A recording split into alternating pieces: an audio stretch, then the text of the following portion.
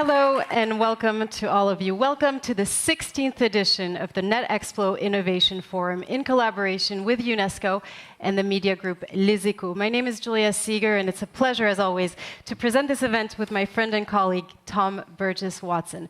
Now, it's not just only you here in the audience. Many of you are watching us remotely because this event is being live-streamed on the Netexplo app, Netexplo website, and all our social media platforms. So a very warm welcome to all of you. Thank you very much for that, Julia, and welcome, as we've said. It's great to have you with us here at Station F, which is a 34,000 meters square campus on the site of what used to be a railway depot. Well, today, it assembles an entire entrepreneurial ecosystem all under one roof, and this business incubator, which opened its doors in 2017, now houses the world's largest startup facility, a community of some 1,000 startups, Julia. That's right, 1,000 startups who are already thinking about how to grow their business in a sustainable fashion, and we'll be hearing from some of them throughout the day. Now, this is particularly important for us because this year's Innovation Forum is dedicated to sustainability and how businesses are indeed helping to create a healthier and a more sustainable future for all. Now, every year, as some of you know, Netexplo, this observatory of tech trends, does a compilation of 3,000 innovations. They then decide to choose 100 to create the global trends, and then 10 of them are awarded during the Innovation Forum. And later on during the day, Tom, we'll be asking all of our audience to vote and decide who will be the grand prize winner of this edition. Absolutely. So as is the case every year, 10 really exciting innovations to assess together, all of them geared towards making a difference and making the world a more together, sustainable and equitable place. Well, as Julia said, this is an interactive forum. We'll be showing you a QR code later on in the day, which will enable you to vote on today's innovations. Now, the Innovation Forum is an exciting moment because you also get to hear from leading experts in various fields. Today, for instance, Tom, we'll be hearing more about the intermittency of renewable energies, but also we'll be hearing about the future of nuclear fusion and the untapped potential of the deep sea. We'll also be asking questions like, how can we increase carbon sequestration by tweaking the genome of plants? A very exciting program indeed. It certainly is. Just before we get started, just remember, most of the day we will be speaking English, and if we switch to French, you can always use your headset and you'll get a simultaneous translation. Well, without further ado, we'd like to welcome the co-founder and the CEO of the Netexplo Observatory, Thierry App, who is going to be welcoming Christophe Béchu, the Minister for Ecological Transition and Territorial Cohesion of France. Gentlemen, over to you.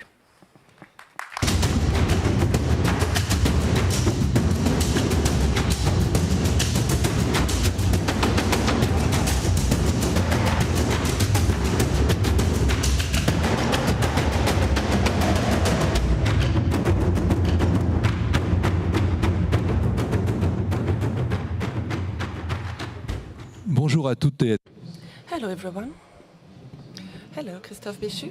Hello, so thank you for being with us today in order to start this Netexplo Innovation Forum. You're the Minister for the Ecological Transition and the Territorial Cohesion. And that's why you came back from Japan yesterday in the morning, because in Japan you participated in the climate COP in Sapporo in Japan. Yeah, I was a part of the G7 meeting for the environment ministers. Yeah, I would like to apologize for that. I made a mistake. And that's why you participated in this meeting in order to make a few decisions. Could you talk about these different decisions which were made during this international meeting?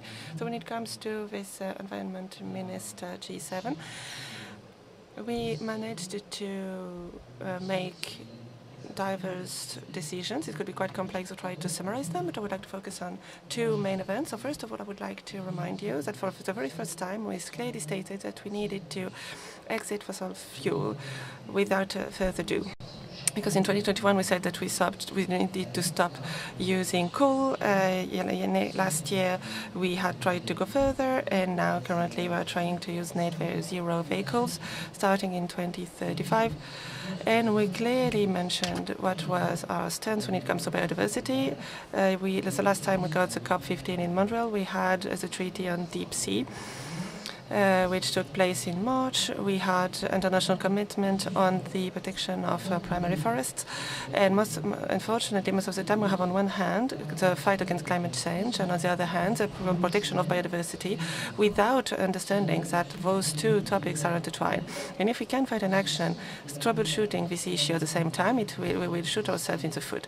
We need to have a more resilient system in order to resist climate change. And climate change is also impacting the nature, and we need to work on that as well. So, of course, the G7 is committing on those two fronts, and that's why we are leading.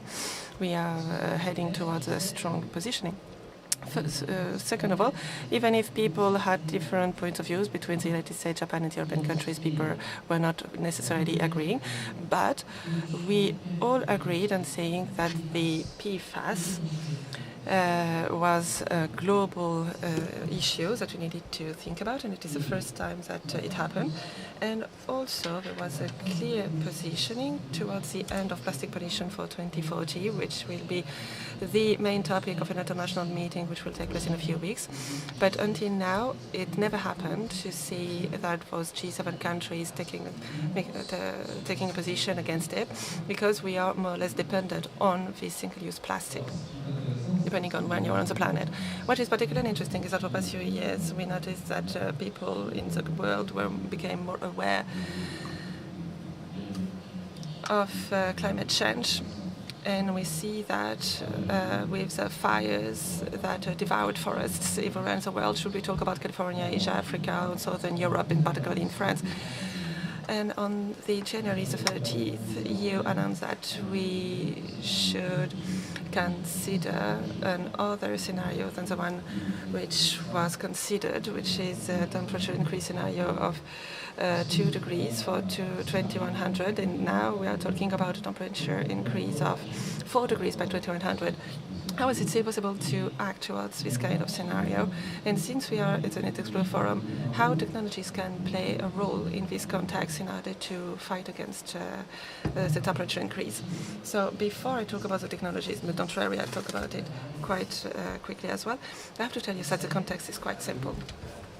We know that when we met for the COP21 and for the Paris Agreement, the world clearly stated that we shouldn't go too far away from the path of the temperature increase of 1.5 degrees.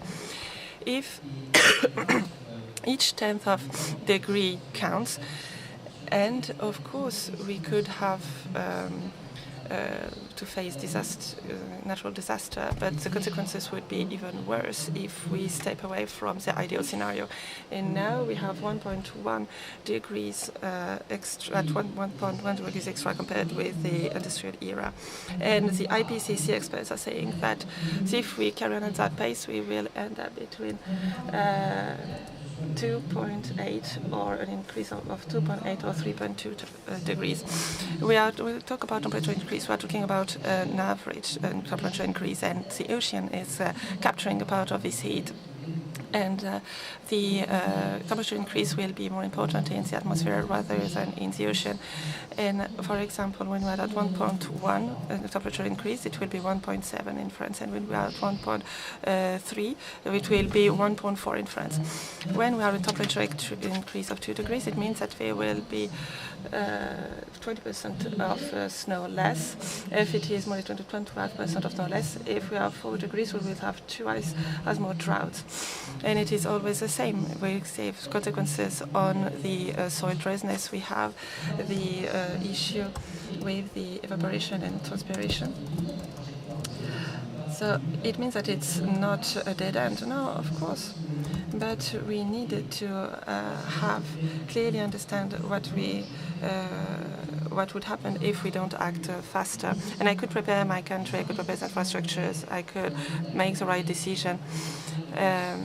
and we could, if we were at +4 degrees, and to stay at 2 degrees, rather than considering that we will stay at +2 degrees and spend millions of euros to change paradigms, it will have to be changed again because we refuse to see the reality in the face. So we need to take everything into account. And of course, technology is one of the levers which will help us troubleshooting these issues. The world has to face a very completely new issue. There is no precedent in the humankind history because we consider that the current temperatures we have to face are unheard of. We consider that it must have been the highest temperature for the past 125,000 years. We can do that, and if we consider that we only have to change our behaviors, it is not enough. But if, on the other hand, if we consider that technology can just solve the issue by itself and that we can carry on doing things the way we do it because an engineer or technology will find a solution, it means that it will be too risky for the planet. So we need to find all the solutions possible for all the scenarios possible. So let me tell you that tomorrow I would go to the Sarthe department in France. It is close to the Sarthe Valley, the Loire Valley, and the fire and rescue center just equipped it for us with thermal cameras. In order to make sure that the firefighters can go on site quicker in order to extinguish the fires as quickly as possible. Indeed, we know that the faster a fire is starting, the most complicated it is to extinguish it. So a few years ago, the technology was not mature enough and it was complex to do it, but now it's not the case anymore. There are so many examples that I could take, but I would like to give you this one to begin with. One of the main challenges for our planet is the water shortage. A few weeks ago, you've clearly mentioned a great plan in order to fight against water shortage with around 50 measures. And if we have a look of what's going on in our country, in France, and it is also the same situation in other countries, we are only using 1% of the recycled water or treated water in our current consumption, which is leading to another question. I'm particularly thinking about Israel, the United Arab Emirates, in Singapore, which developed very efficient technologies on this topic. So what is our situation in France on this topic? Water is one of the main challenges, and by coming here at Netexplo, I would like to really underline that this Innovation Forum is a global forum, because it is impacting people all around the world. And I'm about to talk about the water issues in France, really bearing in mind that there are also water issues in the other part of the world and that we are quite lucky compared to what's happening elsewhere. However, we still have to face quite a worrying situation here because we are not used to this water shortage that we have to deal with at the moment. We have to be quite honest. The temperature increase is increasing the evapotranspiration as well. Because of heat, the water stress, the water which won't be available in the rivers in order to be taken for many different kinds of usages will be reduced. I'm not even talking about the rainwater decrease, but I'm talking about the water which could be used for other human usages. We need to bet on technology in order not to be deprived from a resource that we could use. And especially we're talking about the recovery, the retrieval of wastewater. So, for example, we have a lot of different wastewater treatment plants in Europe, and there is only 77 out of 30,000 which are able to reuse wastewater, especially because of different degrees, because of cautionary principles, and so on. So we are trying to open it. We are trying to launch like 1,000 projects in order to reuse wastewater thanks to this wastewater treatment plant, and we will try to evolve quicker. 10 times less water is reused in France compared with Italy, compared with Spain, compared with Israel. It means that hundreds of thousands of millions of cubic meter of water could be reused in order to water green areas, for example. could be used.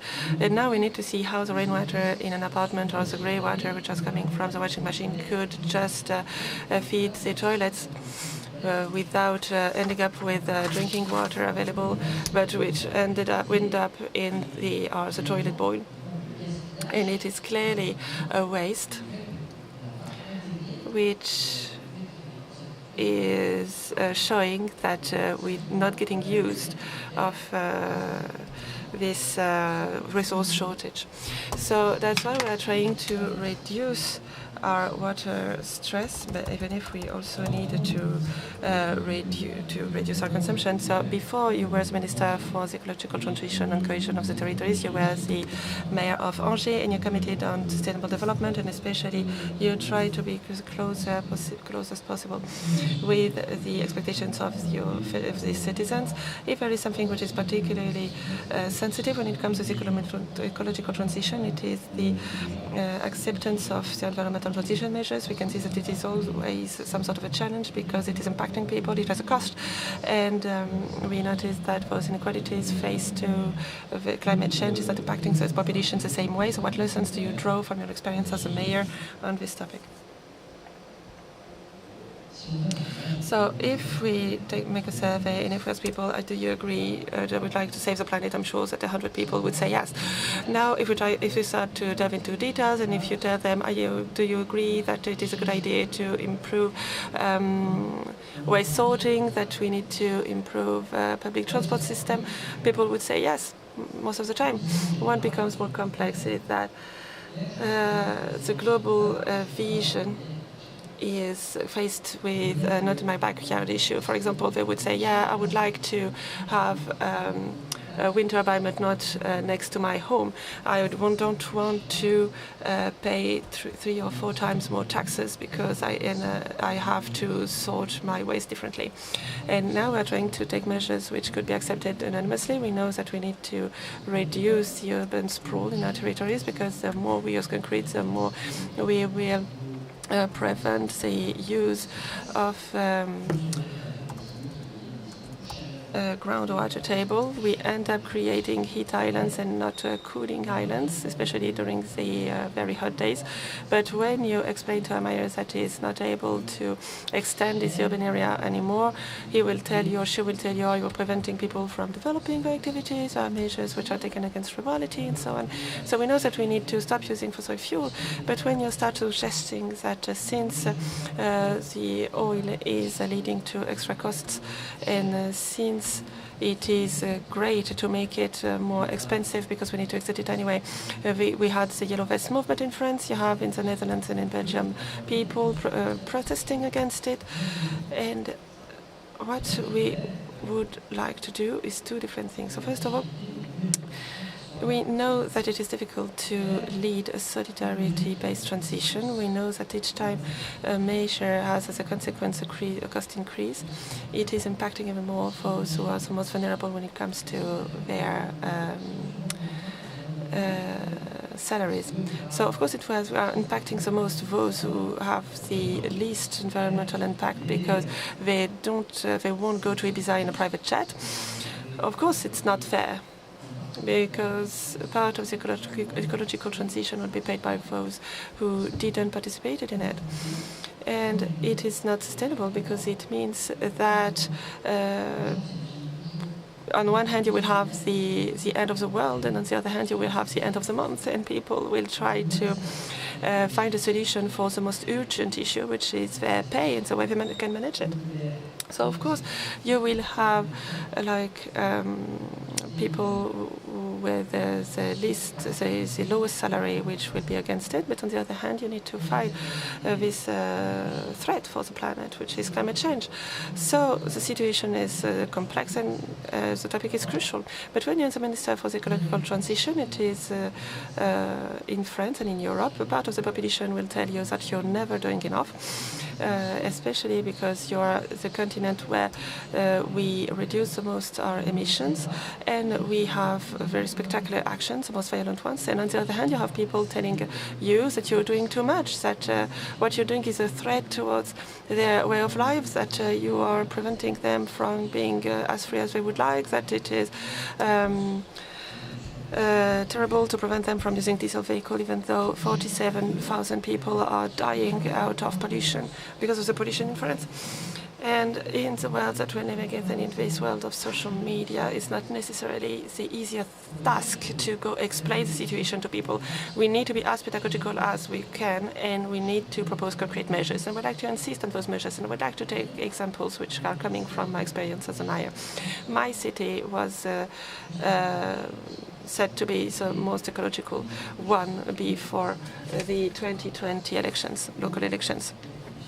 And it was annoying for some to see that a mayor, which was not a green one necessarily, could reach this result. But we have a central system which is mostly fueled by local staples, because we have contracts with local farmers that we created biomass boilers, because we were replacing the fuel boilers, because now we are just fed by forests which are around the country. Or also there are people who are using the tree from pruning, for example. But I would like to tell you that the two positions are not necessarily opposed, because when it comes to purchase power, the ecological transition is necessary. If we try to act as an ostrich in Paris, as our head in the sand, it would be terrible, because it will increase the invoice that we will have to pay at the climate level and at the human level. And what we were talking about beforehand was drought, because we know that in France the 2022 drought cost us around 3 billion euros. So if we tell you that we will increase by 500 million euros every day the public spending in order to prevent drought, would be necessary in order to fight climate change, but it's also rational, very rational when it comes to the budget. When we see the kind of cost we are avoiding by doing that, we need to show people what would happen if we do nothing, to tell them what would be the cost of doing nothing. And we needed to insist by daily ecological measures what we could do. For example, we launched a few weeks ago what are the reparation premiums.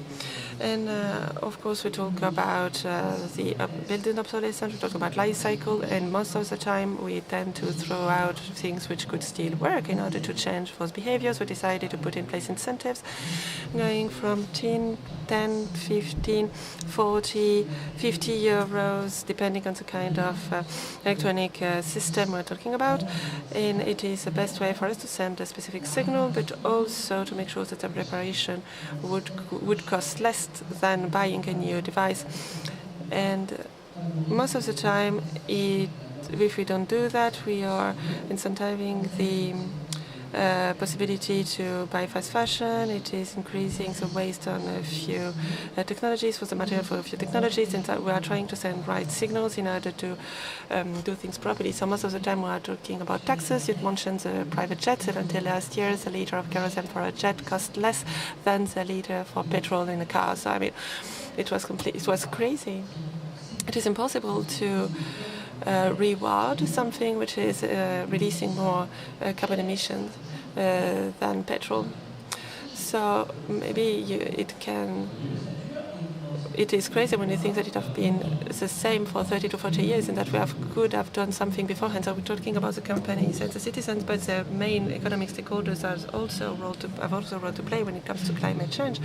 What could be this role for the industrial companies? What could they do when it comes to the ecological transition? So when it comes to the industrial companies, their role is crucial, because we should go towards products which are low carbon products. In order to do that, we need to change the processes. It means that we should take into account a part of the decarbonized products, and we need to make sure that the companies are not all stuck in the right place. And we need to make sure that all the consumers have to deal with price for transport which is far too high, and we need to make sure that all the resources and all the money is spread properly. So that's why the government I belong to will present soon law on the green industries in order to make sure that we could, for example, have lithium battery in order to work on the fleet electrification. Because if I make sure that all the material will come from the other part of the globe, the gap between what we can do and the carbon release will not be the same. So maybe to end up, I have a question on a topic we will talk a lot about, we'll talk about a lot today, which is the generative artificial intelligence. As you know, it is one of the main disruptions for the past few months, especially since last November. We had a huge success with ChatGPT. Everybody's talking about it. It has been on all the different newspapers, on all everywhere in the news. So what could be the role of generative AI in biodiversity and the circular economy? In a word, what impact could it have in order to reduce our carbon impact and carbon footprint in order to make sure that we could save the planet? So I've already said it, until a year ago I was a mayor. And one of the last projects I've launched is a project for a smart city. And it was completely heading towards the ecological transition. It costs around 150 million euros invested in 300,000 inhabitants. And we try to use the technology at best in order to reduce our consumption. We try to use artificial intelligence in Angers. We have buried containers in order to put our waste in it, and we sort waste there. But we had a truck coming each week, the same day, in order to empty the containers. Some of them have been full for 3 to 4 days with waste around it, and others were still empty. So that's why we decided to put a chip inside a sensor in order to see how full they were, in order to make sure that the garbage truck could go there faster. But the issue is that the journey of the route of the different drivers were changing each day. So we tried to reduce the best way possible the petrol consumption in order, for example, to reduce the fact that the garbage truck should use one-way road, for example. So we used the sodium lamps, we used the LED lamps instead in order to reduce 70% of our energy consumption. It represents more than 2 million euros yearly of euros saved, and I'm talking about the situation of the economy before war in Ukraine, just by adding a small chip in each of these lamp posts. We could use a day sensor preventing the lamp post from switching on if the daylight is sufficient. We also have a camera in order to automatically estimate the number of places available when you're trying to find a parking spot. We can count the different bikes as well, especially because the classic estimation modes are based on the weight, and it's not always as accurate, especially when you need to improve the cycling path. And we are trying to use a system taking into account what the 4,400 captures gathered as data. We also have water sensors preventing the irrigation system to go off if it was enough rain during the night. It represents more than 200,000 euros of economy in this territory, and we use the right technology to do so. So it means that we need to stop having this debate. Is it dangerous? Where should it stop? In order to clearly understand that each time we're talking about technologies, there is always something which is unknown, but just because something could be negative, we shouldn't prevent ourselves from using it. And just to conclude, I would like to thank you for organizing this Netexplo event, and I would also like to pay homage to those who shared their 3,000 projects, and I would like to pay homage to those who are participating in that, because you men are responsible for climate change, and the human intelligence participating in creating processes which created this temperature increase. But human being is not only an issue, it is also a part of the solution, and that's why what you're insisting on during this forum, and that's why I was particularly really eager to come here and happy to share this moment with you. Thank you very much, Mr. Minister, and see you soon.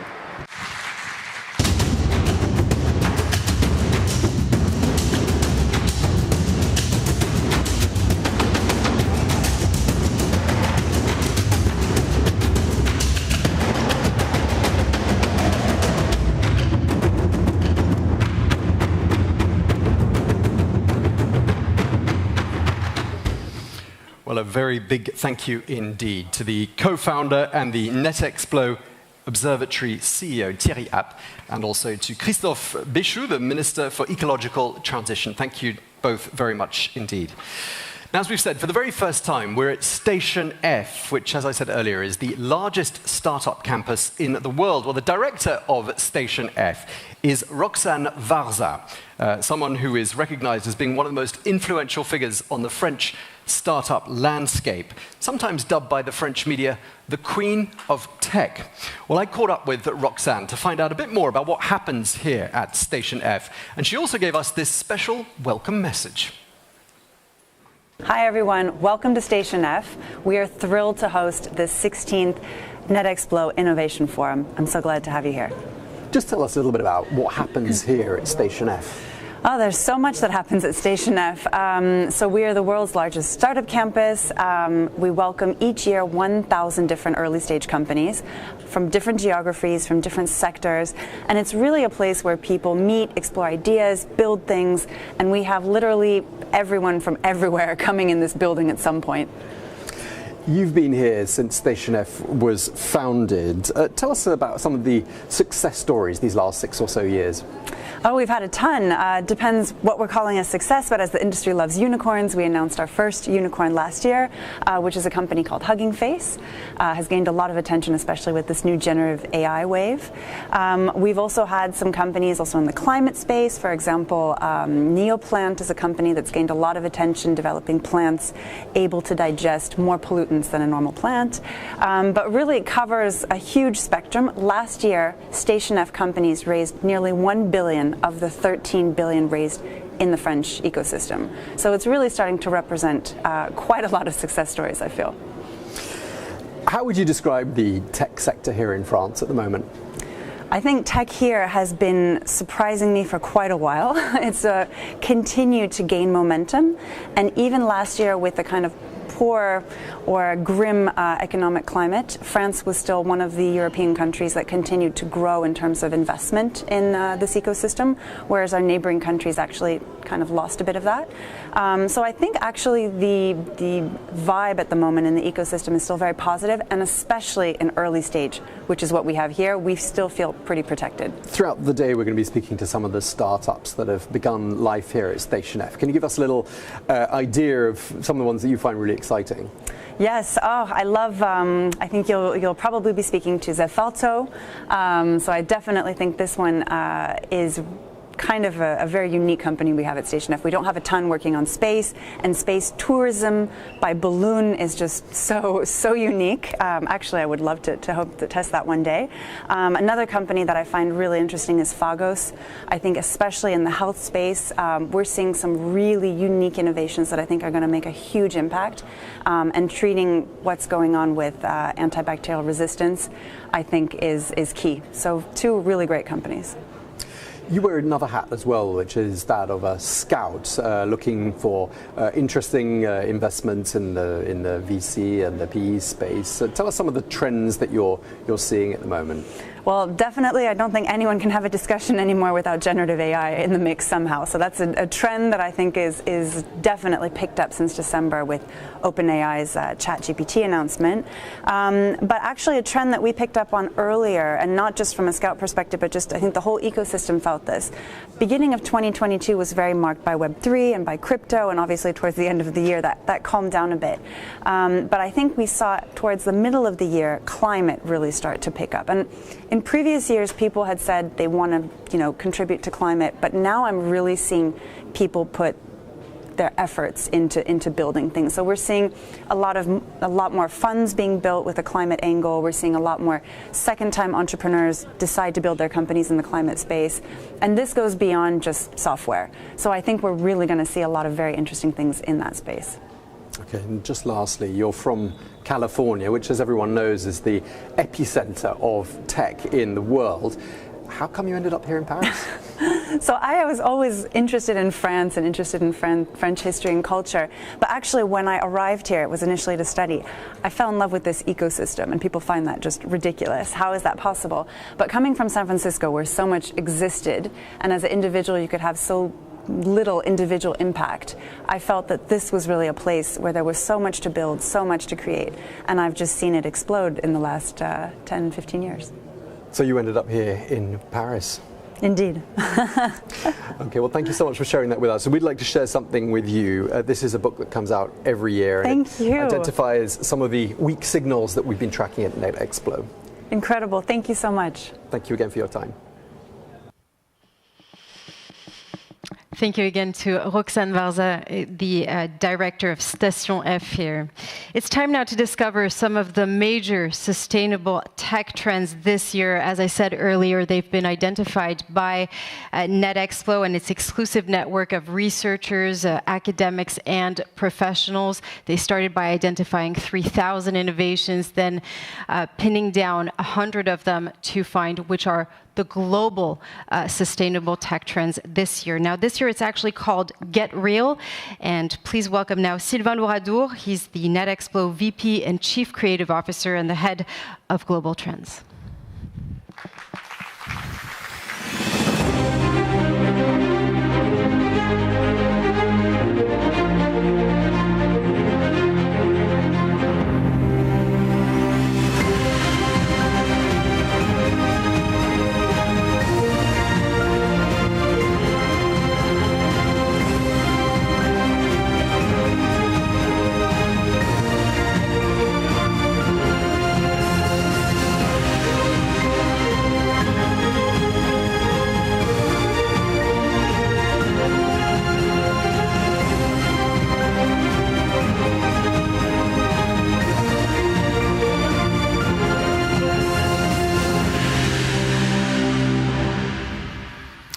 Bonjour. Good morning. We're going to travel in the world of innovation, sustainable innovation. The title, Get Real, is an attempt to avoid denial and bullshit in the face of the issues we're faced with. Now, this is an issue that bullshit that was studied by an American philosopher, Mr. Rumford. We're going to start with a quote from David Bowie. This is quite dense, quite fast, but you'll get details in the book. You'll get at the end of the day. What's up? Who did that? Get real. Well, this is an invitation to be clear-headed. I'm inviting you to be clear-headed, and we'll start with this first part. So, my presentation is in 3 parts, like the book.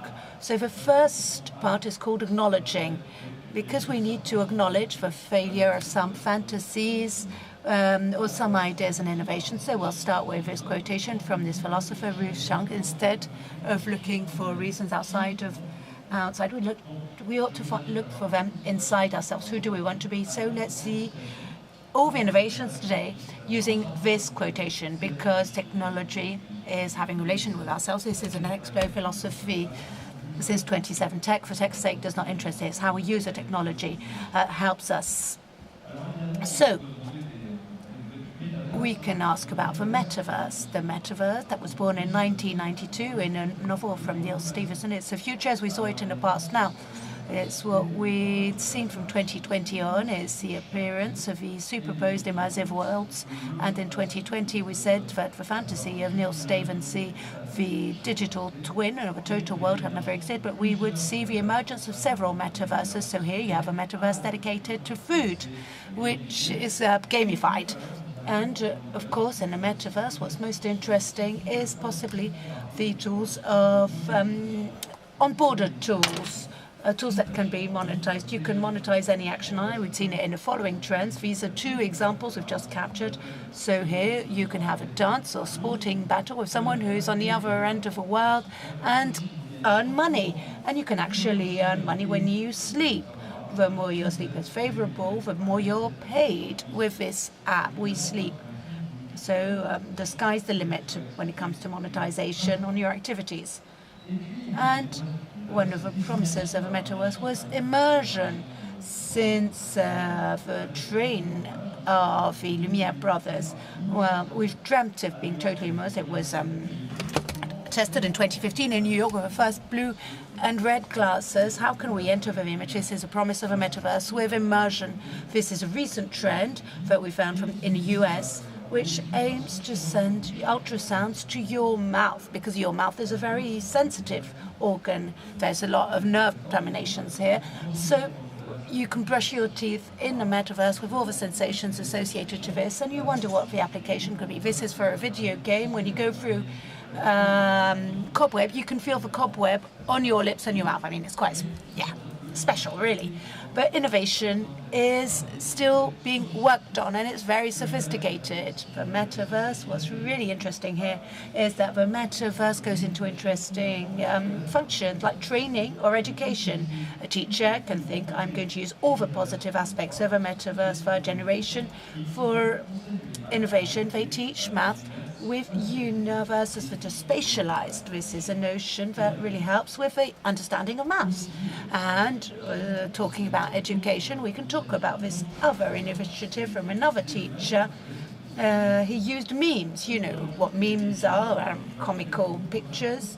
Well, with a few pictures, you can make very complex things easy to understand. You can see the Vesuvius erupting, and Galileo with his picture of Steve Kyle. But this teacher says if you can summarize using a complex concept with one picture and a few words, you've integrated. It's quite good. Sometimes wonder if you should ban GPT and so on and so forth, but you can maybe change your approach and integrate your technologies to pupils' education. There's another problem that you can quantifying nature. There's a more global approach. You can become aware of what's going on at the level of a planet. This is an innovation that does exactly what I say. And something a bit more cynical here is an app that tells you when not to buy, because the place you're thinking of could be underwater due to climate change. And of course, the main part of my first part is generative IA. This isn't a surprise, is it? We'd seen this for some time now in Netexplo, but it was revealed to the public with ChatGPT 1, 2, 3, and 4, and all its competitors. This is conversational IA. We can create image like here, a kitten dressed as a cosmonaut. You can make a video. You want a self-portrait of your teddy bear, you've got it here in video. So it's great fun. You can create any video you want with this generative IA. But can you do other things than pictures, be they fixed or animated? Well, yes, you can. You can create sounds if you need special sound effects, where you just prep the IA that'll give you the sound you want. It can be a sound effect or music. On sounds, we can talk about VAL-E. It's quite impressive because it takes 3 seconds of your voice and totally reconstitutes a conversation that integrates your voice. It filters emotions as well. You talk for 3 seconds, it reconstitutes your voice, and you can apply a filter like you would on a picture on Instagram. Anger, happiness, and so on. This is something that is, well, quite troubling, even worrying when you think of all the deep fakes and so on and so forth, but it's also a huge advance. And generation prompts, 5, 10, 15 words prompt. It's become a real market because not everyone can see these little words that help you to generate a picture or a sound. You find a market, it's becoming a market, it's become profession, prompt engineers. It's the people who are most capable of writing these prompts that generate the result you want. And prompt-based is a marketplace where the best can sell their prompts.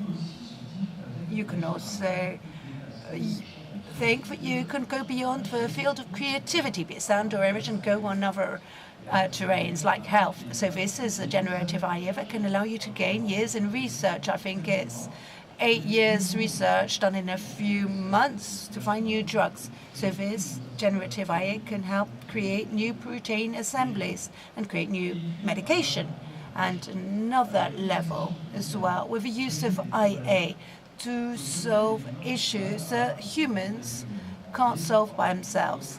You talk about COPs and international summits and so on and so forth. And very often when you have this info, you can be a bit disappointed. Why?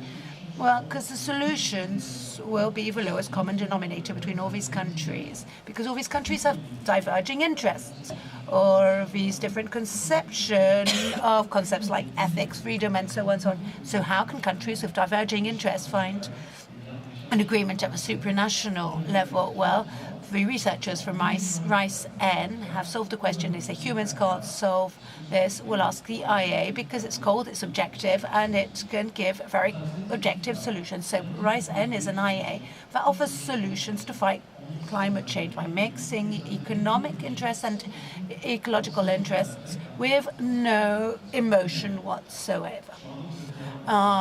There's also the ecological, on top of the ecological, there's a democratic and societal aspect. It's an IA that takes the same direction. It gives humanity decisions by thinking that the interests of a society are too divergent and too contradictory to become a society. So we go through this very cold, superior maybe, I don't know, IA. I don't want to be biased by the effect, but the bias of IA is another matter. And there's also leader laws. It's an IA that's meant to represent all the people who haven't voted in 50 years. It's a leader, an IA, that represents people who haven't voted in many years. You think, when can this IA be in Parliament in Denmark or another country? So these are questions which, well, really make you think, and it can make your head spin when you think of all this. This takes us back to this book from Cantu Rovis, The Two Bodies of a King. He talks about the king. The king has two bodies: his physical body, that's going to age, which is going to get ill and disappear, and the immaterial, transcending body. And here, well, leader allows something quite similar. We could disappear, we could be renewed as human beings, even though IA gives us solutions for decades to come. So this is something that makes your head spin. You need to think about it right now. This decision can take geopolitical decisions instead of us. We can take the metaphor of cordyceps to think of what the IA is. You know the series, the video game, The Last of Us. It's a fungus that takes possession of human beings. In the series, it's human beings, but in real life, it's insects. It takes control of human beings, and the fungi grows, emits spora, so people become zombies in a way. The first metaphor of IA, let's not be a cordyceps, let's not become zombies of EIA. Another conception of EIA is that we human beings cannot think it through because our brain is limited. So we want, for a prediction of what VIA will be, give it to VIA itself. This is an experience that's underway in Germany. This takes us to the second part of this presentation. So once we've taken stock of these news, which are actually, well, quite troubling, how can we adapt as human beings, or how can the planet adapt? Well, we'll start with a quotation from Elon Musk, or two quotations. The first is from our friend Elon Musk. I don't think he managed to take off on SpaceX. If humanity doesn't land on Mars when I'm alive, I'll be very disappointed. And a second quotation that echoes it. It's on the other end of a cursor. Are we continuing to feed ourselves with dreams of escape? Are we looking for somewhere for our children to be able to live from Bruno Latour? These are two opposing concepts. This is something we work on, and that's our innovations. And landing on Mars, well, that is one of the three fields that we're currently studying. MOXIE is an innovation that allows us to create breathable air for the first people who land on Mars. Another interesting area on the technological thought of the future is quantic. Quantic is great. The metaphor we use is the armor on Tony Stark in Iron Man. It's something that's new, completely new. Quantum City, it works on cryptography. It's from the CNRS in France, and it shows you can have a quantic network at the level of a whole city in Paris. And a third thing we're exploring this year in the mini trends is the brain. 2 innovations here, which are quite amazing. You wear this funny hat, and thanks to very small electrical impulses, your brain, you can overcome diseases like depression, Parkinson's, or Alzheimer's.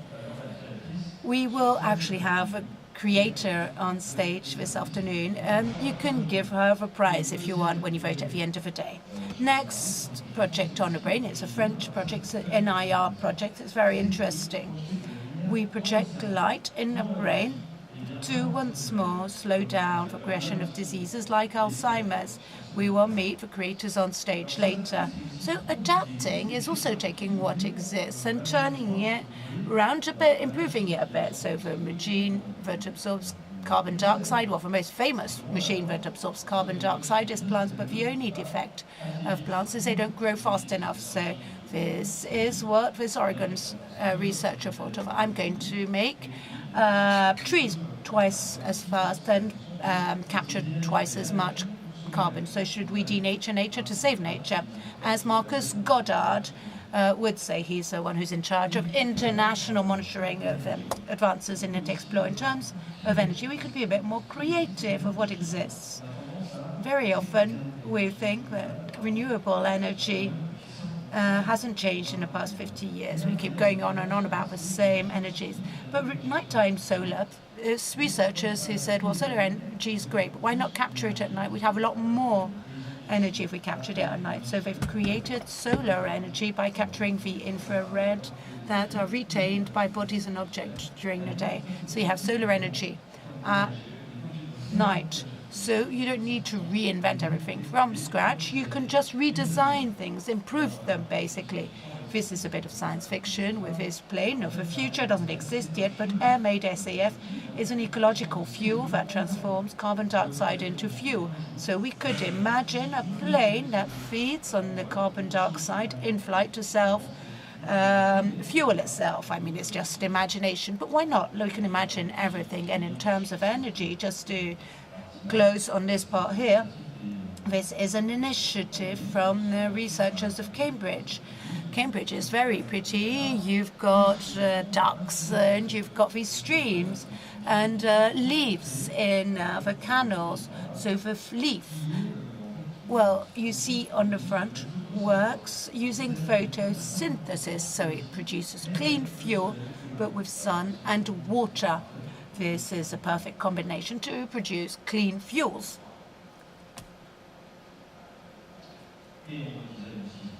And we redesign what exists. For 50 years we've been saying that the sea is a clean, wind turbines at sea. We can reinvent wind turbines. So this is a floating wind turbine, so it doesn't damage the sea bottoms, and it's also very advanced, technologically speaking, and it produces twice as much energy as a traditional wind turbine. And you can also talk about the plastics, microplastics at sea. Well, this is a robofish that eats plastic nanoparticles in the sea. And the mini trends that we found are, well, you've got this play between life and death.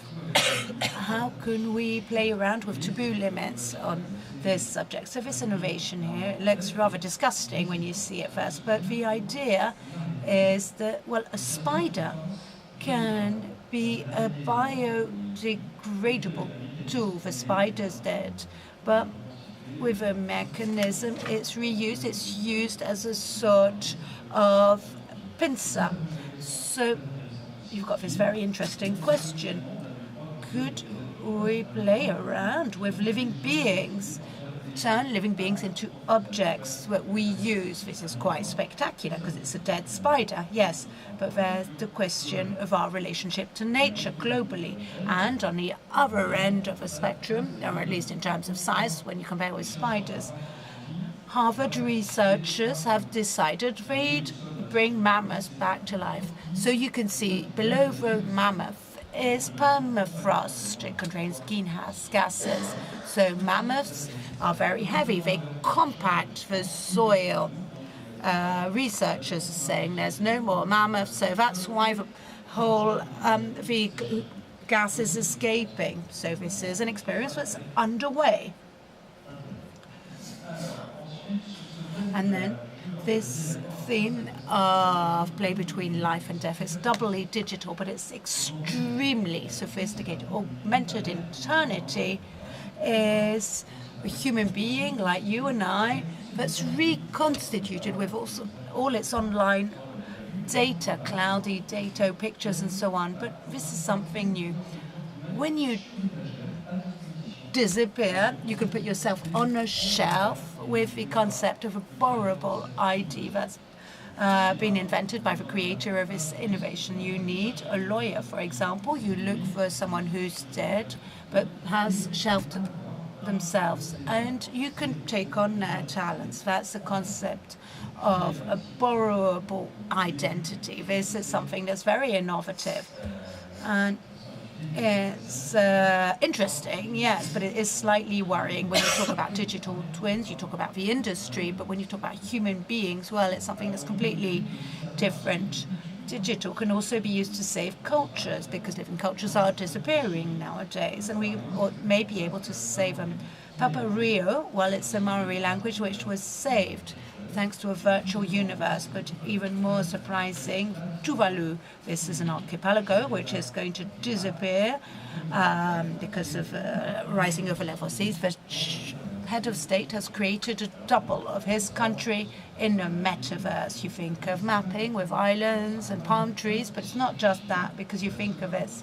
It's the first time in the history of humanity that a country is going to lose its land. It'll be underwater, and the inhabitants can no longer visit where citizens going to go. They'll go on other lands, but what happens to their citizenship, their regalian functions, the government, their citizenship, basically?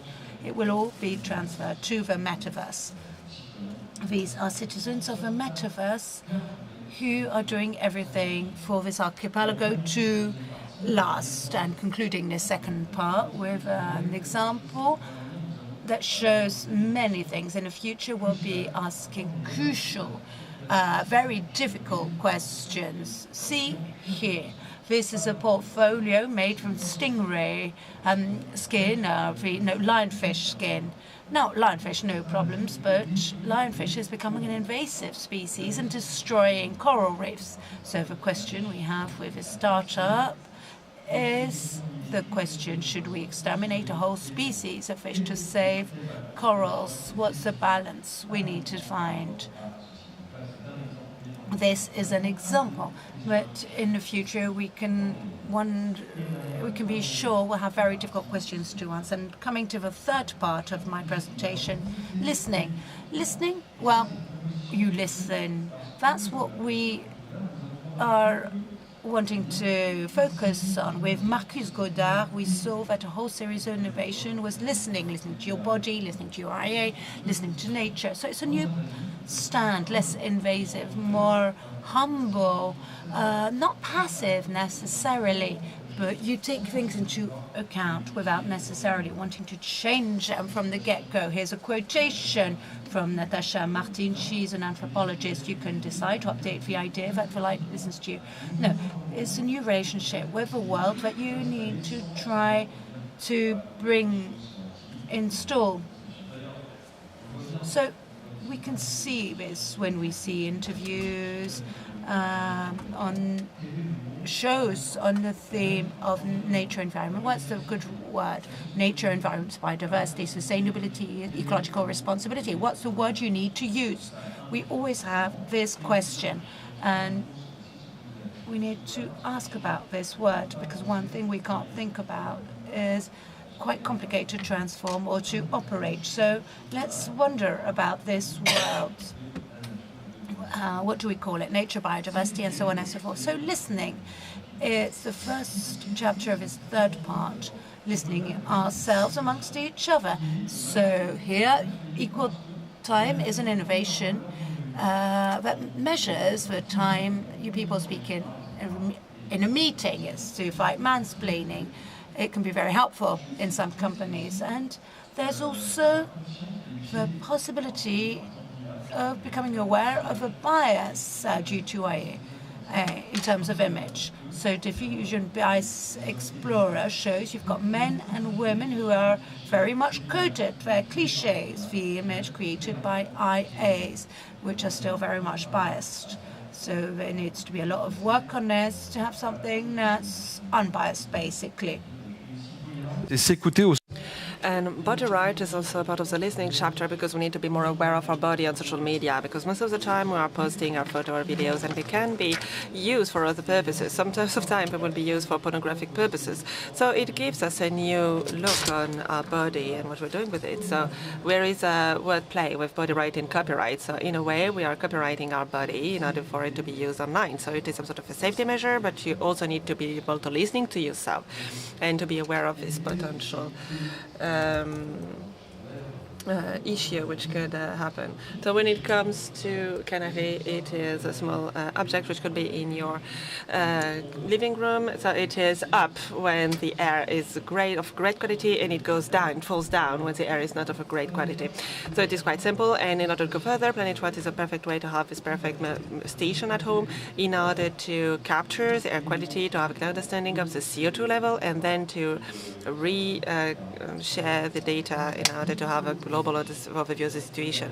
You can also micro-localize the air analysis, and once the air is analyzed, you can also think about climate on the longer term, more than what we can do in an afternoon in your living room. And here with Farabot, it are small shells which are able to analyze. It is able to analyze evolution of climate just by analyzing for small shells. And once you're aware of the air quality, then you can think about the tools you could use in order to get rid of the air pollution or to be protected from the air pollution. And a South Korean student decided to provide an open source air purifier. So you can create an air purifier yourself with a DIY approach, thanks to elements which are taken in different plants or everywhere around you. You have an open source notice to do it, and it is all about frugality, and sobriety, which is great because it is crucial for Netexplo. It means that sobriety is better than tech. And also, when we talk about that, we need to talk about computing and our relationship with the world. So it is how robots can have a better understanding of the world surrounding them, so our world, and how it is possible for us to know. So smart finger is a way for robots to have an understanding of the composition of what we're touching. Should we talk about wood, plastic, or metal? And it is also some things that the robot is able to do. So you might recognize The Office. The Office was one of the content which was given as machine learning resource for the AI, and it was what was given to an AI in order to create human relationships between human beings and robots. And the device was trained in order to recognize the human relationships through this area. And if we use daily machines, we can think about autonomous driving vehicles. So we don't know if we will have a true autonomous driving vehicle one day, but it is currently being properly developed, and we are trying to adjust the behavior of the car to the behavior of the pedestrian, so the car will learn from human behavior, and this is really what we call affective computing. It means that we need to create effective relationship with human beings, between the human beings and devices. And I would like to end up by insisting upon the fact that we need to listen to nature. So first of all, we need to propose a right architecture in order to welcome nature, the same way as this building created in Amsterdam, welcoming as many animals as human beings. It is, of course, a residential building, so there are human beings there, but also at the rooftop, in the wet area, in every space of this accommodation. There are places for birds or other kind of animals, and everything has been designed in order to make sure that this residential building could propose places for human beings and animals. And of course, when we talk about nature, we need to talk about the well-being of animals. And now I would like to pay homage to a French initiative trying to translate the pigs' screams in order to assess how well they are, and in order to create more respectful husbandry places, in order to create a system which is more respectful of nature. In the same way, how is it possible to study the subsoil without being too invasive, without an invasive approach. So this new innovation is allowing us to do so just by listening to what's going on down there. So you just have to use sound sensors, sensing the sounds and analyzing it via an AI in order to assess the well-being of the soil, in order to make sure that the ecosystem down there is the same, is not being impacted. No, it is a non-invasive approach in order to listen to the subsoil and to take care of it, and we think that it will have a great future. And we would like to end up by talking about the ocean. So we will also talk about sounds, because you know that oysters can just capture the CO2. They have a very high CO2 capture power, so that's why we heard a lot of trends regarding oysters. So here is, for example, an innovation here to attract baby oysters in order to recreate reefs, oyster reefs, able to absorb CO2 in the oceans. And it is particularly interesting because everything is going through sounds. So here we don't have the soundtrack of the baby oysters, but let me tell you that it's impressive. You can have a look on the internet. So here is another innovation which is impressive as well, and it is also about oysters. It has been launched by two design students of 22 years of age, and they said the funeral sector releases a lot of CO2 because it is a transport system, and also we need to use concrete, so we needed to revolutionize things via a revolutionary processes. So we are using the accumulation process, and then to process the corpse, and then those remains are mixed with this material and emerge in the ocean. So after your death, you were releasing CO2, and now you're absorbing CO2 after your death, and it leads to you having a positive CO2 carbon footprint. So at 22 years of age, she tried to revolutionize an entire sector thanks to this very original idea, and this revolutionary person will be here this afternoon with us, and as you will be able to hear from her how revolutionary it is and how impressive it is. When it comes to the listening abilities, we know that many devices are talking about the non-invasive way to deal with the environment, and here is a camera working without batteries in order to explore the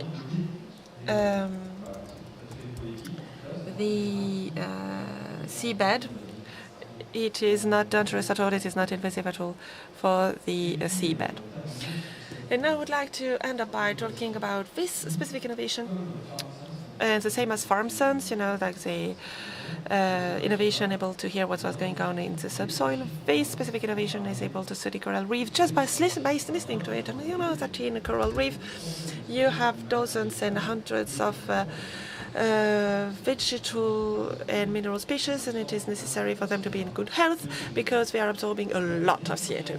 So just by listening to this sound without being invasive, all these vegetal and animal species of the coral reef, we can make sure that it survives, or we can treat it if it is in bad shape.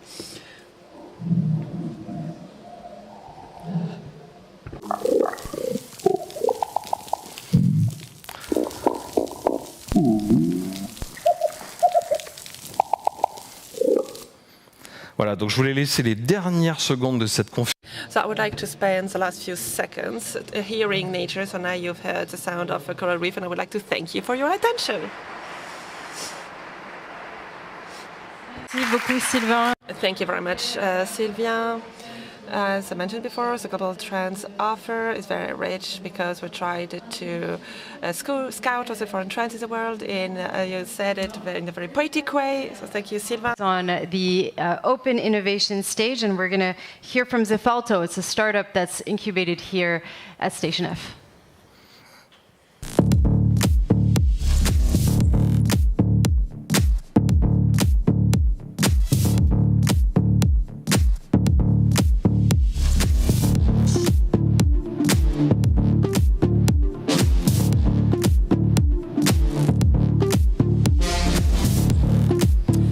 Thank you very much indeed, Julia, for that introduction. Now, throughout the course of today, we're going to be speaking to some of the Station F startups The first of them is a company called Zefalto, that is a French company which specializes in the field of aeronautics and stratospheric balloon flight.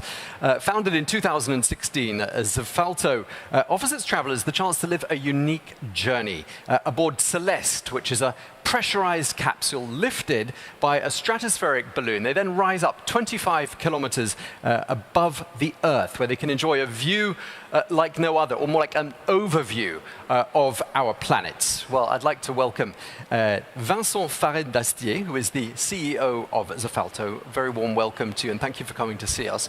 First of all, tell us, how was this idea born? I think the idea of Zefalto comes directly from a dream that maybe I share with a lot of you there, just to fly into the star. But as I was a sailing enthusiast, I wanted to sail to the stars without any footprint behind me. So that was the beginning of the dream. As I was an aeronautical engineer, I decided just to work on it and to develop. And so we developed a balloon with the French Space Agency to go to the stars without any carbon footprint. Okay, it sounds really exciting. Just tell us, what will the traveler's experience be like? What will the experience be like for everybody? The aim is to fly at 25 kilometers altitude. So at this altitude, you are in the darkness of space, and you can see the curvature of the Earth.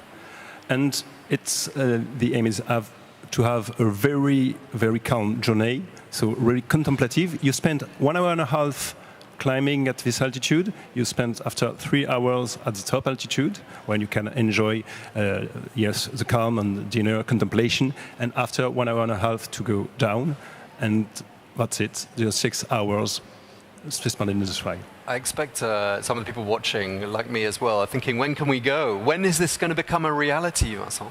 Soon. Yeah, the first travel will be at the end of 2024, and we're going to try to have flight tests the year before, so this year now. You've mentioned already, you've touched on this point, extremely low carbon footprint, and that really makes your form of space travel, if we can call it that, very different from what else is on offer in the market. Yes, compared to other space travel, space experiences, a big difference is also the physical requirements. Because as it's very calm, if you can go in a standard jet, a standard plane, you can go with us, and you don't have to have preparation. Also, the systems are very simple compared to space. You don't need a lot of infrastructure to fly, so you can take off from everywhere in the world quite easily, whereas for other space experience, you need huge infrastructures. Okay, so I don't need any training whatsoever in order to do this. Say we can go tomorrow together, no problem. Okay. Where did the name come from? What does Zefalto mean? In fact, it comes from Zeph is a zephyr. It's a Greek wind, soft wind, and alto is altitude. So it's the wind that comes from the altitude that goes to the high. Okay, and just last time, it really sounds to me, listening to your project, it sounds like Jeff Bezos, Elon Musk, Richard Branson should be paying attention to what you're doing, and perhaps not the other way around. Oh, yeah. In fact, yeah, we saw yesterday that although we were looking at SpaceX experience, and I'm really impressed by what they have made and in the last 10 years, or what they have developed. But for us, we are really, it's more simple. That's like sailing, so big difference, but it's complex for them because in the last years they had to stop their activity. Fortunately enough, they will go back. But really, I would really like to welcome them on board Zefalto next year. For me, it would be very pleasant. Next year, November, you said? End of 2024, yeah. End of 2024. Okay, so not too long to wait. No. Thank you very much. Thank you very much, Tom. Thank you, Vincent, for telling us all about Zefalto. Up next, Julia is going to be digging deeper into ESG criteria with a very special guest.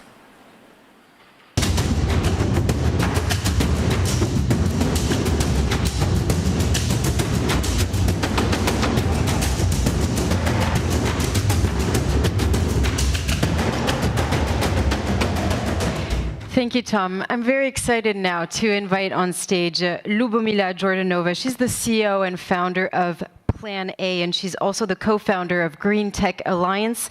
Lubomila is clearly one of the loudest voices in the European startup ecosystem when it comes to climate change. Please give her a warm round of applause.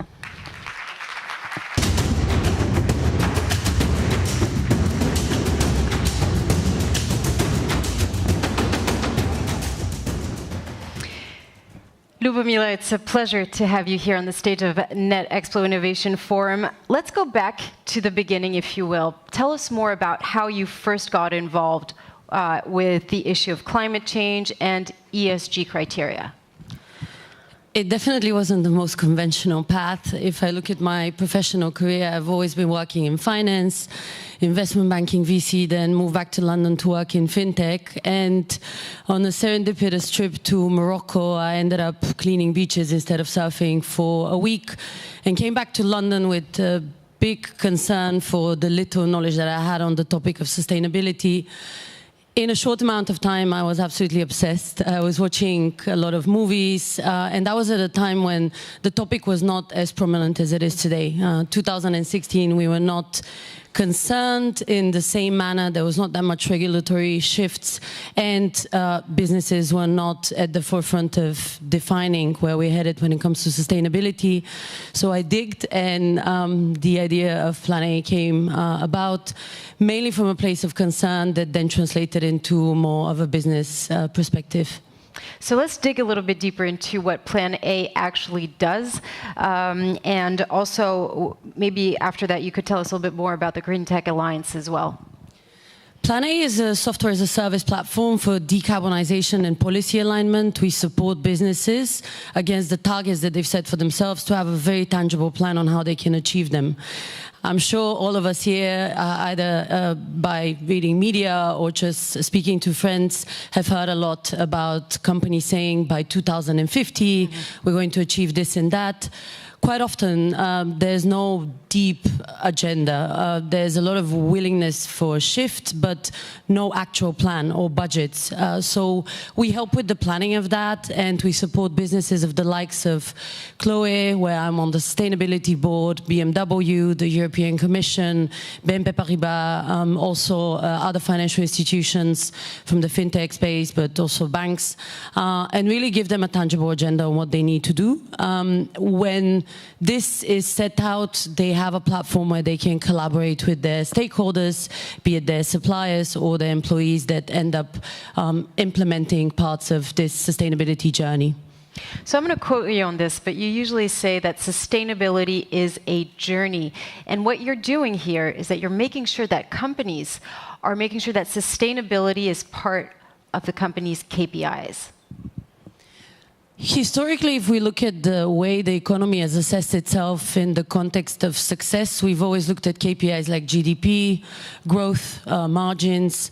And while these are good reflection points, there's a lot that we still need to assess in order to understand the true value of a particular product or service that a business is offering. Why we have built the Plan A platform is really to add this layer of additional truth that can enable a business to understand across their value chain which are the elements that are creating supposedly monetary value, but at the same time also having a positive or a negative environmental impact.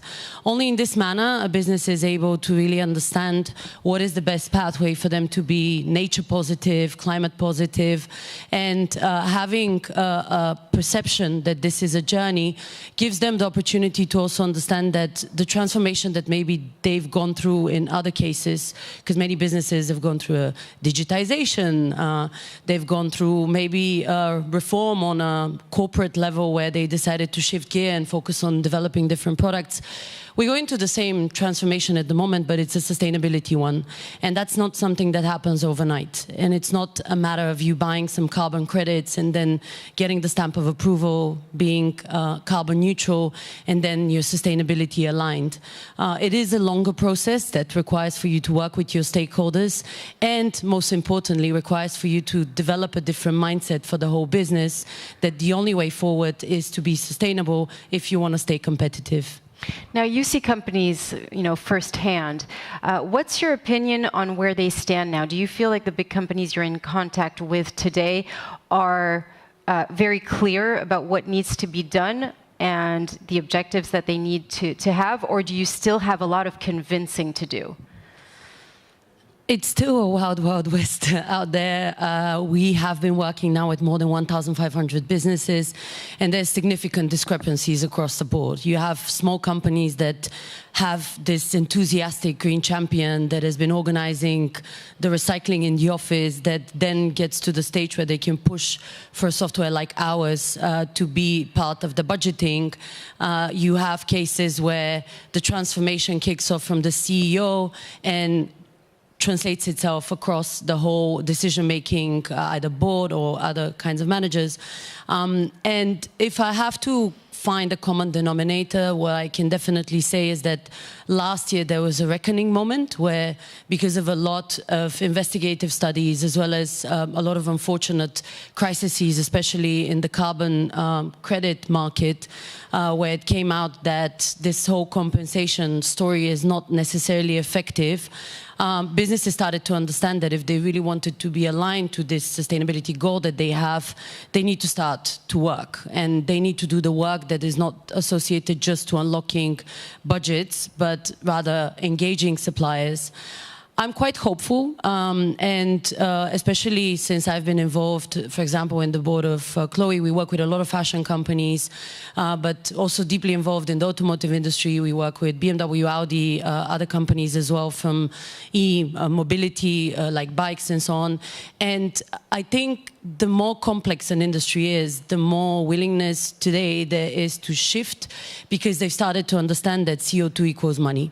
They're starting to lose money because their supply chains are not climate proof.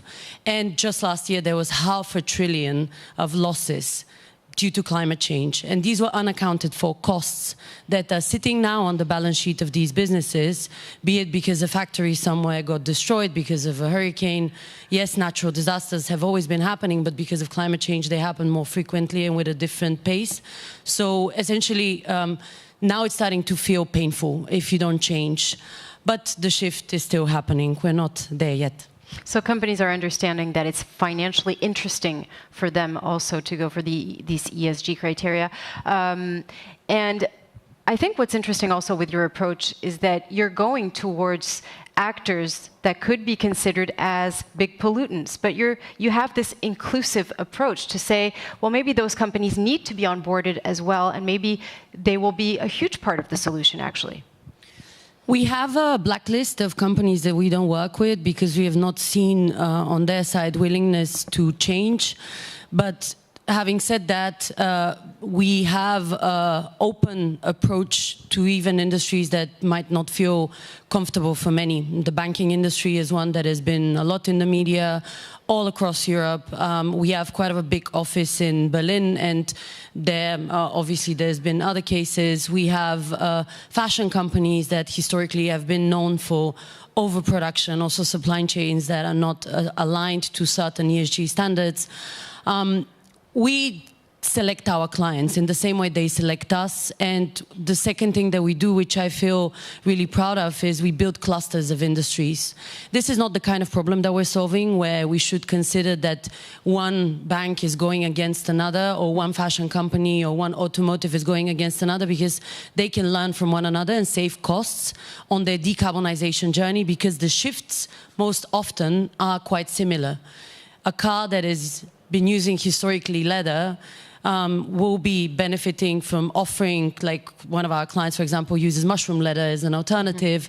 That's something that is fully applicable to anyone else. So I think you rightfully ask a question, how do we go about selecting or working with those that maybe are not fully approved by society? But I think there's no way for us to go forward if we don't appreciate the fact that why we're sitting on here is because there's been an economy that has been behind us.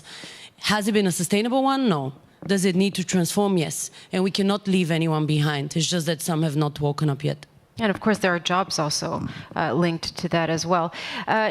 So you talk about I guess we could say that you're at war with greenwashing, right? With companies who say that they're doing so much and announcing all these plans and net zero to this date and all of that. But at the same time, you're also outlining something else, another tendency that we don't hear that you call green hushing.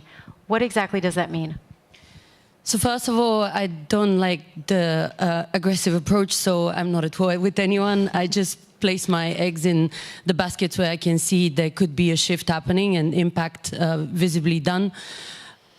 Greenwashing, I believe, is widely accepted as a term by now. It is to do with examples of fast fashion company that is using half of its marketing budget to promote the one eco line that is 3% of their whole revenue. But obviously they start developing in the minds of their clients an association that they are sustainable. Green hushing is this idea where you are actually taking action, you are on your path to being sustainable, but you don't fully disclose all the details because you want to be associated to sustainability.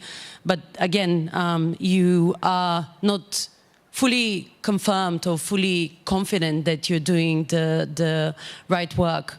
There's also other examples of greenwashing where a company is fully aware of the negative implications of the products that they built, the externalities, but they go and explain to the world that this is a sustainability product.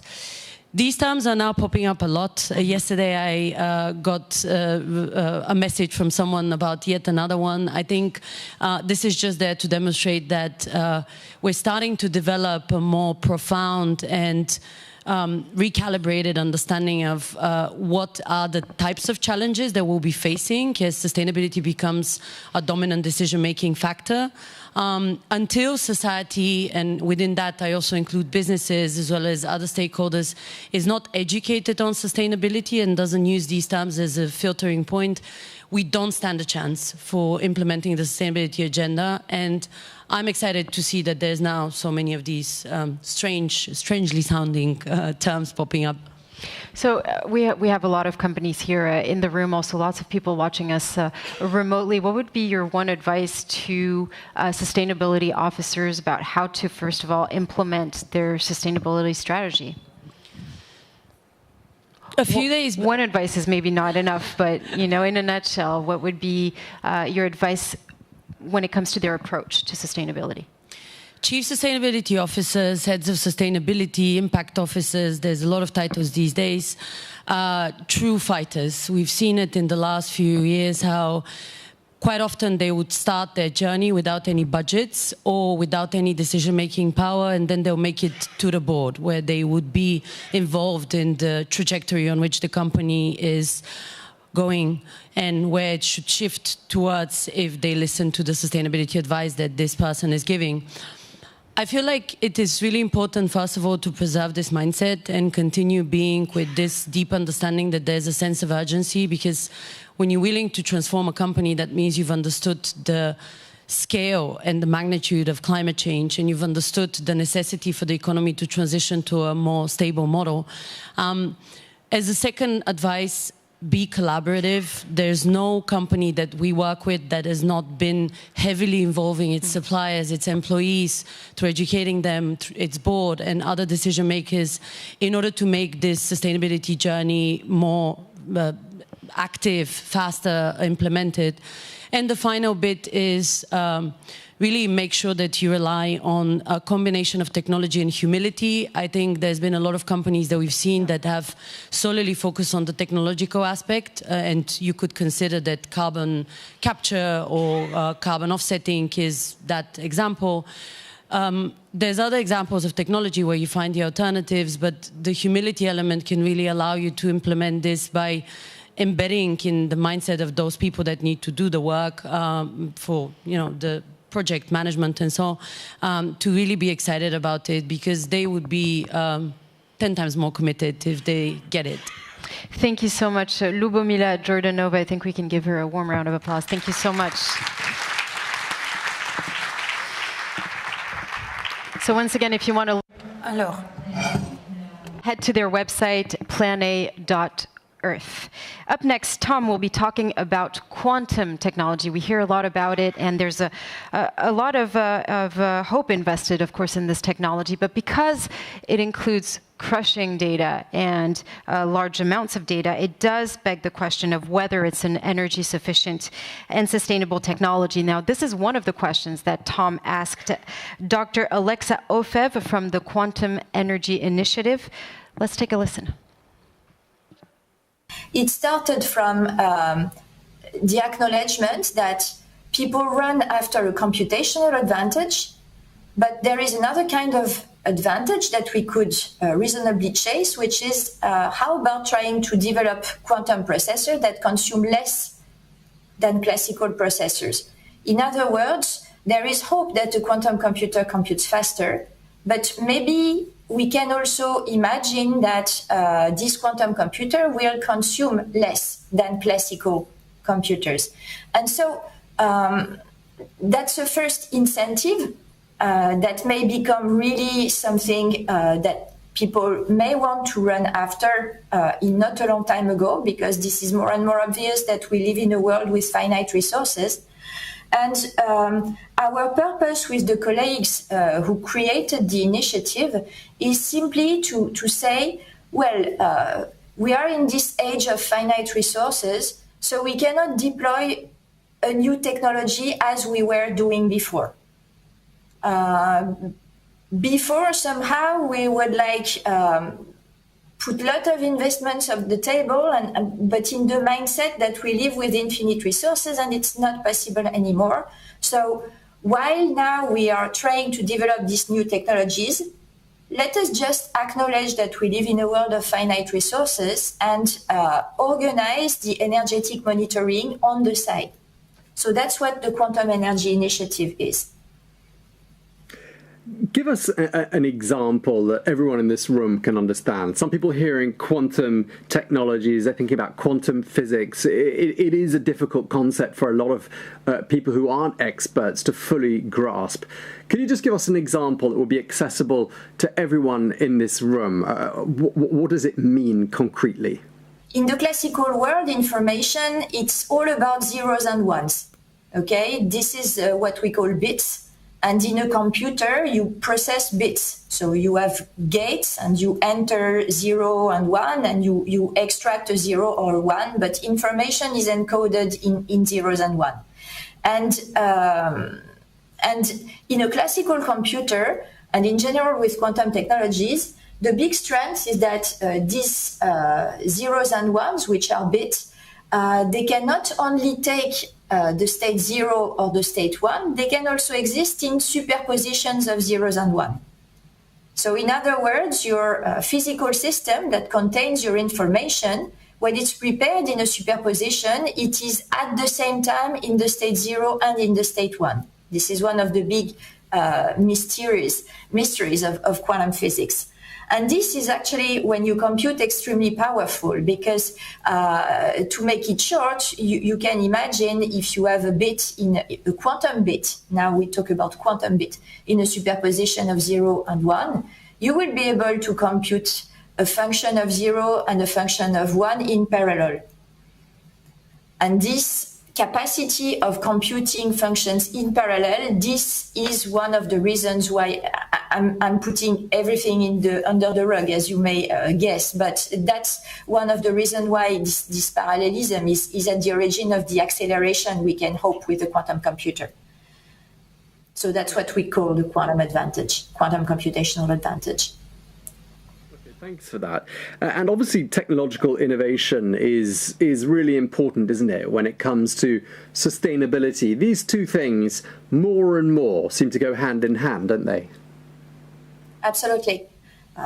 We are entering times where it's not possible to deploy a technology without thinking about its sustainable nature beforehand. And this is, for instance, an example that one of my co-workers likes a lot is the example of the artificial intelligence, which consumes lots of electrical power. And shortly, we miss this power to do our computation. So this is precisely while we are just in the infancy of quantum technologies, what we want to avoid arriving into dead hands. We're definitely at the very early stages of quantum technology, and I wanted to ask you what your vision is for where you see all of this heading. With quantum technologies, I'm seeing like two things. First, since I entered in the career, so I'm a fundamental researcher. I'm getting exposed to innovation and entrepreneurship and these kind of things more and more because of the fact that quantum technologies is a deep tech. So fundamental researchers, they now always talk with industrials and computer scientists, etc. But when I started, quantum technology was just a dream, basically. So in 10 years, I saw an acceleration that was just crazy because there were so more and more tools and money that was like poured into the system. Now, like I said, we are really entering in a world where the finiteness of resources is a reality.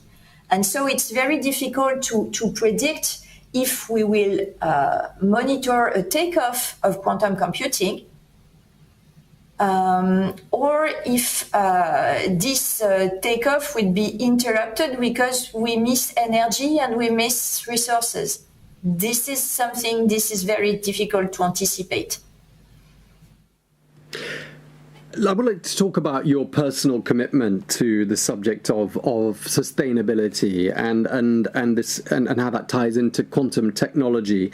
Why is this particularly close to your heart, and how did you get involved in the first place?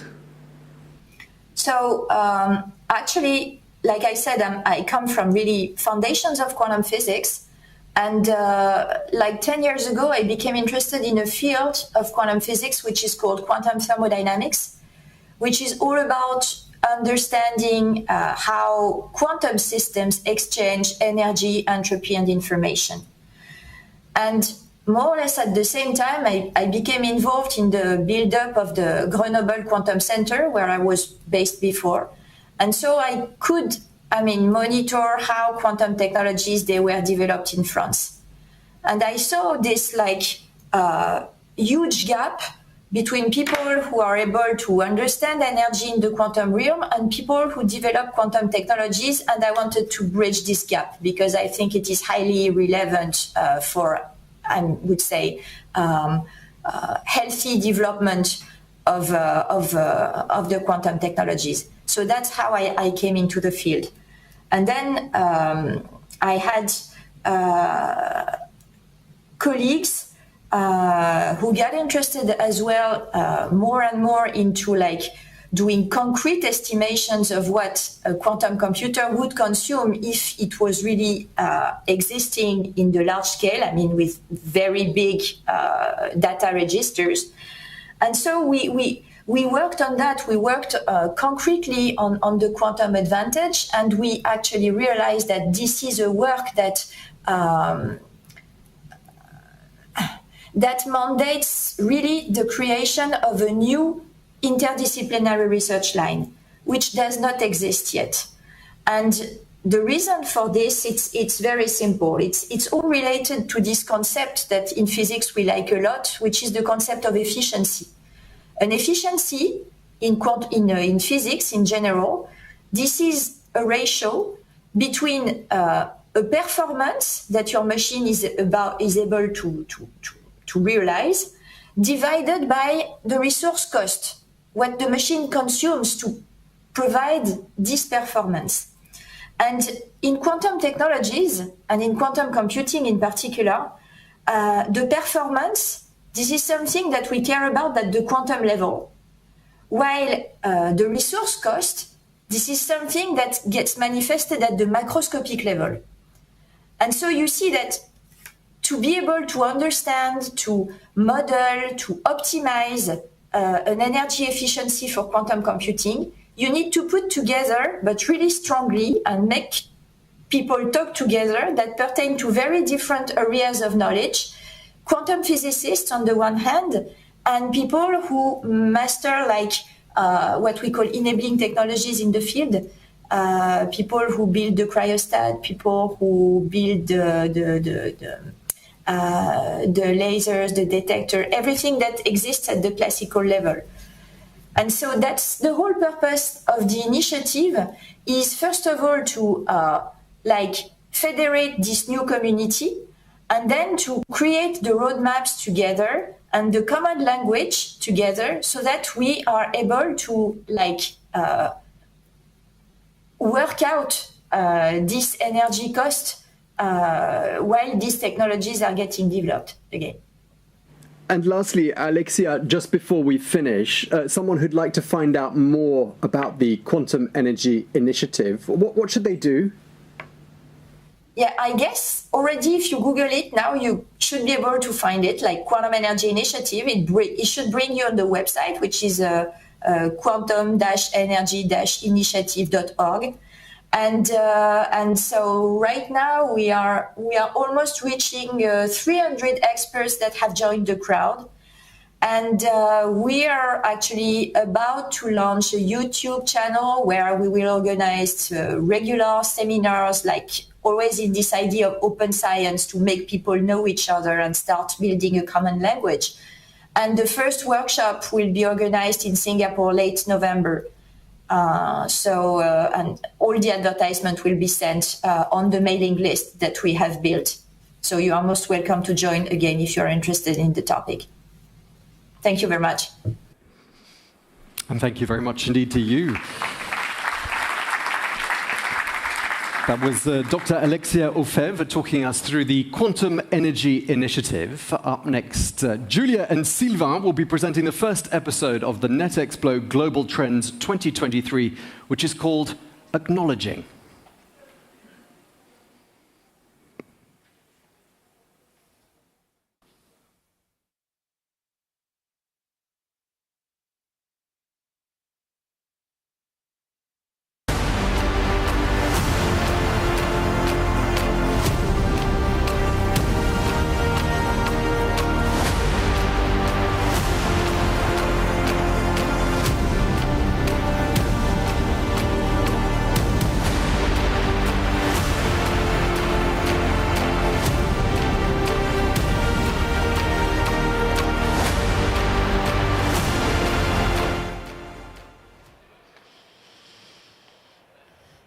Merci beaucoup, Tom. Je suis effectivement sur la... Thank you, Tom. I'm on the Open Innovation stage with Sylvain. We're going to a bit more detail. Thank you very much for the global transfer this morning. We'll go into a bit more detail with his session called Acknowledging. And she translated it into French. So this year, these global trends are going to take several forms, several media to take on the events of a global trends book, including this book, which we call Get Real. How did you think of this book? Well, coming back to what you say, Julia, it's true. Every media has its own specific format, dependent on the occasion, with customers, subscribers, workshops, videos, trends. So afterwards, every object is thought through for its final use. And Netexplo, it wants to be both perspective, so give us a bit of perspective, and be very practical. So the idea is that this book be practical and easy to use. It's easy to read, 30 very short chapters. A concrete example of innovation worldwide. It's a book and also a tool. Something new this year. You've decided to open these trends to other voices than yours. Yes, exactly. This year we opened the windows on global innovation. We've got everything we found, everything worldwide. And we've also opened, given the floor to other experts from the world over, philosophers, designers, people from all over. Every environment.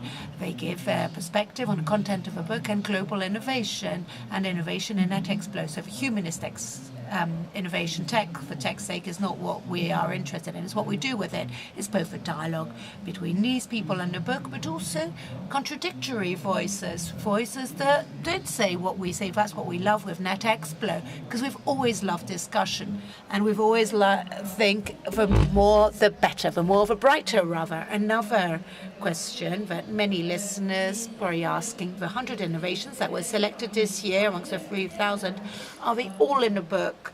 Are the 100 innovations all in the book? Yes, Julia, they're all in the book. They're summarized in more or less detail, depending on how interesting they are. But there are 100 innovations in a book. So once more, you can find this book at the end of the day. We will give copies away. So now we're going to start by discovering the prize winners of the 2023 Innovation Forum. The 3 first prize winners have one thing in common. 3 innovators do have something in common. What is that? Yeah, that's right, Julia. There's a definite trend in this first batch of innovations. I think a healthcare dimension is probably an accurate way of describing them. And I'm here with Marcus Goddard, who is the VP Intelligence at Netexplo. And together, we're going to be looking at 10 innovations in all, aren't we? Absolutely. These are the 10 award winners that we think are the most significant, meaningful innovations that we've seen this year out of the 3,000 we've analyzed. And as we were saying, there is some commonality, isn't there, between these first 3? Absolutely. Today we're going to be, in this sequence, we're going to be talking a lot about the human brain and the human mind. We have 2 fantastic innovations that could help thousands of people around the world by repairing the brain in 2 very different ways. And we will also be looking at a way of getting robots to understand how the human mind works. So we'll be talking very much about neurotech and the human mind in the next few minutes. Fantastic. Thanks for that, Marcus. Our first winning innovation of the day is called neuroelectrics. Let's take a closer look at what they do.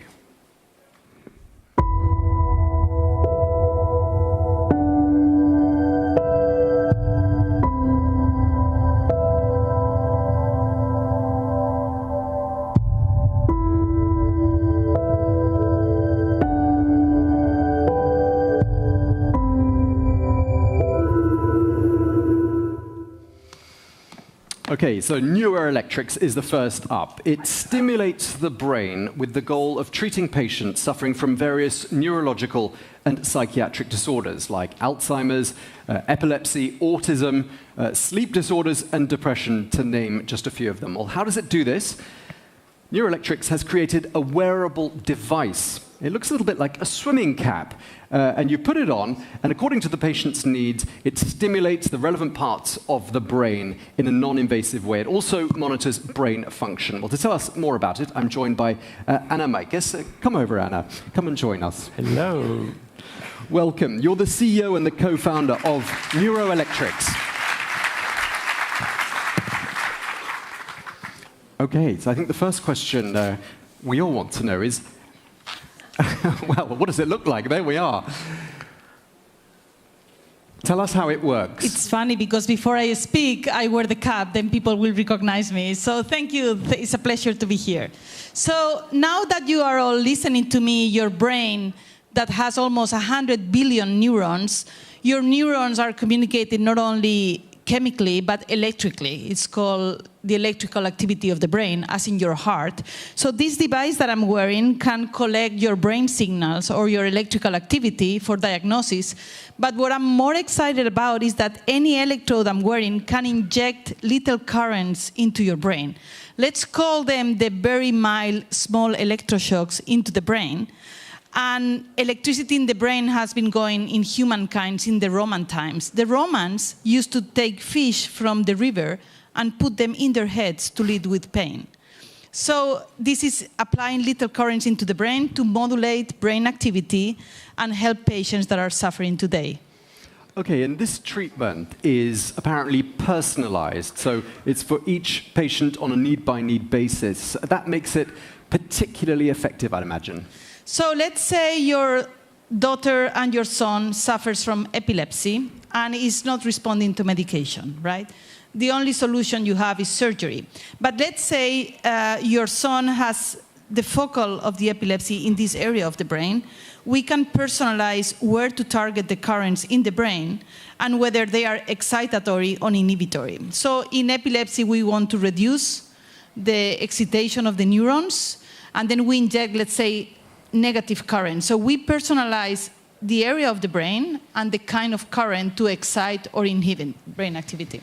Okay, there's a key word associated with neuroelectrics. It's non-invasive. That means it's not painful, it's not at all uncomfortable to wear that. No, so as you can see, this is wireless. So the idea is that, of course, you don't need surgery. You can do this at home. It's a medical device. It's prescription-based. It's not for consumers. But you eventually can be prescribed not a pill, but a device to take home and provide stimulation in your home. Okay, and just tell us a bit more about the sorts of disorders that can be treated with this wonderful cap. So right now we are in 2 large trials, one of 200 patients by the FDA, also happening here in France, in Marseille, Lyon, Paris, and a couple of other hospitals, 5 hospitals in France on epilepsy to really help patients that don't respond to medication. And then we are doing a large at-home FDA trial in depression. So epilepsy and depression are the 2 phase 3 clinical trials that we are doing right now. And the good news is you're growing the business. Yes, so I'm a very proud European entrepreneur. My company was born in Barcelona. I received European Women Innovator in 2014.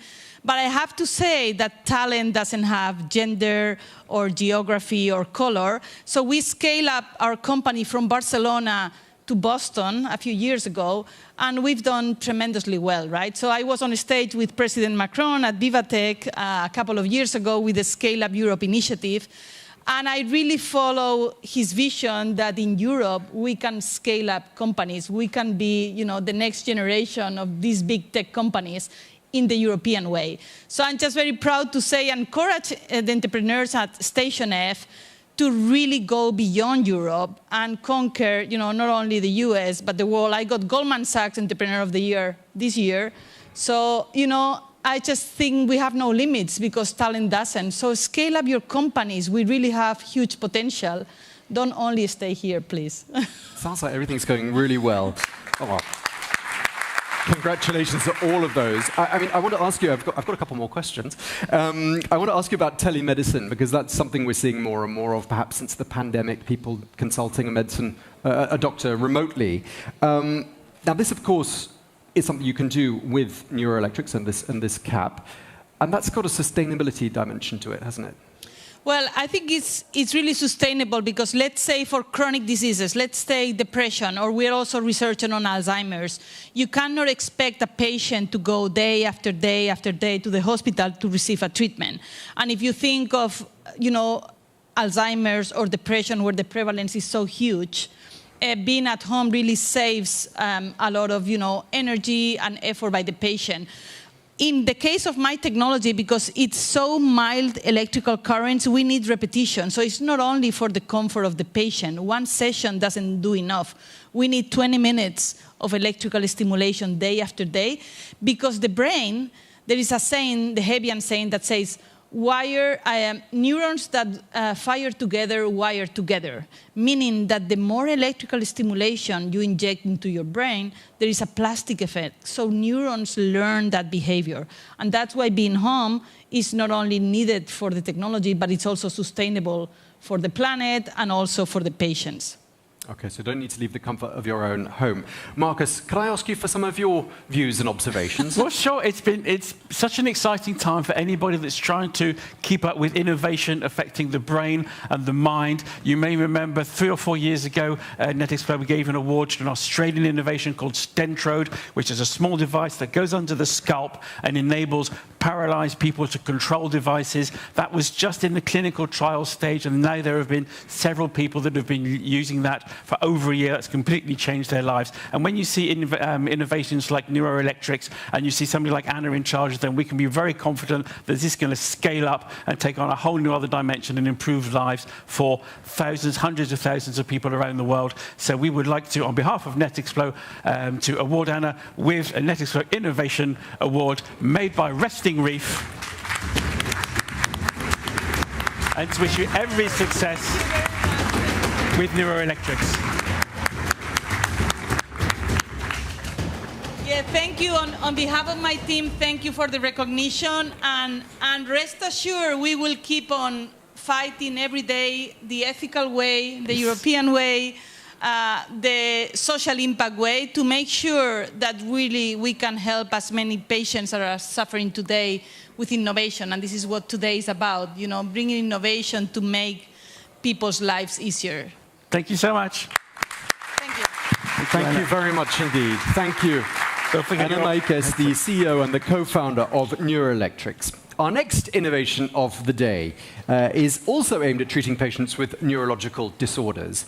And it could even offer a breakthrough in the treatment of Parkinson's. It is called Projet NIR, which stands for Near Infrared.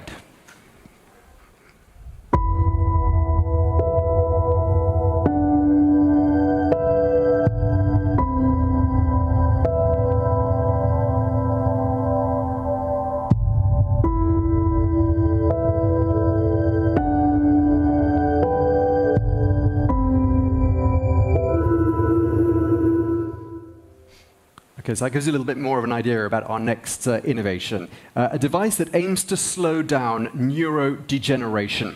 Well, this implant uses photobiomodulation. That's a special kind of light pulse which keeps our brains healthy. In fact, this device could put the brakes on diseases like Parkinson's, and that would be a massive breakthrough, because we're talking here about a disease that affects 8.5 million people around the world, and currently there is no cure.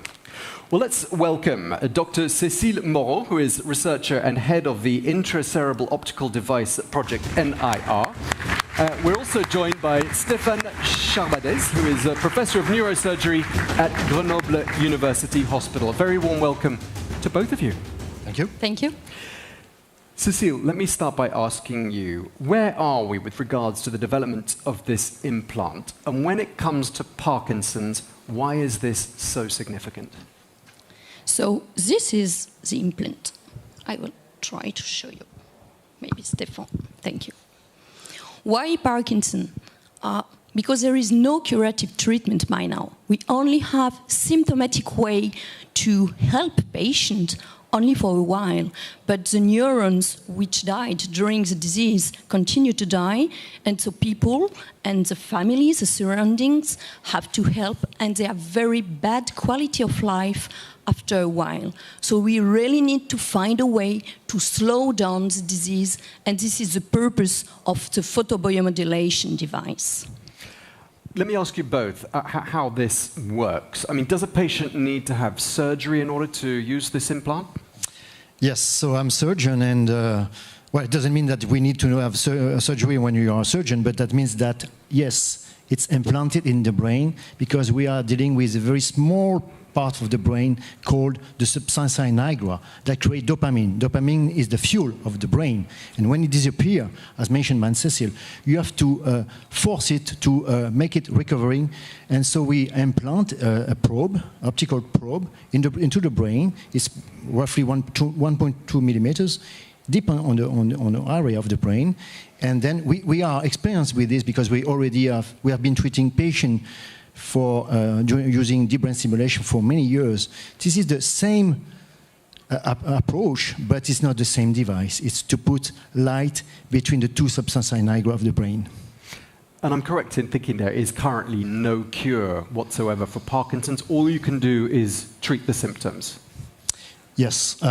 So far, when we see patients suffering from Parkinson's disease, we can offer medication, like dopamine agonists, etc. And some 6-7 years after, we can use deep brain stimulation. But then this doesn't prevent for the degeneration of the cells, and the patient and the disease will continue to worsen. And we need to have something that will modify the natural course of the disease, really. Okay, so this is a real breakthrough, and it's a real example, isn't it, of technology driving change in the healthcare space. How did you come up with the idea, Cécile?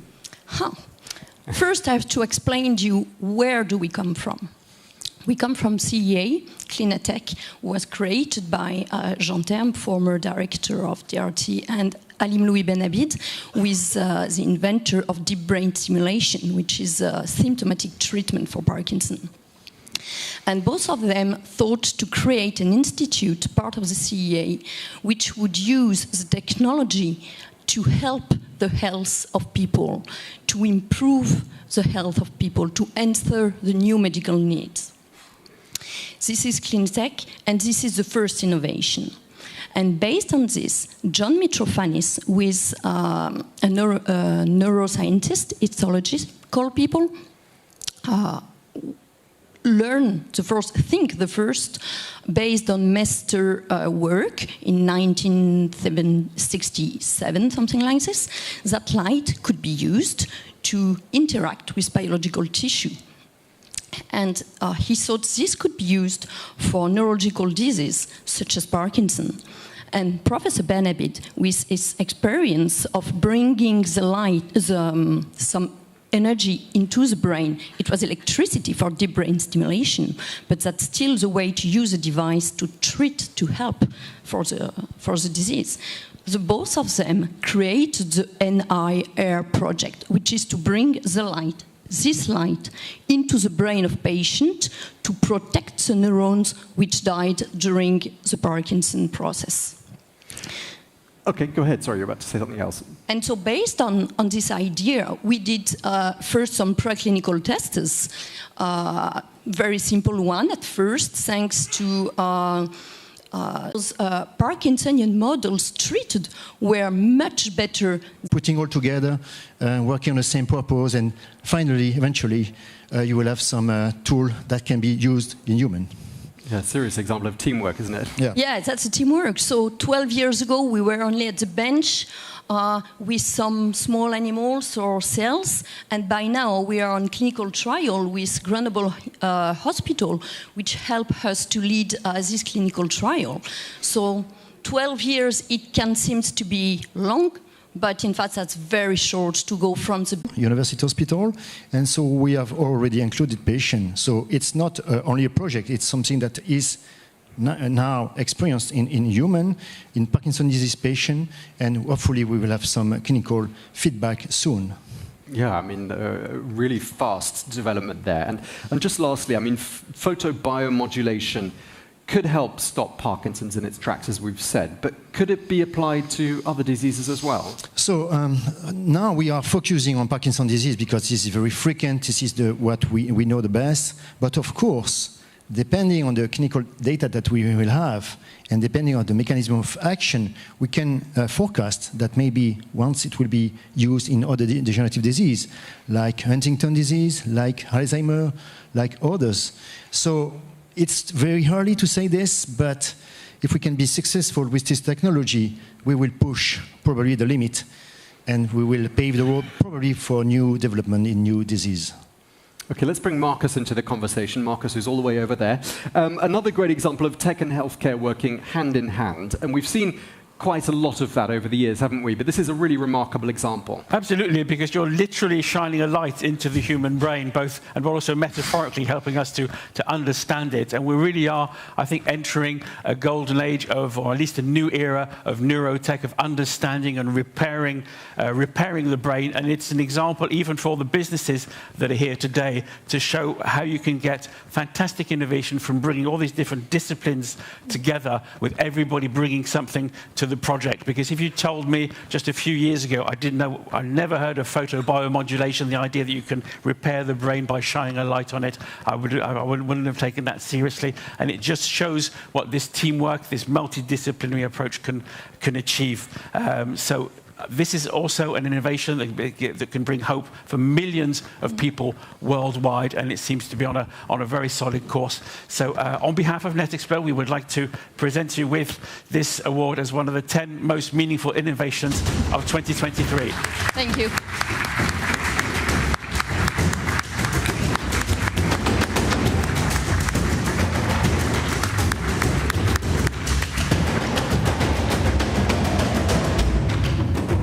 many, many congratulations to Dr. Cécile Moreau, a researcher and head of the Intercerebral Optical Device Project, and also to Stéphane Charbades, Professor of Neurosurgery at Grenoble University Hospital. Thank you very much. Thank you. Thank you.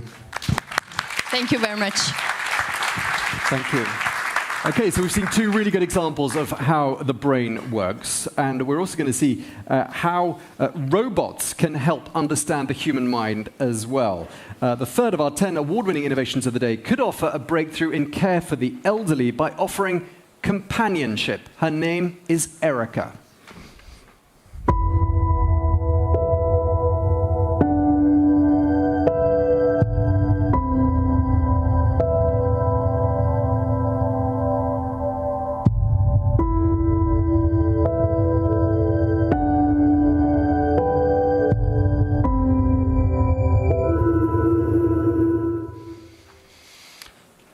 Okay, I don't think I'm the only one here. When you interact with AI, it can be a really realistic experience, but it isn't always. After all, how can you expect a machine to be empathetic and show compassion or even have a sense of humor?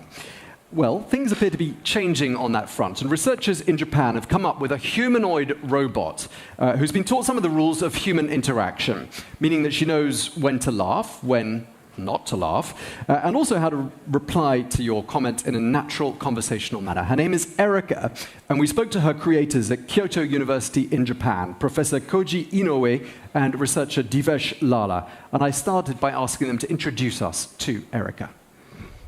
This is a large research project carried out in Japan that involved not only research engineers, but also linguists and philosophers.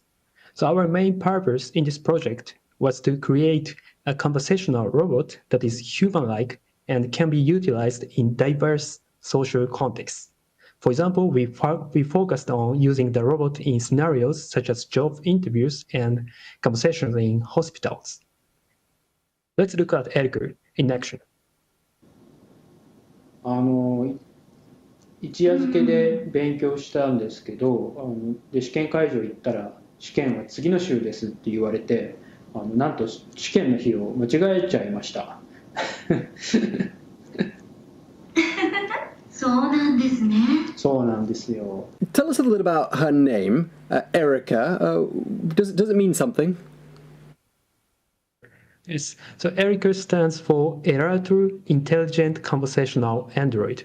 So Erato is the name of our research project in Japan. And additionally, it was important to choose a name that could be easily pronounced by people from foreign countries like French people, and European people. Great. It seems like Erica is quite empathetic. What makes her so special? And feel free to jump in as well, Divesh. Yeah, so our team has developed several conversational systems for Erica, so including the attentive listening system, where Erica actively listens to the user's talk and generates back channels like a haha or haha, and some questions to encourage further conversation. So this system is particularly beneficial for elderly individuals who desire social interaction. We are also currently conducting an experiment with this system in a psychiatric hospital. So during this development process, we realized that empathy plays a critical role in human-like attentive listening conversations. So therefore, we decided to create a shared laughing function for Erica. Erica is very humanoid. And because she's humanoid, we want to make her behaviors very human-like as well. And so this is basically quite a big research challenge. We want to be able to produce very human-like behaviors like laughing, back channeling that maybe you don't get from, a chatbot or something like that. So yeah, it's quite unique in that sense, I think. And that's what I think makes Erica a bit more special than other types of robots. Okay, but I mean, she seems to be mirroring and imitating a certain extent the person that she's talking to or interacting with. Is the interaction always appropriate, though? So actually, mirroring can be a natural occurrence in attentive listening scenarios and can have a positive impact on the conversation. However, in our daily conversations, we typically do not deliberately engage in mirroring, except for the occasional repetition of words or shared laughter. So we understand that inappropriate interactions can occur and strive to prevent them as much as possible.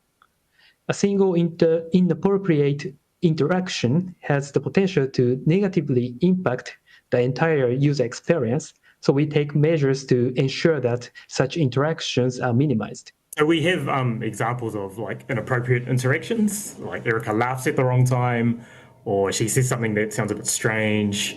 And this is quite off-putting for the user, actually. So as Koji said, we want to be able to prevent these kind of instances happening.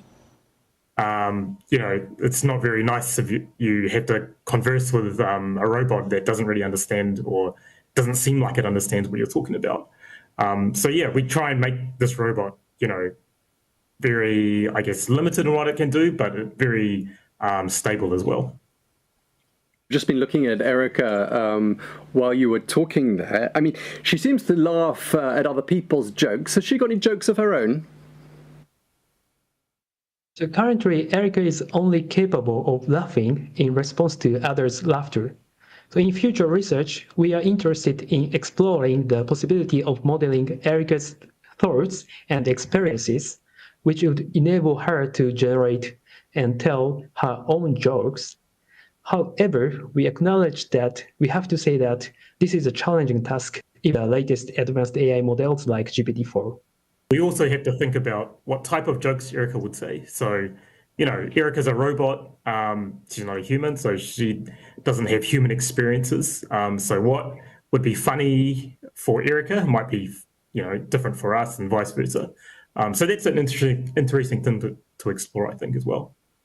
And do you think Erica, as she is, will fit into other cultures and she can be adapted to work in other languages as well? We believe that the shared laughing behavior of Erica can be adapted to other cultures and languages because laughing together is a common occurrence across many cultures. However, to achieve optimal performance in other cultures or languages, it may be necessary to obtain a conversational dataset specific to that culture or language. When it comes to laughing behaviors such as joking, we also recognize that they are heavily influenced by culture and language, which may require different approaches. And there's also an aspect about Japanese culture and how that deals with very human-like robots. So in Japan, it's quite, I wouldn't say common, but it's quite popular to have, very human-like robots and other things that can talk to you. Whereas for other countries and cultures, maybe this is a bit different. So we don't really know how Erica would be perceived, in France or Europe or other places. But it's very interesting to explore, I think. And Professor, you mentioned this at the beginning, but I mean, obviously, we all know that Japan has an aging population, like a lot of developed societies. Care, help, company, all these are very important things for people who are getting older.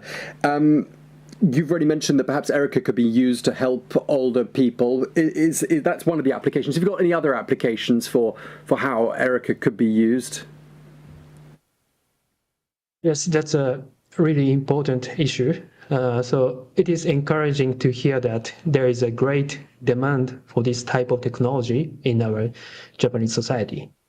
We are also currently working on developing a small-sized robot next to Divish now with similar functions to Erica that can be used in real-world settings such as hospital and houses.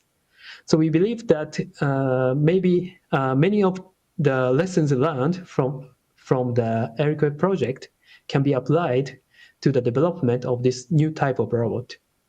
We hope that it can make a positive impact in people's lives. Yeah, I wouldn't expect, every household to have an Erica because it's obviously quite large and, cumbersome. But I think, as Koji said, these applications that we use for Erica can be applied to, smaller robots and things like that. So I think, it can benefit society in that way as well. despite the advancements in large language models, there are still many challenges that need to be addressed for real-world applications across the world. For instance, the current system assumes that the user will input text to initiate the conversation. So, however, for an ideal companion robot, it should be able to autonomously interact with users without the need for explicit input. So this is just an example, but achieving full autonomy will be a critical issue for future companion robots, we think. However, we anticipate that it may take more than a decade to realize this level of autonomy. Nonetheless, we believe that continued research and development in this area will lead to significant advancements and ultimately benefit society. I think the recent technology like GPT, ChatGPT, it's going to speed up that kind of thing. So I think people are going to get used to talking with artificial intelligence now. And as Koji said, this is, even though it's text, once people get used to it, they'll want to expect more things. So we want to be able to speak like how we normally speak, like have conversations, have the robots, empathize with us and things like that. So I think, it's going to take a decade, but I think it's going to be accelerated quite a lot over the next, couple of years. Okay. So finally, a robot that understands how we tick. Well, more or less. It's not just mirroring, is it, Marcus? It's not. Well, Tom speaks Japanese, so you had a chance to look at lots of videos of Erica in action, and you can confirm that it was a fairly realistic interaction, laughing in the right places? Yes, she is quite giggly, I would say, so she did quite a lot of laughing. But yes, absolutely, she didn't laugh where it wasn't appropriate to laugh, so that was good to see. It's a very impressive achievement, and it's fascinating to see that to make this work, they needed not only artificial intelligence, but also linguists and philosophers involved in the project. And it's very much part of a trend that I think we'll see over the next 5, maybe 10 years, where robots and machines have to understand how humans tick. Sylvain talked about this in the Global Trends summary earlier on. Or self-driving cars will need to predict how humans can behave. And it was very interesting to see them talking about applications even in psychiatry and mental health. You may remember, I think about 7 or 8 years ago, we had an award winner called Sim Sensei from a university in the US, which was like an avatar therapist. And they had found in their research that very often people preferred talking about sensitive issues to machines, without the machines even pretending to be human. And I think a lot of the work done on projects like Erica is not so much to create fake humans, but to create real, authentic interactions. And I think maybe that's what's been missing from some movements in technology, like the metaverse, for example, when you don't have that authentic interaction even between simple machines and people, then that conversational, those social aspects aren't going to happen. Okay, well, thanks for that, Marcus. Easy to identify there for lots of possible uses for Erica. Very well done to Professor Koji Inoue and researcher Divesh Lala, and of course to Erica, the star of that particular segment. And remember, you can vote for that and all the other innovations at the end of the day when we put the QR code up on the screen, and you'll be able to scan that and then vote. We'll send a trophy to the creators of Erica. That's on its way. But up next, Julia is back with the second of our Station F startup pitches. It's called Clarity. The startup does in more basic terms.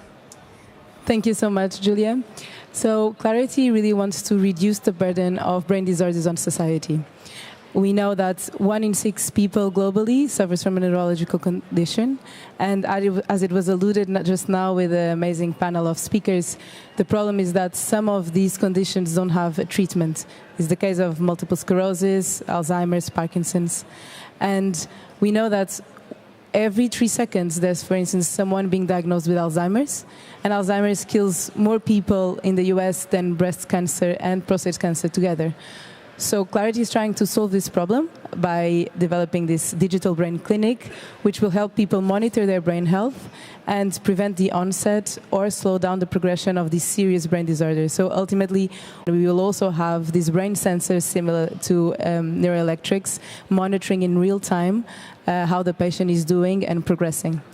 And then the second project is a mobile app that will centralize all the different digital tools that Clarity is producing. So depending on the user, we will basically personalize the access to different tools that will range from prevention to diagnostics to monitorization of symptoms and also caregiving support.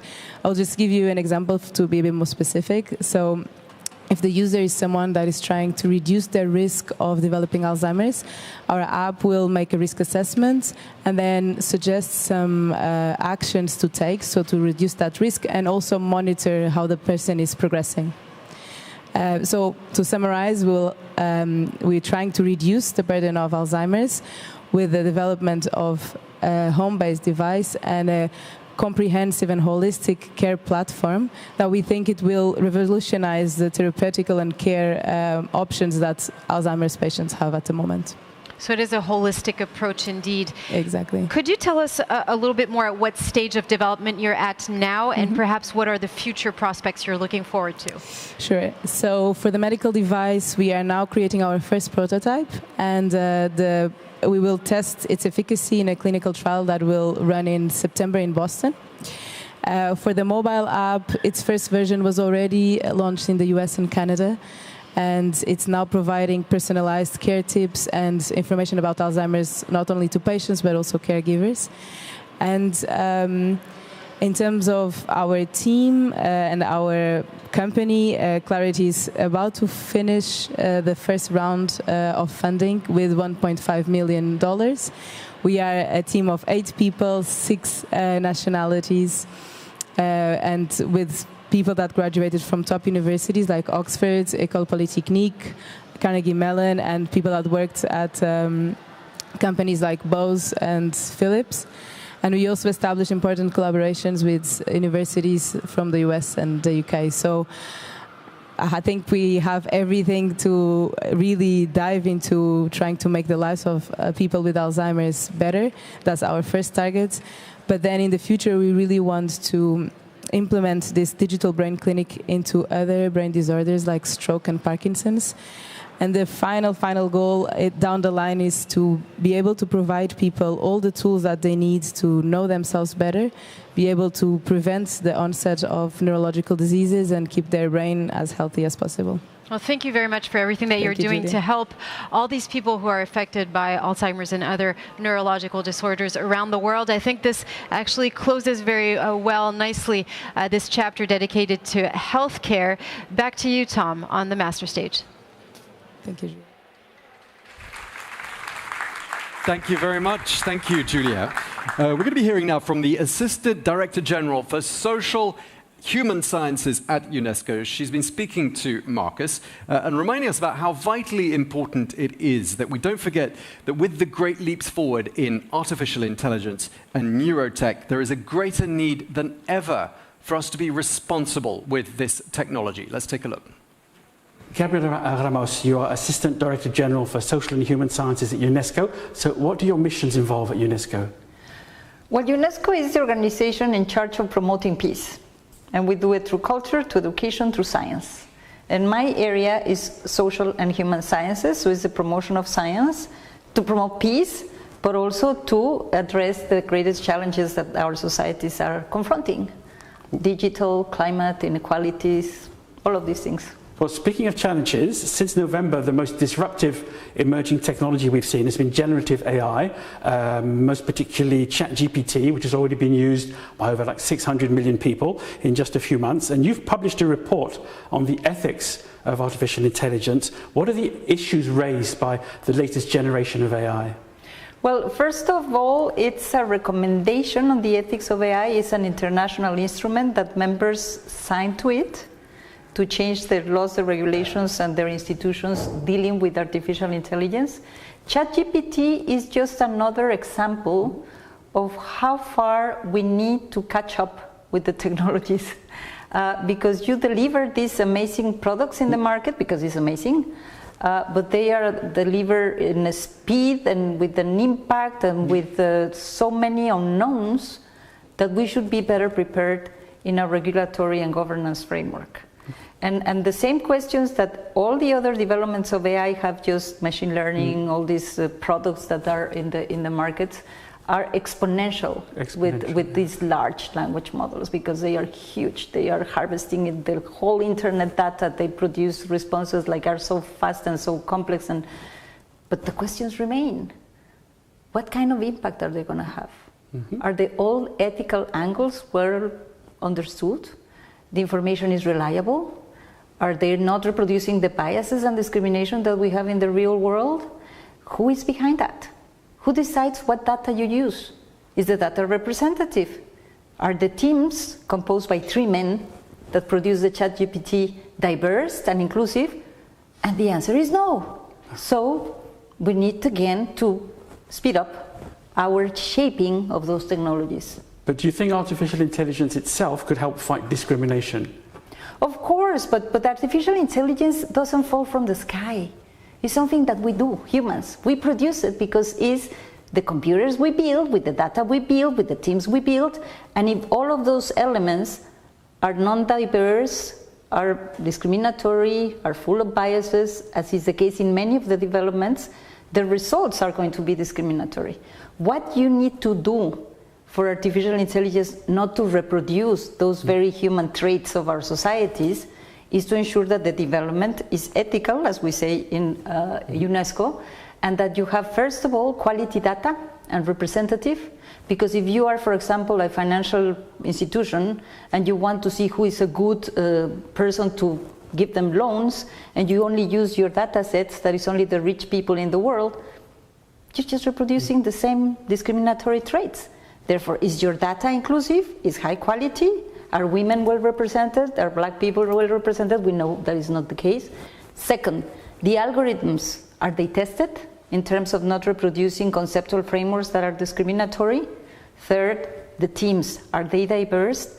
If you answer to these 3 questions that actually are part of a tool that we developed, that is the readiness assessment and the ethical impact assessment for all the developers, then you might produce products and developments that are as solid as they can be, and then we will not be worrying about this fantastic technology. We will just profiting from their positive impact. As well as AI, at the 16th Netexplo Innovation Forum, we have several award winners that are in the neurotech field. What issues are raised by technology that works with or through the human brain? Well, it's exactly the same as we are speaking. These are converging technologies. You have, of course, artificial intelligence, you have the digital transformation, the neurotechnologies are this amazing progress that we are making to understand how the brain functions. And this can lead you to fantastic applications in the medical field, because you can help people with mental paralysis to connect with computer interface to advance their own needs. You can cure depression, Parkinson's, some of these issues are just amazing. But you can also go into the non-invasive neurotech advancements that are used to read better the people when they interact with the digital platforms, and they know when you are fearing something, what you like, what you don't like, what are your emotions, what are you thinking. And this neural data, that is the most sensitive data because it concerns your identity, it concerns your agency, can be manipulated, can be used for very different purposes, to buy things, or to do things, or to understand whether you support one party or the other, and it's super, super delicate. So the same principles that we promote to shape the artificial intelligence in terms of transparency, accountability, reliability, need to be developed. A governance system that is just not there yet. So equal opportunity, especially girls' access to education, that's a key commitment for UNESCO. Digital tech and technology in general is an opportunity for autonomy and personal fulfillment for women everywhere, but women are underrepresented in this field. How can we change that situation? Well, you know, this is the most impressive tragedy because of a stereotyping in our societies and role modeling and putting girls to do certain things and boys to do some other things, it seems that the digital world is not for girls. And if you only have 13% of girls that go to the ICT, even less than go into the STEM, because they are told that that's not a field for women, or if when they go to the Silicon Valley industries and they found that they only have 20% women from different levels, it's a non-very gender-friendly environment, and you lose them. Therefore, I feel it's very important that we go to our very good old friends to promote gender equality, legislating equality, affirmative action, quotas, budget, but we also need to change mindset. We really need to encourage girls to go for it. We need to, these are mathematical representations, go for maths, go for engineering, but you need also to do those disciplines much more gender-friendly. AI algorithms will guide many actions and decisions today and even more in the future, but the community that creates them often lacks diversity. Shouldn't these tools reflect human society more fully?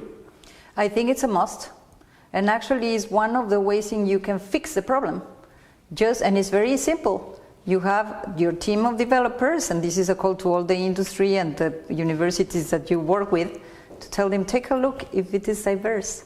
Because if not, the computer will be trained with the very same biases. And when you ask them to recognize a woman or a black woman or a person of color, it will not be possible because you couldn't do it. But the problem here is that it's even less transparent. In the real world, when you are discriminated, it's very clear to see who took the decision, why they took it, and how you challenge, and how you get compensation. In the digital world, it's much more blurred. And that's why at UNESCO, to avoid that, we call for diversity, but we also call for transparency and accountability. So you need to know when a decision is being taken by artificial intelligence. And if you are discriminated, you need to be compensated. Okay. Gabriela Halmos, thank you very much. You're welcome. Thank you for this interview.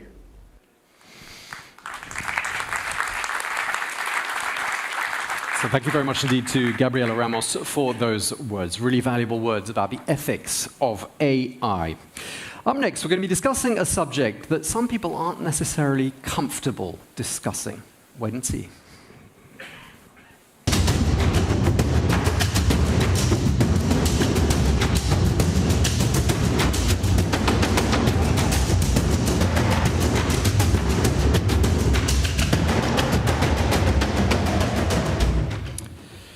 Here at Netexplo, we're always on the lookout for how things can be done better and how humans can reduce their impact on the environment. We're not afraid to talk about taboo issues, and we've done this over the years. And one taboo we haven't discussed, as far as I can remember, is the subject of death. Now, there's a big environmental impact associated with this, and we've talked about it just a little earlier on as well. Did you know that one cremation results in close to 250 kilos of carbon emissions? That's a lot.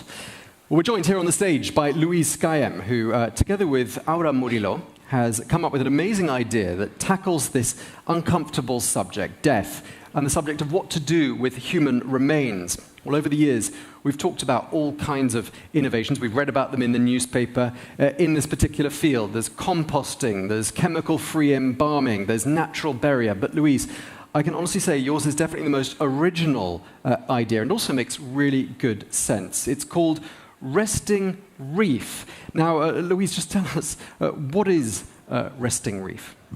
Yeah, so Resting Reef is an eco-friendly burial and memorial service. And what we do is that we allow people to put their ashes into reef structures. And these reef structures we place around the coast in order to restore endangered marine ecosystems like coral reefs and oyster reefs.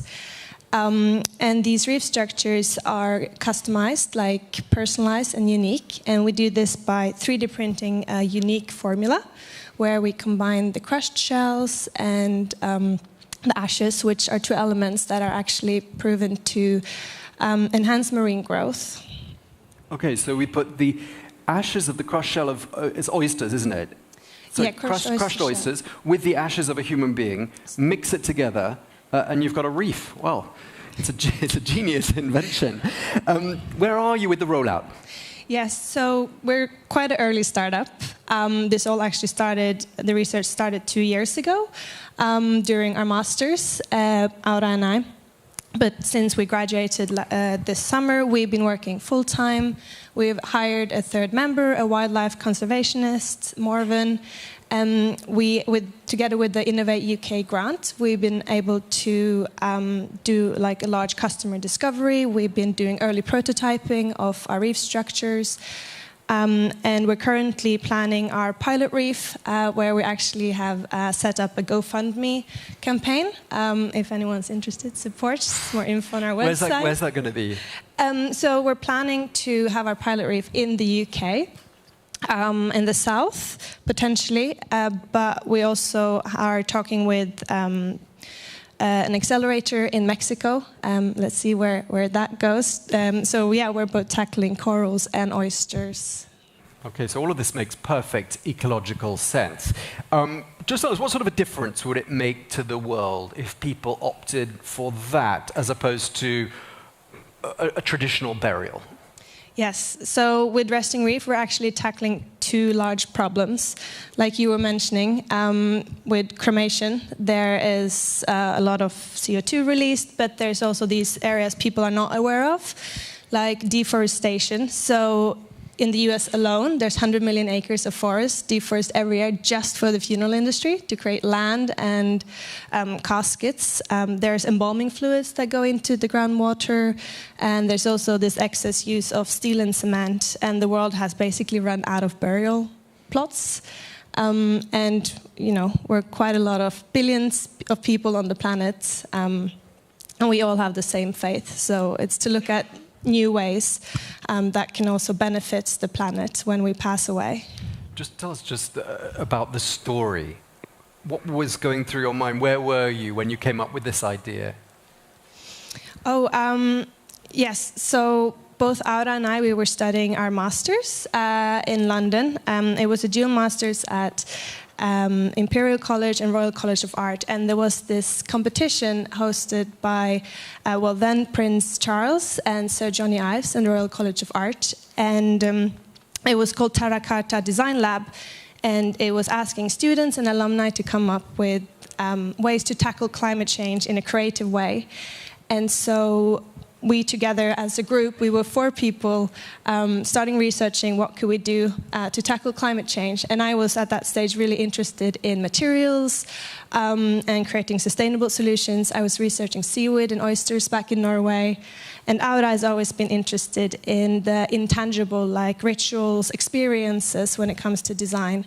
And she had unfortunately just had a personal loss not long ago. And so when we did an ideation session, we brought all of these interests to the table, and somehow we came up with Resting Reef. Isn't that amazing? I think it's amazing anyway. And just lastly, I gather you've had a hand in the creation of the trophies. Tell us a bit more. Yeah, we were very honored to be asked to design and make the awards for this year's. There's no remains in them, but yeah. I'm curious to know who would opt for a Resting Reef final burial. I can just about see who's in the audience. Show of hands. Who'd go for that as opposed to a traditional burial? I'm seeing quite a lot of hands. I think you should be encouraged by that, Louise.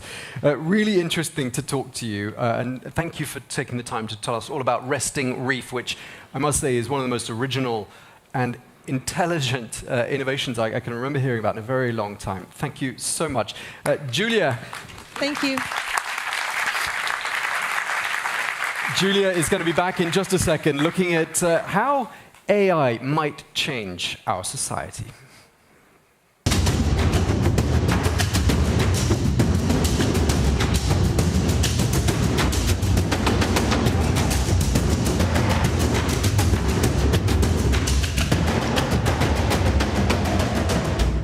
All right, I also vote for this type of funeral. Now, Netexplo has this very unique approach to detect and unearth innovations, and one of them is also to follow what sci-fi authors are doing, because oftentimes they're capable of projecting strong and compelling visions of how technology, AI, can be harnessed by society. Now, in the next segment, we're going to tell you more about how AI 2042, the latest novel by AI expert Kai-Fu Lee and leading sci-fi author Chen-Q Fan, how they're seeing the future of AI and how it could change our society. They've decided to join forces to write this book to try to answer an imperative question, which is, how will AI change our world within about 20 years? Well, we spoke to Chen-Q Fan, and he told us more about the 10 speculative and futuristic visions they've depicted in their book. Chen-Q Fan, thank you so much for joining us today. Hi, Julia. Thanks for having me. So in Gods Behind the Masks, deepfakes have become undetectable, and they're used to increased tensions between communities. I was just wondering, in your opinion, will deepfakes make us not believe disinformation, or to the contrary, will it make people stop believing anything they see, even if it's factual? Yes, I think this is not happen in the future, but now. So think about like the Cambridge dynamic doing in US election. So basically people right now can use technology as deepfake to make anything up. But in the future, you become so indistinguishable with the facts. Like you can create this kind of imageries, animation, video, voice, whatsoever, like it's totally real. So you couldn't use your bare eye to tell what's the differences. That means it will create a lot of messy situation, like political rumors and false facts and pseudoscience across the social media. So that means we have to create some more advanced technology to detect, like to anti all of those deepfake technologies. But also that means we are living in a post-truth age, right? So we're kind of skeptical to anything. And I think it's totally difficult for people to create some kind of consensus because we all see different kind of realities. And in the future, I think people, we have to adapt into some kind of reality filters and use AI to help you to adjust this filter to filter anything like you might feel is not suitable, is like fake or is discrimination to your reality. So that basically means in the future we're all living in this fractal reality, just like small bubbles, and it makes the communication even more difficult. Now, in your story, Job Savior, it actually paints a very bleak picture of mass unemployment and of AI replacing most jobs in most industries. Do you think this is actually likely by 2041, which is the date that you chose for your book? And could AI replace your job, for instance? Yeah, I think it's also happening now because you can see all this, what ChatGPT can do is actually fascinating and sometimes scary, right?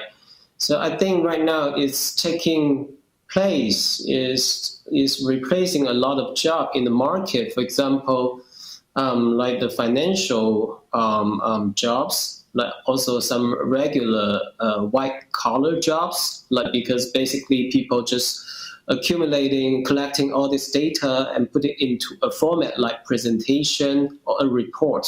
So basically an AI can do a better job, faster, cheaper, and it's not gonna be striking anymore. So there'll be no union. So it's very convenient for capitalism, in my opinion. But there are definitely some certain kind of jobs couldn't be easily replaced. For example, laborers, like people using their physical body, using their hands, and maybe like people doing massage because it takes very sophisticated finger movement and touch and interaction with a real human.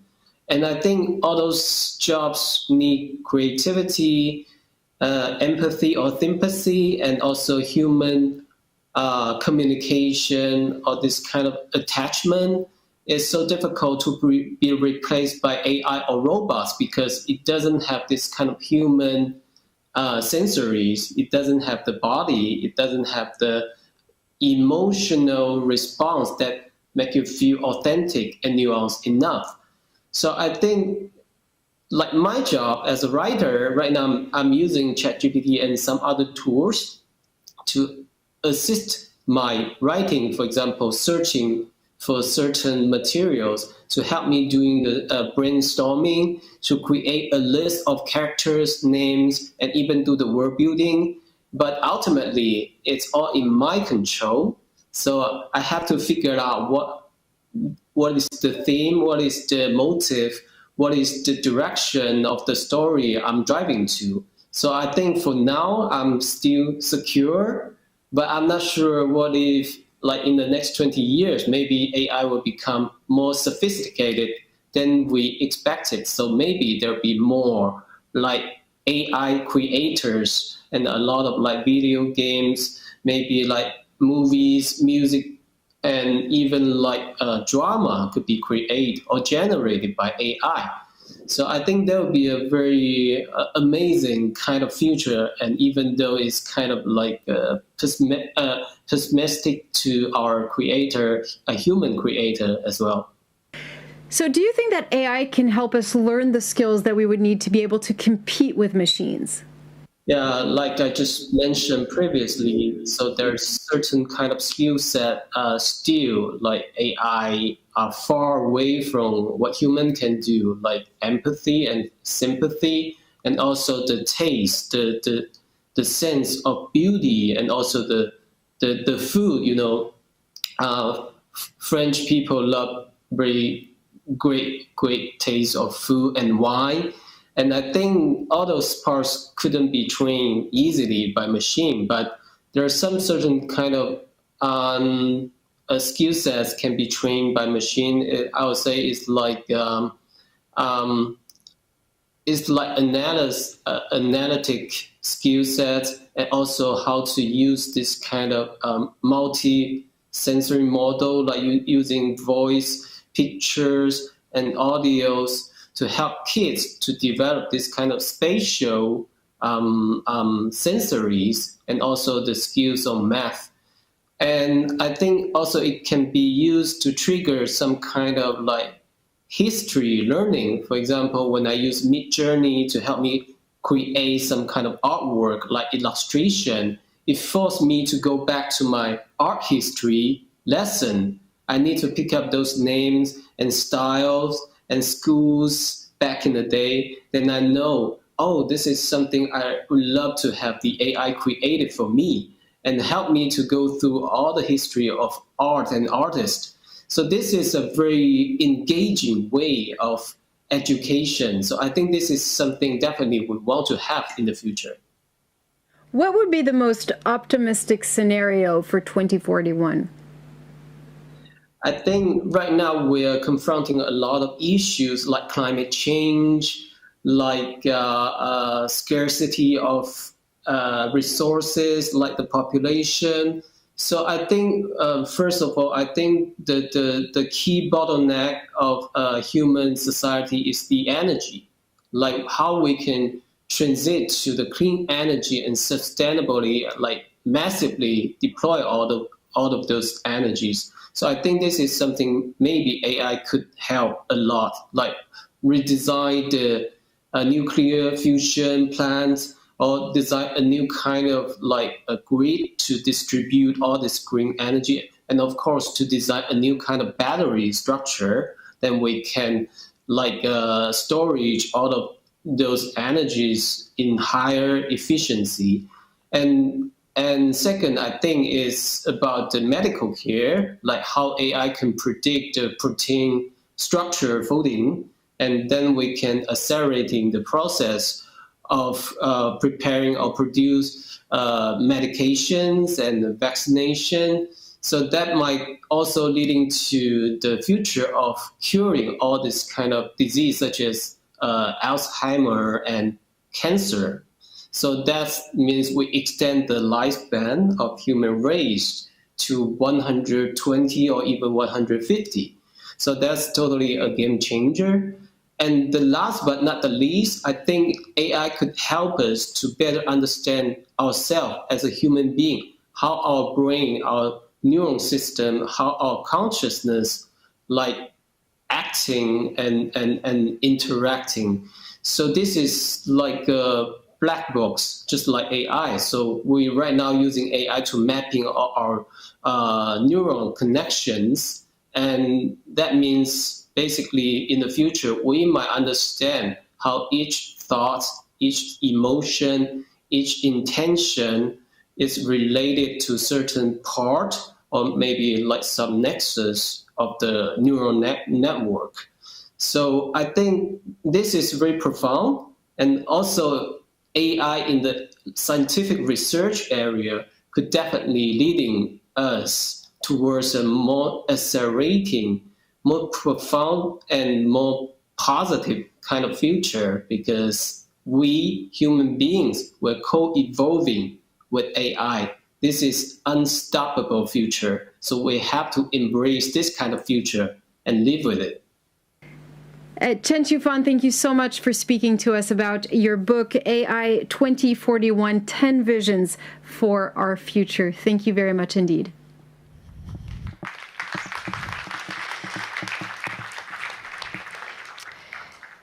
On va vous proposer dans un instant une interview. Now we're going to give you an exclusive interview with the captain of the Energy Observer.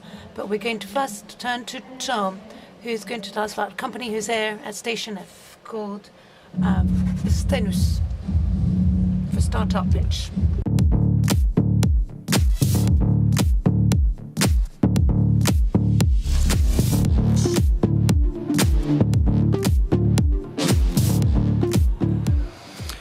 Welcome back. Well, we're sitting in bright sunshine up here at Station F. We're going to be talking about a Station F pitch, a company called Asklepios Tech. Now, that name, in case like me you'd forgotten, Asklepios was the Greek god of medicine. Now, that's very appropriate because, as we're about to find out, they help farmers to fight against diseases in their crops, and the result is safer, healthier produce and less wastage in the fruit and vegetable supply chain. Well, to find out all about it, I'm joined here by Christine Rouanet, who is the CEO and the co-founder of Asklepios Tech. Welcome to you. Thank you. Just tell us, first of all, there's a very obvious sustainability dimension to Asklepios Tech. Tell us what it is. Okay. 50% of fruits and vegetables do not make it until retail due to loss and waste. And farmers use chemicals to protect their crops. But of course, half of those will be banned in the next years. And on top of that, half of the nutrients are lost the first week after harvest. However, nature gifted plants with the ability to protect themselves by using light. That's why we at Asklepios Tech developed Boxylemix, a sustainable solution, unique solution, to communicate with plants through lighting signals. We use modulated, soft lighting signals. Thanks to their photoreceptors, plants understand the signals and protect themselves naturally against contamination. That way we can avoid contamination, reduce loss and waste, and reduce or even increase nutrient loss. Inside the seeds, fruits and vegetables, I mean vitamins, minerals, polyphenols, antioxidants. And the same applies to aromatic plants for cosmetics and flowers. The nutrients, this kind of nutrients, protect us from non-communicable disease such as Alzheimer, cardiovascular disease, or diabetes. And to summarize, we can reduce loss and waste, we can reduce chemical use, and we can reduce nutrient loss. So we address the United Nations and Europe Sustainable Goals, number 3 regarding health, number 12 regarding loss and waste, and regarding 13, and number 13 regarding climate. Wow. So you're doing lots of things at once, solving lots of problems all at the same time. Yeah, we do. Tell us, where are you with the implementation? We developed 2 devices, one for before harvest and one for after harvest. On pre-harvest, we have a Boxy stick. It's an autonomous lamp to spot treat plants in fields and orchards. And for post-harvest, we have Boxy tunnel that we integrate in existing sorting and packaging food stations without modifying the process. Okay, what stage are you at now then? We validated the technology with private and public labs with our first MVP that allows to change all the parameters of the signals. And after that, we have been working with cooperative and associations such as Pink Lady Europe and health and nutrition companies such as Pierre Fabre to validate we are able to integrate our systems in their value chain. Okay, just lastly, tell us a bit more about the name Asklepios Tech, and also tell us what your thoughts are moving forward. So the name Asklepios Tech, as you said, is the Greek god of medicine and is also the son of Apollo, the Greek god of sun. And we intend to become photobiological leader for plant treatment in the 5 next years.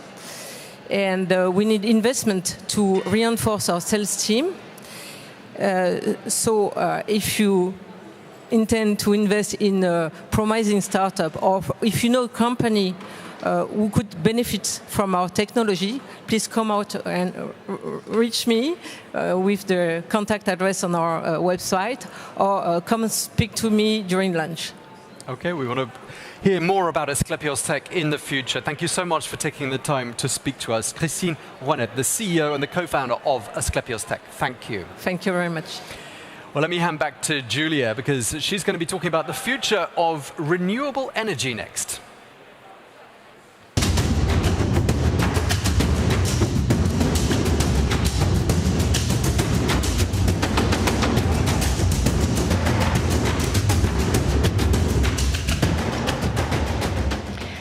On ne peut pas vous parler de sustainability.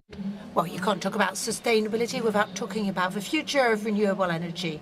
What better ambassador do we have than the Energy Observer? Those of you who know me know this is a project that's very important for me. It's pragmatic, it's efficient, and it's very poetic. Those of you who don't know it, well, since 2017, this is a catamaran boat who has become a floating laboratory that tests a combination of 3 renewable energy: solar, wind, and hydrolium. It also used 2 means to store electricity: lithium ion batteries, and hydrogen, and they make the energy itself by electrolysis.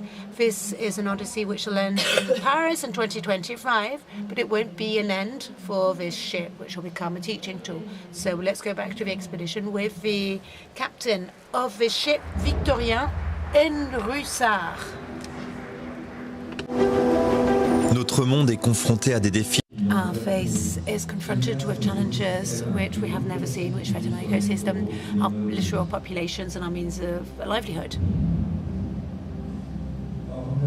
However, we only have one planet, one vessel for the generations to come. We know that humanity has turned production and growth the source of its well-being, destroying the living environment. We forgot that we are part of this nature that we're destroying as a more predative species than any other. All over, companies, men and women are getting together, talking to decision maker, and put us in the front of our responsibilities.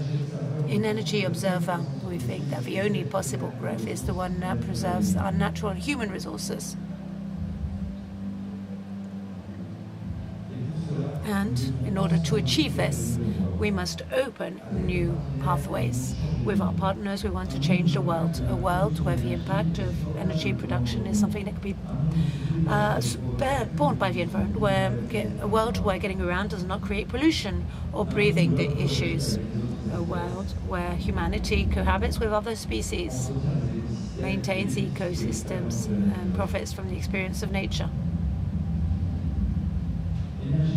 energy observer, wants to take part in the construction of his new world and wants to invent sustainable solutions for the mobility of the future.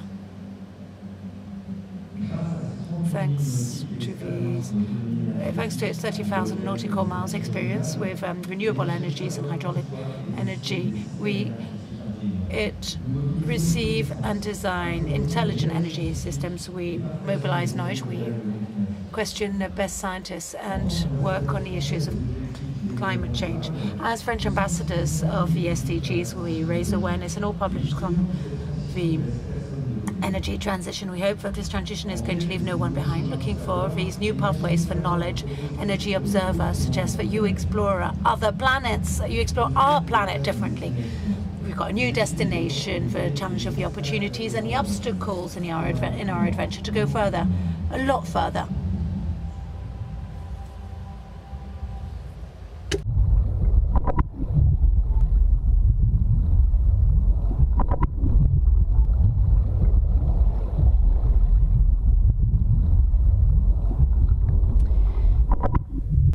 Victorien Russard. Thank you, Victorien Russard, for being here. Good afternoon, everyone, says Mr. Russard. So 6 years your adventure started. We all have the same question. You've been on the ground for 6 years. What are the main lessons you've drawn from this experience on the intermittency of renewable energy and energy optimization? Yes, lots of wrecks. Well, thanks to this laboratory ship with more than 55,000 nautical miles. So it's gone around the planet twice. We've got engineers, scientists who are specialized in energy systems that were developed for this ship, and the fact that we've gone up to 1,000 kilometers away from the North Pole and having so many miles. And we've gone near the North Pole and the Equator, where the sun is very harsh on the systems. Yes, we've got lots of experience to share with our partners. This is a laboratory that was very useful to bring these technologies forwards. We're talking about a ship that does not have an internal combustion motor. It's electrical, uses several sources of energy. It's got a digital ship, a smart ship. We're testing lots of things. And we're talking about the energy mix and the different sources of energy that we use, renewable energy that we use in real time. Well, wind power first. In those days, we'd tested a kite wing, but that's something that innovative startups are still developing. It's not finalized. We tested wind power. It's a lab. We test. Things work. Things don't work. We need to accept you can get it wrong sometimes. So wind turbines, are small vertical turbines. And we had lots of calculations in engineers' desks. Well, it wasn't the case on the ground. We had great performance on the desk, but not in real life. Too much aerodynamic resistance to wind. So we use more energy than we produce. So we decided to get rid of mini wind turbines. But we tested something else, which is really good. Propulsion wings. So you've seen these wings. There's two of them. It's closer to space than ships. So they rotate at 360 degrees. There's a slave-master relationship. There's an IA. It's easy to explain how they work because they're pretty much automated. You need to do a couple of controls. But what I really like with these wings is, and what we told our partner, Aero, who's developing a new version of a ship, a canopy. La Canopy is going to ship spare parts from Europe to South Africa. In this decarbonation of maritime currents, the more fuel respects the environment, more space it takes. So these propulsion wings is going to allow us to reduce our energy use and have greener fuels, more virtuous fuels, that is. So solar power now, well, it's quite good on this kind of ship because we are traveling at low speed. So the next project, one we'll talk about later, I'm not going to put any solar panels on it because it would be total greenwashing. But here, photovoltaic panels are quite helpful. So we've tested several solutions. We've got panels that are bifacial, so they allow us to produce a bit more two faces, made from most of seawater reflection, conformable panels, and there were things that were done badly, some things were done when there were some industrial rexes that allow us to develop new ways of designing their panels. So we've got the ships of Avalon de Globe, the Mocal, they're going around the world. You've got the what we used to call the ocean race, and they've integrated solar panels that we tested on Energy Observer. And these are perfectly reliable panels, and they are going to enhance their sustainability. So this is a small victory. Hydrolian power. Our electrical panels can be reversed, and sometimes we can produce up to 7 kilowatts of electricity. Batteries, well, that works fine. These are very secure batteries to avoid major issue. The more the energy density of the batteries goes up, you want to spend as much energy as possible in as little space as possible. Well, sometimes it can be a bit of an issue. So we've decided to have a lower energy density, but to ensure safety. So we can do this on ships more than on cars. We've got a bit more space because Archimedes is there and he helps us to float. Hydrogen now. Well, hydrogen, this ship really is an ambassador for this hydrogen technology, because on board we've got an autonomous chain on board. In this chain we've got a desalinization process, inverted osmosis, so we take seawater, we get rid of the minerals, we deionize it. It's like water you have in your ironing for the ironing board. It works very well. The electrolyzer works really well. I mean, electrolyzers are a huge issue for, well, it's the technological breakthrough we need to make green hydrogen. So what we've done with this ship, we want to do on a very large industrial scale for everything. To decarbonate the industry, to decarbonate mobility, freight, and so on and so forth. So what's really complicated is that hydrogen is 70 times lighter than air. So you need to compress it or liquefy it. So on board, we compress it at 350 bars, and the compressors don't like this hostile maritime environment much. So it is difficult to produce hydrogen, but the idea of the ship is to raise awareness, to acculturate, and that's what we've done with our other tools, the Energy Observer Foundation and others. So we've raised awareness in the media, in the public, and in the industrialists. And that was good. It's, well, something that's in the public interest, basically. And we've got lots of partners who work on this project. We thought it wasn't going forward fast enough. So we used this ecosystem, our partners' ecosystem, to try and accelerate the energy transition, creating this subsidiary. This is a very concrete tool with very good recs. So we'll come back to the teaching part of what you do, but the next stage, which is underway, the tour of Africa. We know there are many climate and environmental challenges that Africa has to meet. What are you expecting from your next stage in Africa? What are the main points? Well, resilience is key. When there was the COVID crisis, the ship that goes worldwide very slowly with all the issues you can have, that's the kind of issues we've pushed for. We entered our Asian tour, so we are now going around Africa.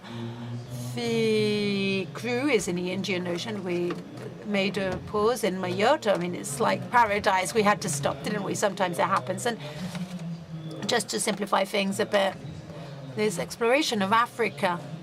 I'm going to South Africa shortly to meet audiovisual production teams. We've got reporters, we've got scientists, and so on and so forth.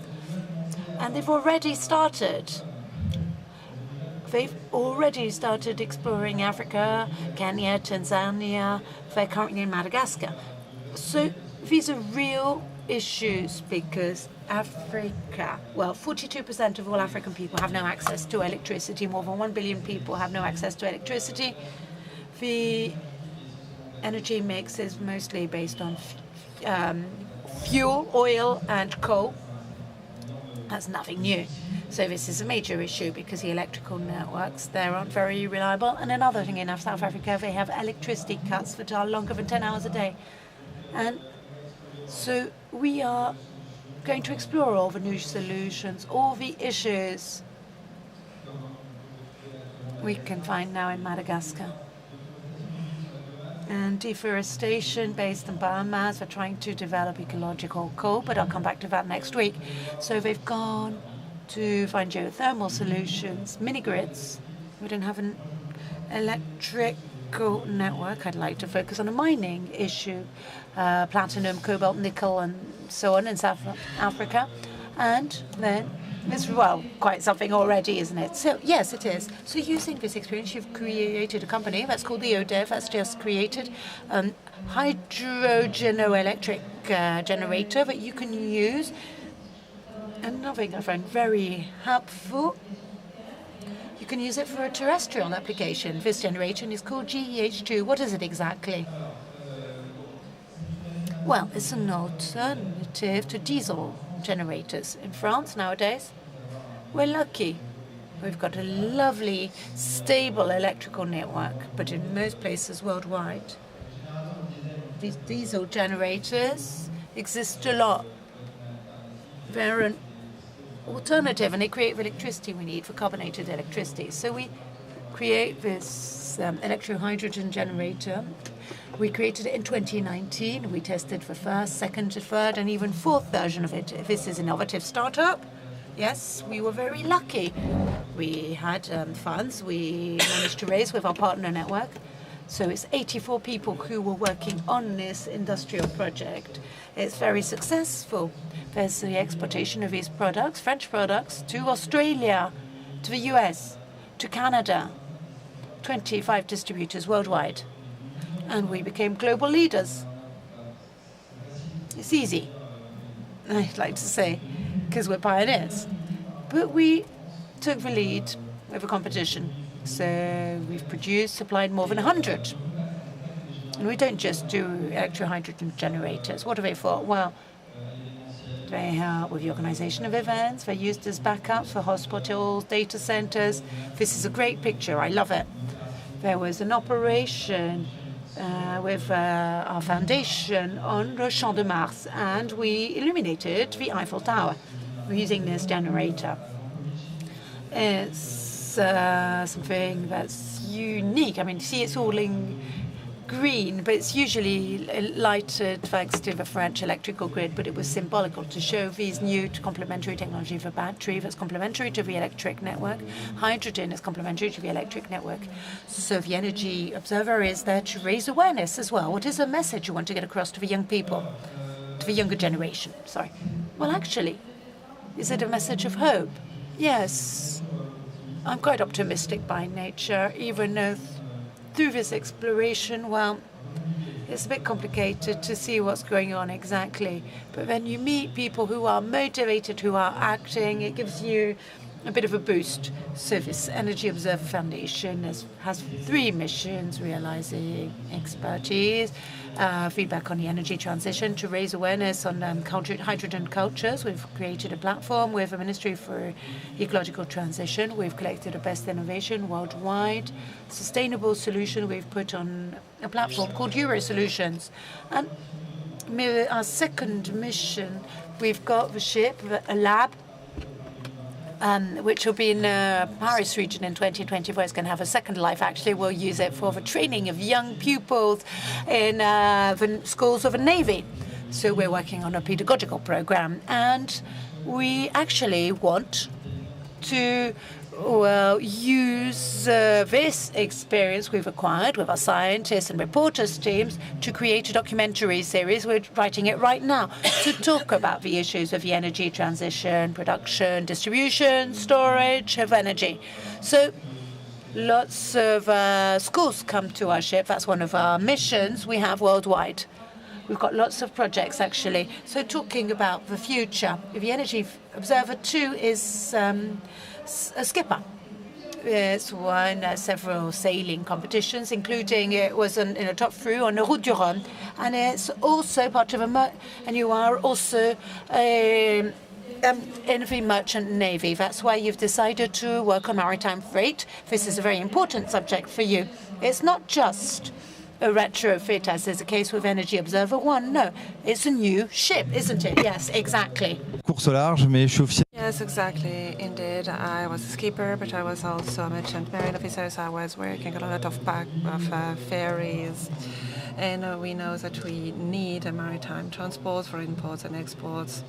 And even if we are reindustrialized, we will still need to convey goods, so it needs to be as green as possible. And of course, there are a lot of competitors with the new fuels, synthetic fuels, with electrically based. But in order for it to be easily transported, we still need to associate hydrogen, which is as a base of all fuel, with carbon. And since we like challenges, yes, indeed challenges, we would like to explore technologies the best way possible in order to decarbonize maritime transport systems, and we organize a consortium with our partners, CGMA, CGM, and Air Liquide, in order to examine all the different commercial and technical parameters in order to get technical and economic systems which is worthy and which is good enough, because we would like to have a cargo ship with the least carbon release as possible. So, of course, we would like to deal with fine particles, which are still released. We also have the issue of sound pollution. We would like to work with an electric generator with fuel cells, which will convert hydrogen electricity. And we would like to mention that we are working on an intra-European navigation. We are not going from a continent to another. It is the same as Airbus, which is trying to develop their zero-I plane. It is most of a national plane.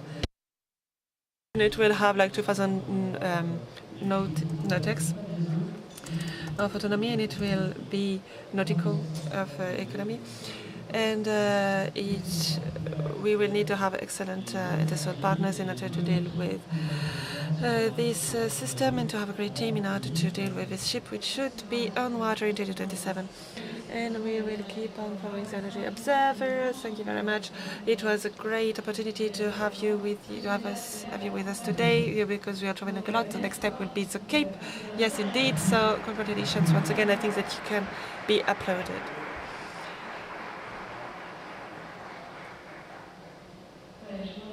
And I would like now Tom to join us on stage. That's it for the morning session. We've got lots more to come in the afternoon, including 7 innovations that everyone will have the chance to vote for. We're also going to be looking at some of the very latest creations in the world of haute couture, but with some rather innovative and sustainable twists. So that's something to look forward to. And Julia, you're going to be talking about nuclear fusion, aren't you? That's right. Nuclear fusion, it's been a pipe dream for decades, and it could now actually be on the cusp of commercialization and a commercial viability. We'll talk about that with Dr. Melanie Windridge. She's the CEO of Fusion Energy Insights. And coming up as well, another exclusive interview with Randall Weiser. He's tweaking plants, the genome of plants, to try to increase carbon sequestration. And before we leave you, we also like to thank DJ Charou. She's aka Sarah Perez. She's a DJ also known for mixing electro music with more traditional Mediterranean beats, and you'll be hearing her mixing throughout the lunch break and also later on this afternoon. Wow, that's something to look forward to, and big thank you to DJ Charou. Time now for some food and some networking. We'll be back at 2 p.m.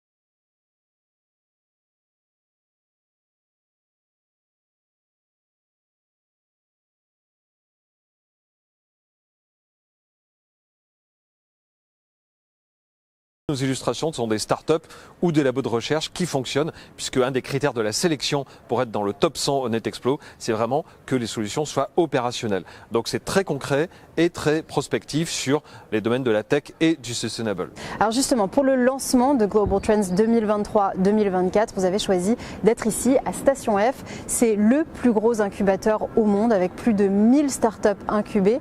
Pourquoi avoir choisi ce lieu? Deux points communs avec l'observatoire Netexplo. C'est un, la créativité, hein, c'est un lieu d'effervescence créative évidemment, et puis aussi le côté sustainable, parce que beaucoup de startups incubées ici à Station F sont sur le monde durable, avec essayer de trouver des solutions concrètes, positives et constructives pour l'avenir. Tu es donc l'auteur d'une trilogie depuis 2021 qui s'appelle The New Now, et le dernier épisode donc sort cette année, 2023-2024, et il s'intitule Get Real. Est-ce que ça veut dire qu'on doit revenir à la réalité? Oui, c'est ça, c'est un retour à la réalité. En fait, la réalité nous a rattrapés. Donc c'est une invitation à éviter le bullshit, à éviter le déni et à faire preuve de beaucoup plus de lucidité. Absolument Sylvain, et je vous propose justement tout de suite d'embarquer sur le premier épisode de ces Global Trends 2023-2024, ce premier épisode qui s'intitule Acknowledging.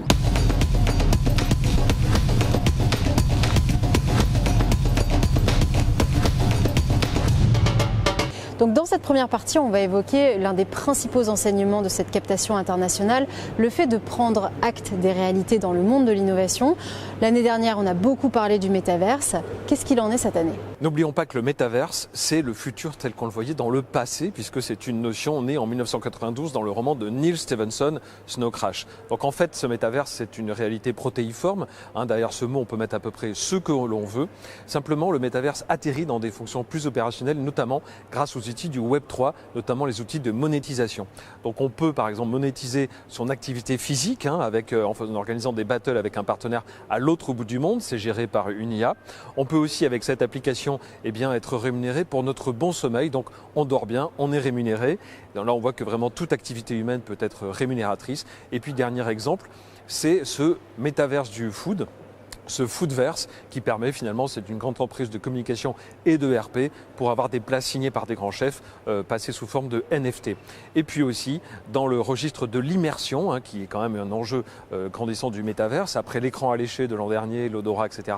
Et bien là on va plus loin avec des fonctions sophistiquées comme ce système qui vous permet avec des envois d'ultrasons sur la langue, les lèvres et les dents, de reproduire des sensations hyper fines par rapport à votre bouche. Donc par exemple, vous pouvez vous brosser les dents dans le métaverse ou alors traverser dans un jeu vidéo des toiles d'araignées et sentir les araignées ramper sur vos lèvres. Ça n'a pas l'air très agréable ça. En tout cas, on constate effectivement que le métaverse du coup se retrouve de plus en plus dans notre quotidien. Oui, c'est exactement ça, et notamment dans des secteurs de la formation ou de l'éducation, puisque avec cette application-là, vous accédez à un sens particulièrement essentiel dans l'apprentissage des mathématiques, qui est la spatialisation, c'est-à-dire votre perception de l'espace, et qui permet de comprendre beaucoup de sujets mathématiques en dehors de la théorie, donc c'est parfait pour les étudiants.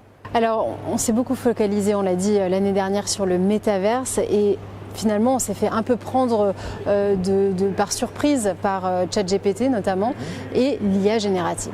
Et on peut générer de plus en plus n'importe quoi finalement avec l'IA générative, à commencer par les sons. Vous avez besoin d'un bruitage, d'une chanson, d'un sound design pour un film, pour autre chose. Et bien vous dictez ce que vous voulez à l'IA générative, toujours sous forme de prompt, ce petit texte qui vous permet de briefer l'IA, et vous avez le bruit que vous voulez. On peut aussi aller dans des domaines plus scientifiques comme la médecine. Vous pouvez dicter à des IA l'assemblage des protéines qui va faire que vous allez trouver de nouveaux médicaments. Là où avant vous auriez eu besoin de plusieurs années de recherche, là en quelques jours vous avez une sorte de laboratoire comme ça virtuel qui se met en branle, et puis vous avez des nouveaux médicaments à la sortie. Alors, quand on parle de l'IA, on parle toujours de ce fameux débat, est-ce que l'IA va remplacer l'humain? Est-ce qu'on ne se lasse pas de ce discours? Oui, on s'en lasse un petit peu, c'est un discours un peu stérile, dont on nous rebat les oreilles, et puis on n'arrête pas de convoquer les références comme Terminator, etc. C'est toujours la même chose, on n'en peut plus. Donc simplement, ayons la lucidité aussi de voir que l'IA, c'est simplement un outil ultra puissant, et puis on l'utilise bien, et ça va parfaitement comme ça. On peut aussi remarquer que le prompt, qui est l'origine de toute génération par l'IA générative, restera humain. Ce sont ces quelques mots, parfois 3 mots, parfois 10 mots, parfois 20 mots, mais il faut savoir choisir les bons mots, les assembler dans le bon ordre, etc. pour avoir le résultat escompté. Donc la place de l'humain, elle est toujours là, évidemment, et sortons des débats qui ne servent à rien. Tout se passe finalement comme si l'IA nous renvoyait à nos propres contradictions. Oui, c'est exactement ça. Par exemple, toutes les COP, tous les sommets internationaux, on a des pays assemblés autour d'une table et on sait par avance que la solution va être soit trop pauvre, ou soit inapplicable. Pourquoi ? Parce que c'est un peu le plus petit dénominateur commun. C'est-à-dire que les intérêts des États, des pays, des régions du monde sont complètement divergents en termes de géopolitique et puis aussi en termes de conception éthique, tout simplement. Alors qu'en se disant, une IA qui justement faisait peur par son côté froid, justement, ce côté froid, on va l'utiliser pour dégager tout affect et il n'y a plus aucun intérêt géostratégique. Et donc cette IA, par exemple, propose des solutions économiques au niveau d'une société, à la place des politiques. Et donc, c'est en quelque sorte une façon de déléguer ce pouvoir-là, parce que nous, humains, nous serions incapables de le faire à cause de ces divergences à cette IA. Et puis aussi, on peut enchaîner sur le sujet, la même chose, simplement sur le sujet du monde durable. Et donc, cette IA, plutôt que d'avoir des COP 27, 28, 29, et puis n'en plus finir avec des solutions qui n'existent pas finalement ou qui aboutissent à des choses décevantes, cette IA, tous les mois, va générer des solutions applicables avec avec une sorte d'alliance des intérêts économiques et puis sustainable, sans aucun affect, sans aucun intérêt particulier. Et un cran plus loin en politique, c'est que ce parti, synthétique parti, qui a inventé un leader politique, c'est une IA en fait. C'est une IA qui est censée représenter toutes les personnes qui ne votent pas au Danemark depuis des années. Et donc toutes ces personnes qui n'avaient pas voix au chapitre, et pour cause parce qu'ils ne votent pas, ont été entraînées en machine learning. Cette IA a été entraînée en machine learning pour pouvoir représenter toute cette frange de la population. Donc là, on a vraiment, c'est comme Kantorowicz qui parlait des deux corps du roi dans son ouvrage, qui avait d'un côté le corps de chair et de sang qui va vieillir, mourir, etc. Et de l'autre côté, le corps éternel du roi, c'est le corps intemporel, c'est la notion, le concept. Là, c'est l'IA qui jouerait ce rôle-là pour finalement faire de nous des pauvres petits représentants de son intelligence supérieure. Alors la sustainability constitue avec l'IA générative la deuxième tendance que vous avez vraiment captée au niveau de l'observatoire, mais les deux sont liés finalement. Oui, les deux sont liés parce qu'évidemment l'IA avec sa puissance de calcul et sa précision peut nous permettre non seulement de prendre conscience de faits planétaires, sans lesquels nous n'aurons pas du tout de vision, mais aussi permet de résoudre certains problèmes, notamment avec cette application qui offre une vue parfaitement globale de tel et tel problème, de tel et tel aspect. Et puis la version plus cynique peut-être de cette application-là, c'est cette solution qui fournit une sorte de prémonition des effets négatifs du changement climatique et notamment en termes immobiliers, c'est-à-dire vous déconseille d'acheter dans telle et telle région du globe parce que votre maison serait submergée ou votre bien immobilier serait donc dégradé, sa valeur serait perdue. Donc vous voyez, des applications très très différentes, toujours par l'IA, qui montrent finalement que l'intention restera toujours le principal. Comment est-ce qu'on peut penser le futur de l'IA générative ? Alors déjà, on peut jouer à se faire peur. Donc on peut prendre par exemple la métaphore de ce fameux champignon Cordyceps, qui est le héros de la série et du jeu vidéo The Last of Us. Donc c'est ce champignon qui prend possession d'un être vivant pour en faire un être vivant à sa botte, une sorte de zombie. Donc ce champignon, en réalité, s'empare par exemple des fourmis ou d'autres insectes et puis assèche complètement son corps pour s'en servir et puis après répandre ses spores. Donc on peut échapper à cette métaphore du cordyceps pour penser l'IA. On peut aussi la penser de façon plus responsable, plus lucide en faisant un outil tout simplement. Et puis aussi on peut, comme cette tentative-là, se dire que l'IA, plus personne ne peut la comprendre tellement elle est puissante et donc finalement pour prévoir l'avenir de l'IA, la confier à une IA. Alors une fois qu'on a fait ce constat avec toute la lucidité nécessaire, la prochaine étape c'est passer à l'action, s'adapter. Et c'est d'ailleurs le prochain chapitre de ces Netexplo Global Trends 2023-2024, s'adapter.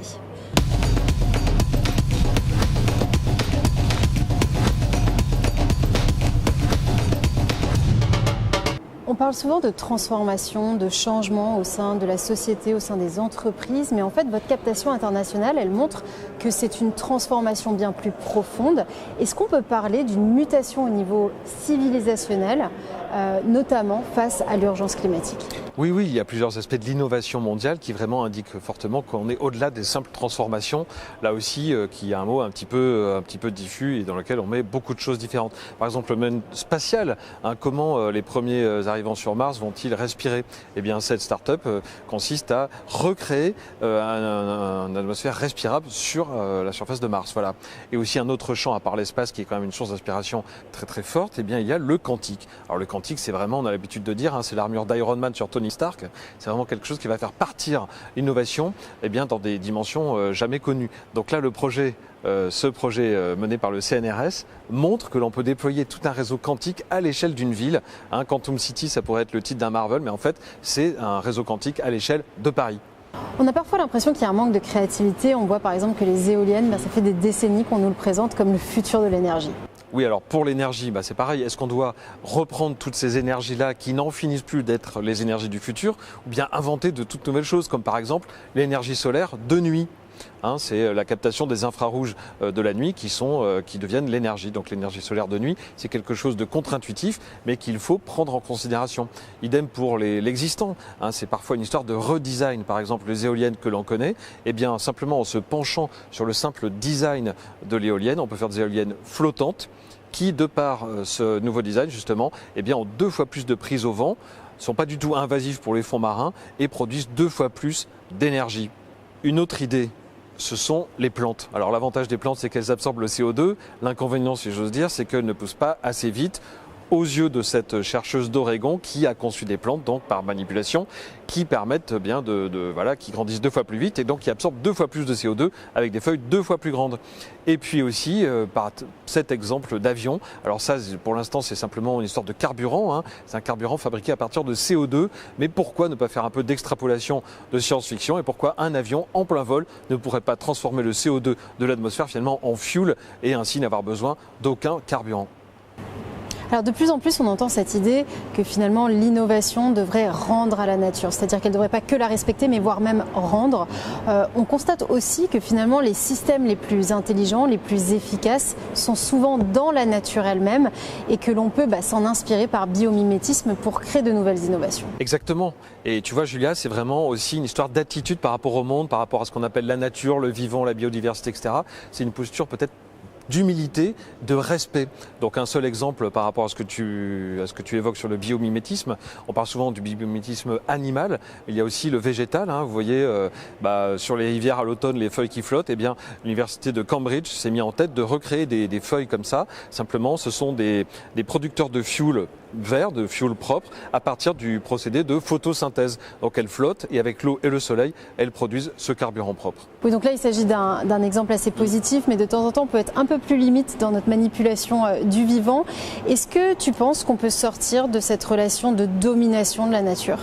Très intéressant, c'est aussi une question qui pose le problème en effet de notre rapport au monde. Donc tu vois Julia, on joue toujours avec la vie et la mort, c'est quelque chose de très ancré en nous et on ne peut pas s'empêcher de jouer avec ses limites. Donc par exemple, il y a cette innovation-là qui fait d'araignées mortes des pinces biodégradables finalement. On prend une araignée morte et on en fait un robot. Donc est-ce qu'on a le droit, de quel droit pourrait-on finalement se dire qu'on prend un être vivant mais pour en faire autre chose, pour en faire un robot? Et là c'est peut-être un rapport utilitariste à la nature comme on a eu depuis finalement des décennies et des siècles, qui peut être remise en question éventuellement. À l'autre bout de l'échelle, on a parlé d'une araignée, le mammouth qui renaît de ses cendres, c'est un projet des chercheurs d'Harvard qui se disent que ce mammouth est capable de compacter ce qu'on appelle le permafrost, ce sol gelé qui contiendrait des gaz à effet de serre. Donc ressusciter le mammouth, c'est faire en sorte que ce sol soit toujours compacté et que ces gaz ne s'échappent pas. Donc là, on voit que c'est un rapport à la nature particulièrement limite, en tout cas qui interroge notre éthique et nos valeurs. Bon, face à l'urgence climatique, il faut évidemment s'adapter vite. Ça, du coup, nous mène à nous poser de nombreuses questions et de temps en temps des questions impossibles. Bon, alors, il y a le scénario de l'adaptation, il y a aussi le scénario de la préservation, de la restauration. Mais c'est vrai que l'adaptation paraît quelque chose peut-être de plus vraisemblable, en tout cas plus naturel. Et c'est vrai que cette question de l'adaptation nous oblige à passer au-delà de l'anxiété que l'on ressent, c'est-à-dire qui nous paralyse, ou du déni d'ailleurs, ou du bullshit, pour aller sur des solutions bien concrètes. Et c'est là qu'on voit qu'on a des questions cornéliennes, quasiment impossibles à trancher. Par exemple, vous voyez, cette start-up produit des objets de maroquinerie en cuir de poisson. Mais c'est un poisson, c'est le poisson-lion, qui était inoffensif et qui maintenant est devenu une espèce invasive qui détruit les coraux, qui, comme on le sait, sont évidemment essentiels pour la captation de CO2 pour donc notre planète. Donc la question est, faut-il exterminer toute une espèce de poisson pour la survie des coraux? Voilà le genre de questions très difficile, pas impossible, mais très difficile à trancher, auquel on va être confronté dans les années à venir. Est-ce qu'on ne va pas être tenté de protéger tout ce qui est en voie d'extinction, peut-être avec des jumeaux numériques? Pourquoi pas? C'est vrai que c'est la grande tentation avec le développement du métaverse, du double numérique, de la réalité virtuelle. En fait, on assiste déjà à des solutions finalement pour empêcher certaines choses de mourir, y compris au niveau culturel. Par exemple, là, toute une langue, la langue aborigène, la langue maori, va être transposée finalement dans une sorte de métaverse, de métaverse linguistique avec cette innovation-là. Et pour aller un cran plus loin, tout le gouvernement et le chef d'État de ce petit archipel-là, a acté le fait qu'il allait disparaître sous les eaux et donc a créé un double numérique de son pays en entier pour, dit-il, faire survivre sa civilisation, son territoire, sa langue, etc. Simplement, là, on a tout un tas de problèmes qui vont arriver, y compris juridiques. Est-ce que la population d'un État qui est sous l'eau, qui n'est donc plus habitable, est-ce que cette population continue encore à exister, à pouvoir exercer son droit démocratique, avoir des élections, etc. C'est tout un tas de questions civilisationnelles qui vont émerger.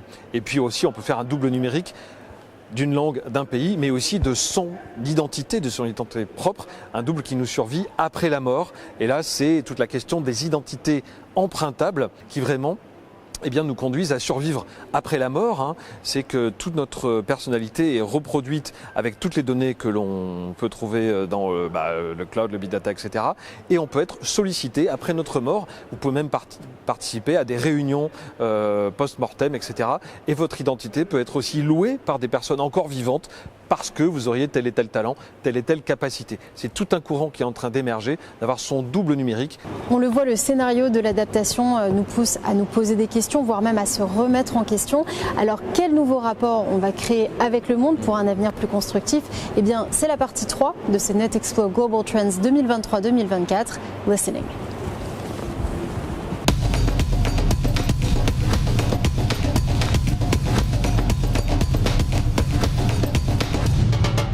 Alors Sylvain, on voit que le rapport entre tech et sustainability dépend de notre manière de voir le monde. Comment justement est-ce qu'on peut nommer ce monde du vivant? Tu vois Julia, c'est très intéressant parce qu'on peut vraiment avoir une vision utilitariste de la nature ou une vision plus respectueuse. L'écoute nous permet donc de voir les choses autour de nous de façon plus égalitaire, de peut-être mieux comprendre le monde également. Mais est-ce que c'est une attitude qui finalement nous pousse à l'action? On peut évidemment d'abord s'écouter soi-même, c'est-à-dire écouter les relations que nous avons entre humains, les relations que nous avons les uns avec les autres. Et là, on a tout un tas de solutions pour justement favoriser cette écoute et cette égalité.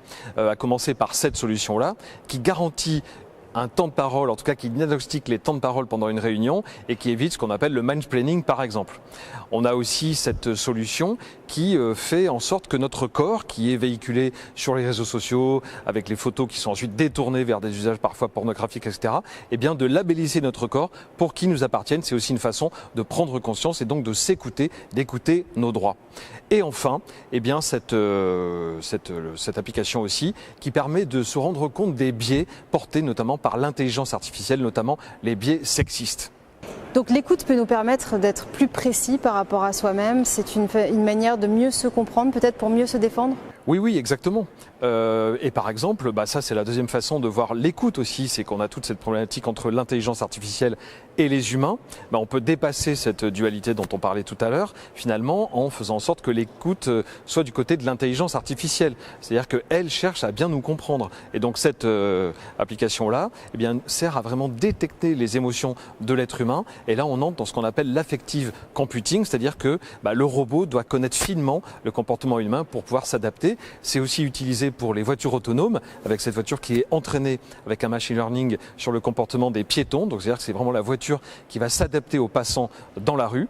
Et puis aussi, là, on peut parler vraiment d'une écoute plus fondamentale, c'est l'écoute de notre physiologie. Là, on parle de santé, c'est l'écoute de notre cerveau avec ce casque. Là, finalement, c'est une sorte de combinaison de bonnet de plongée sur notre tête, mais qui, avec des pulsations électriques, est capable de créer une compréhension très très fine de notre cerveau et même un jumeau numérique de notre cerveau. Et puisque nous sommes dans le cerveau, on se rend compte qu'il y a des expérimentations à but thérapeutique, comme par exemple injecter de la lumière dans les neurones pour combattre des maladies comme Alzheimer ou Parkinson.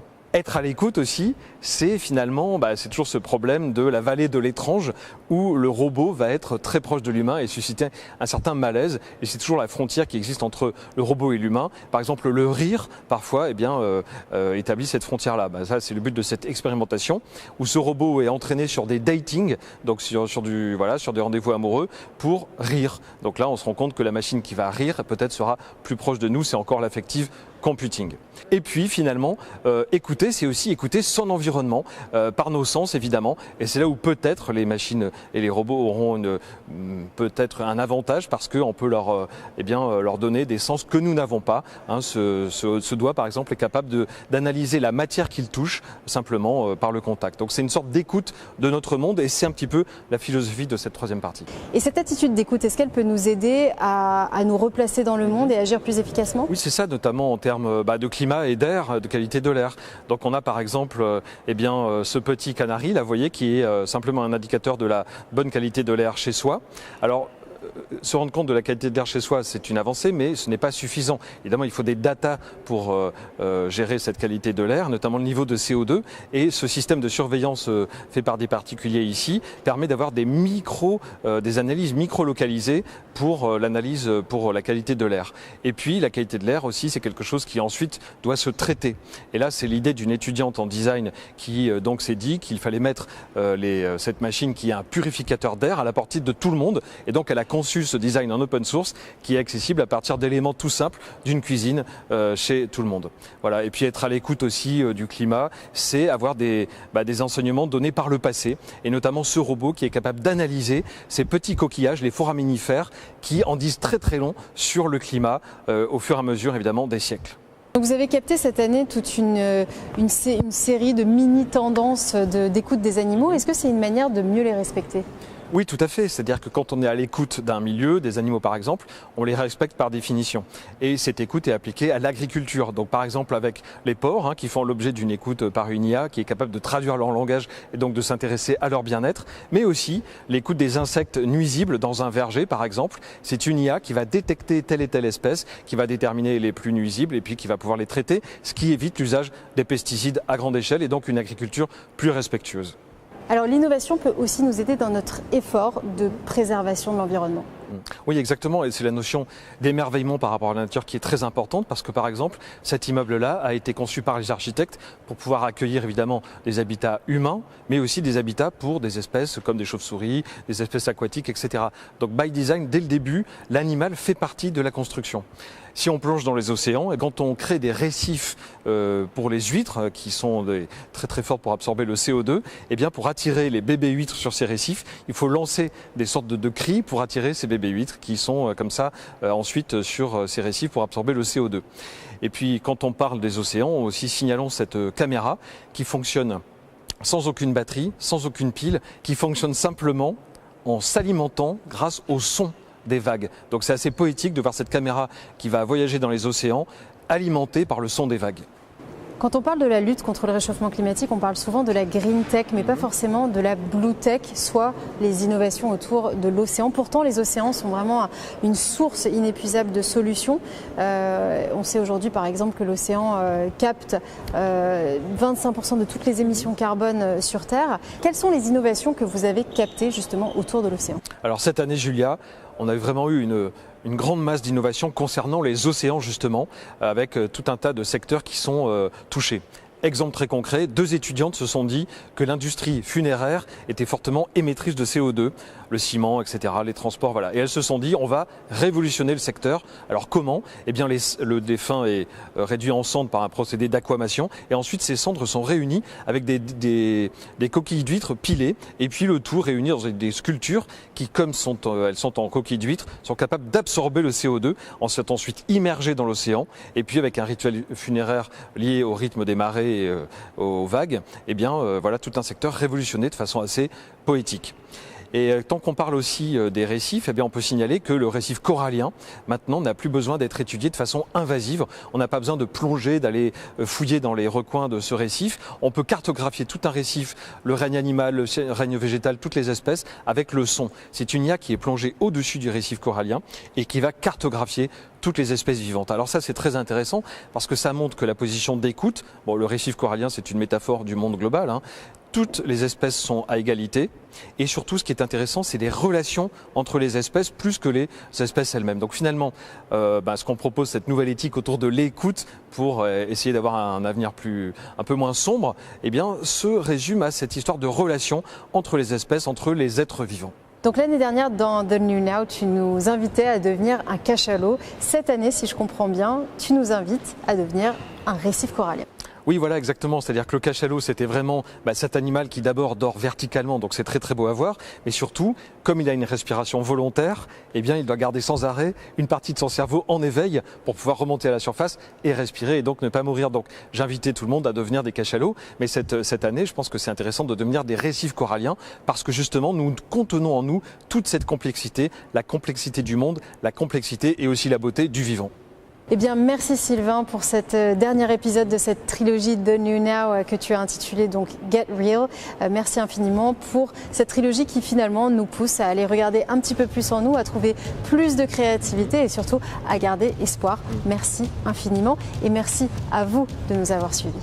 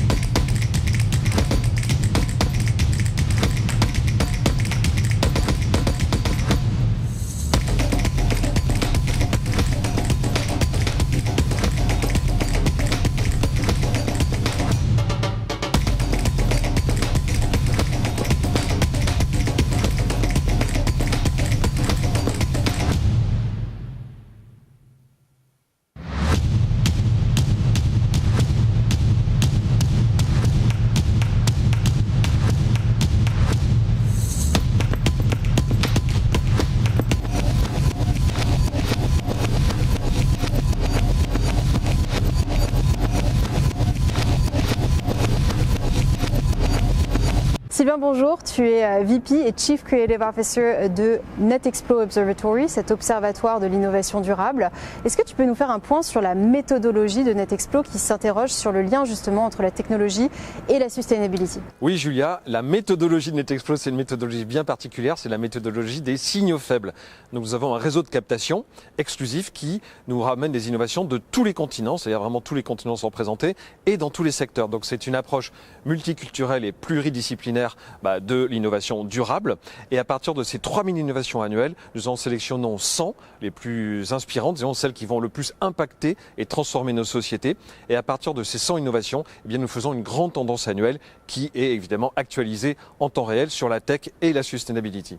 Alors justement, chez Netexplo Observatory, tu es en charge de l'offre Global Trends. C'est ce qui constitue l'ADN de l'observatoire. Est-ce que tu peux nous expliquer en quoi c'est pertinent, non seulement pour vos adhérents, mais aussi pour vos clients? Alors pour les clients, partenaires et adhérents de l'offre Global Trends Netexplo, eh bien c'est intéressant parce que ça offre d'une part une vision internationale puisque nous captons l'innovation durable sur tous les continents et dans tous les secteurs, mais aussi un côté très opérationnel puisque toutes nos illustrations sont des startups ou des labos de recherche qui fonctionnent puisque un des critères de la sélection pour être dans le top 100 au Netexplo, c'est vraiment que les solutions soient opérationnelles. Donc c'est très concret et très prospectif sur les domaines de la tech et du sustainable. Alors justement, pour le lancement de Global Trends 2023-2024, vous avez choisi d'être ici à Station F. C'est le plus gros incubateur au monde avec plus de 1000 startups incubées.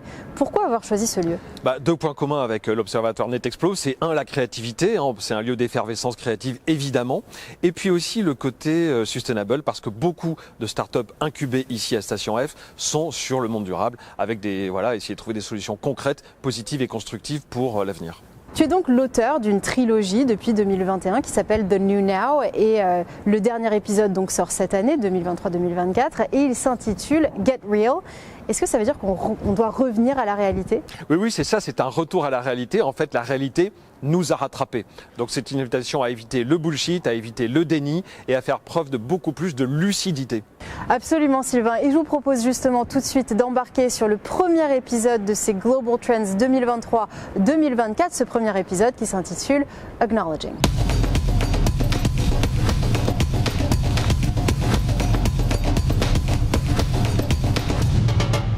Donc dans cette première partie, on va évoquer l'un des principaux enseignements de cette captation internationale, le fait de prendre acte des réalités dans le monde de l'innovation. L'année dernière, on a beaucoup parlé du métaverse. Qu'est-ce qu'il en est cette année? N'oublions pas que le métaverse, c'est le futur tel qu'on le voyait dans le passé, puisque c'est une notion née en 1992 dans le roman de Neil Stephenson, Snow Crash. Donc en fait, ce métaverse, c'est une réalité protéiforme. Derrière ce mot, on peut mettre à peu près ce que l'on veut. Simplement, le métaverse atterrit dans des fonctions plus opérationnelles, notamment grâce aux outils du Web 3, notamment les outils de monétisation. Donc on peut par exemple monétiser son activité physique en organisant des battles avec un partenaire à l'autre bout du monde, c'est géré par une IA. On peut aussi avec cette application être rémunéré pour notre bon sommeil, donc on dort bien, on est rémunéré. Donc là on voit que vraiment toute activité humaine peut être rémunératrice. Et puis dernier exemple, c'est ce métaverse du food. Ce foodverse qui permet finalement, c'est une grande entreprise de communication et de RP pour avoir des plats signés par des grands chefs passés sous forme de NFT.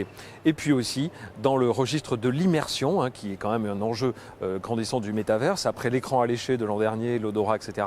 Et bien là on va plus loin avec des fonctions sophistiquées comme ce système qui vous permet avec des envois d'ultrasons sur la langue, les lèvres et les dents, de reproduire des sensations hyper fines par rapport à votre bouche. Donc par exemple, vous pouvez vous brosser les dents dans le métaverse ou alors traverser dans un jeu vidéo des toiles d'araignées et sentir les araignées ramper sur vos lèvres. Ça n'a pas l'air très agréable ça. En tout cas, on constate effectivement que le métaverse du coup se retrouve de plus en plus dans notre quotidien. Oui, c'est exactement ça, et notamment dans des secteurs de la formation ou de l'éducation, puisque avec cette application-là, vous accédez à un sens particulièrement essentiel dans l'apprentissage des mathématiques, qui est la spatialisation, c'est-à-dire votre perception de l'espace, et qui permet de comprendre beaucoup de sujets mathématiques en dehors de la théorie, donc c'est parfait pour les étudiants.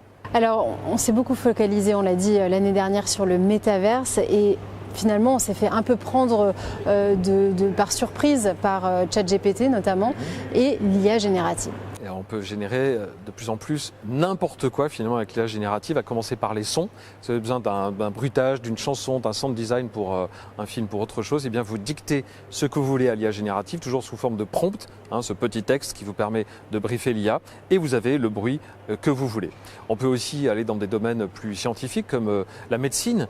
Vous pouvez dicter à des IA l'assemblage des protéines qui va faire que vous allez trouver de nouveaux médicaments, là où avant vous auriez eu besoin de plusieurs années de recherche. Là, en quelques jours, vous avez une sorte de laboratoire comme ça, virtuel, qui se met en branle, et puis vous avez des nouveaux médicaments à la sortie. Alors, quand on parle de l'IA, on parle toujours de ce fameux débat, est-ce que l'IA va remplacer l'humain? Est-ce qu'on ne se lasse pas de ce discours? Oui, on s'en lasse un petit peu, c'est un discours un peu stérile, dont on nous rebat les oreilles, et puis on n'arrête pas de convoquer les références comme Terminator, etc. C'est toujours la même chose, on n'en peut plus.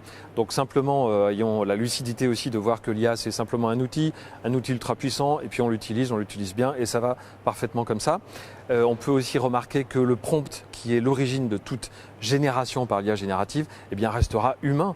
Ce sont ces quelques mots, parfois 3 mots, parfois 10 mots, parfois 20 mots, mais il faut savoir choisir les bons mots, les assembler dans le bon ordre, etc., pour avoir le résultat escompté. Donc la place de l'humain, elle est toujours là, évidemment, et sortons des débats qui ne servent à rien. Tout se passe finalement comme si l'IA nous renvoyait à nos propres contradictions.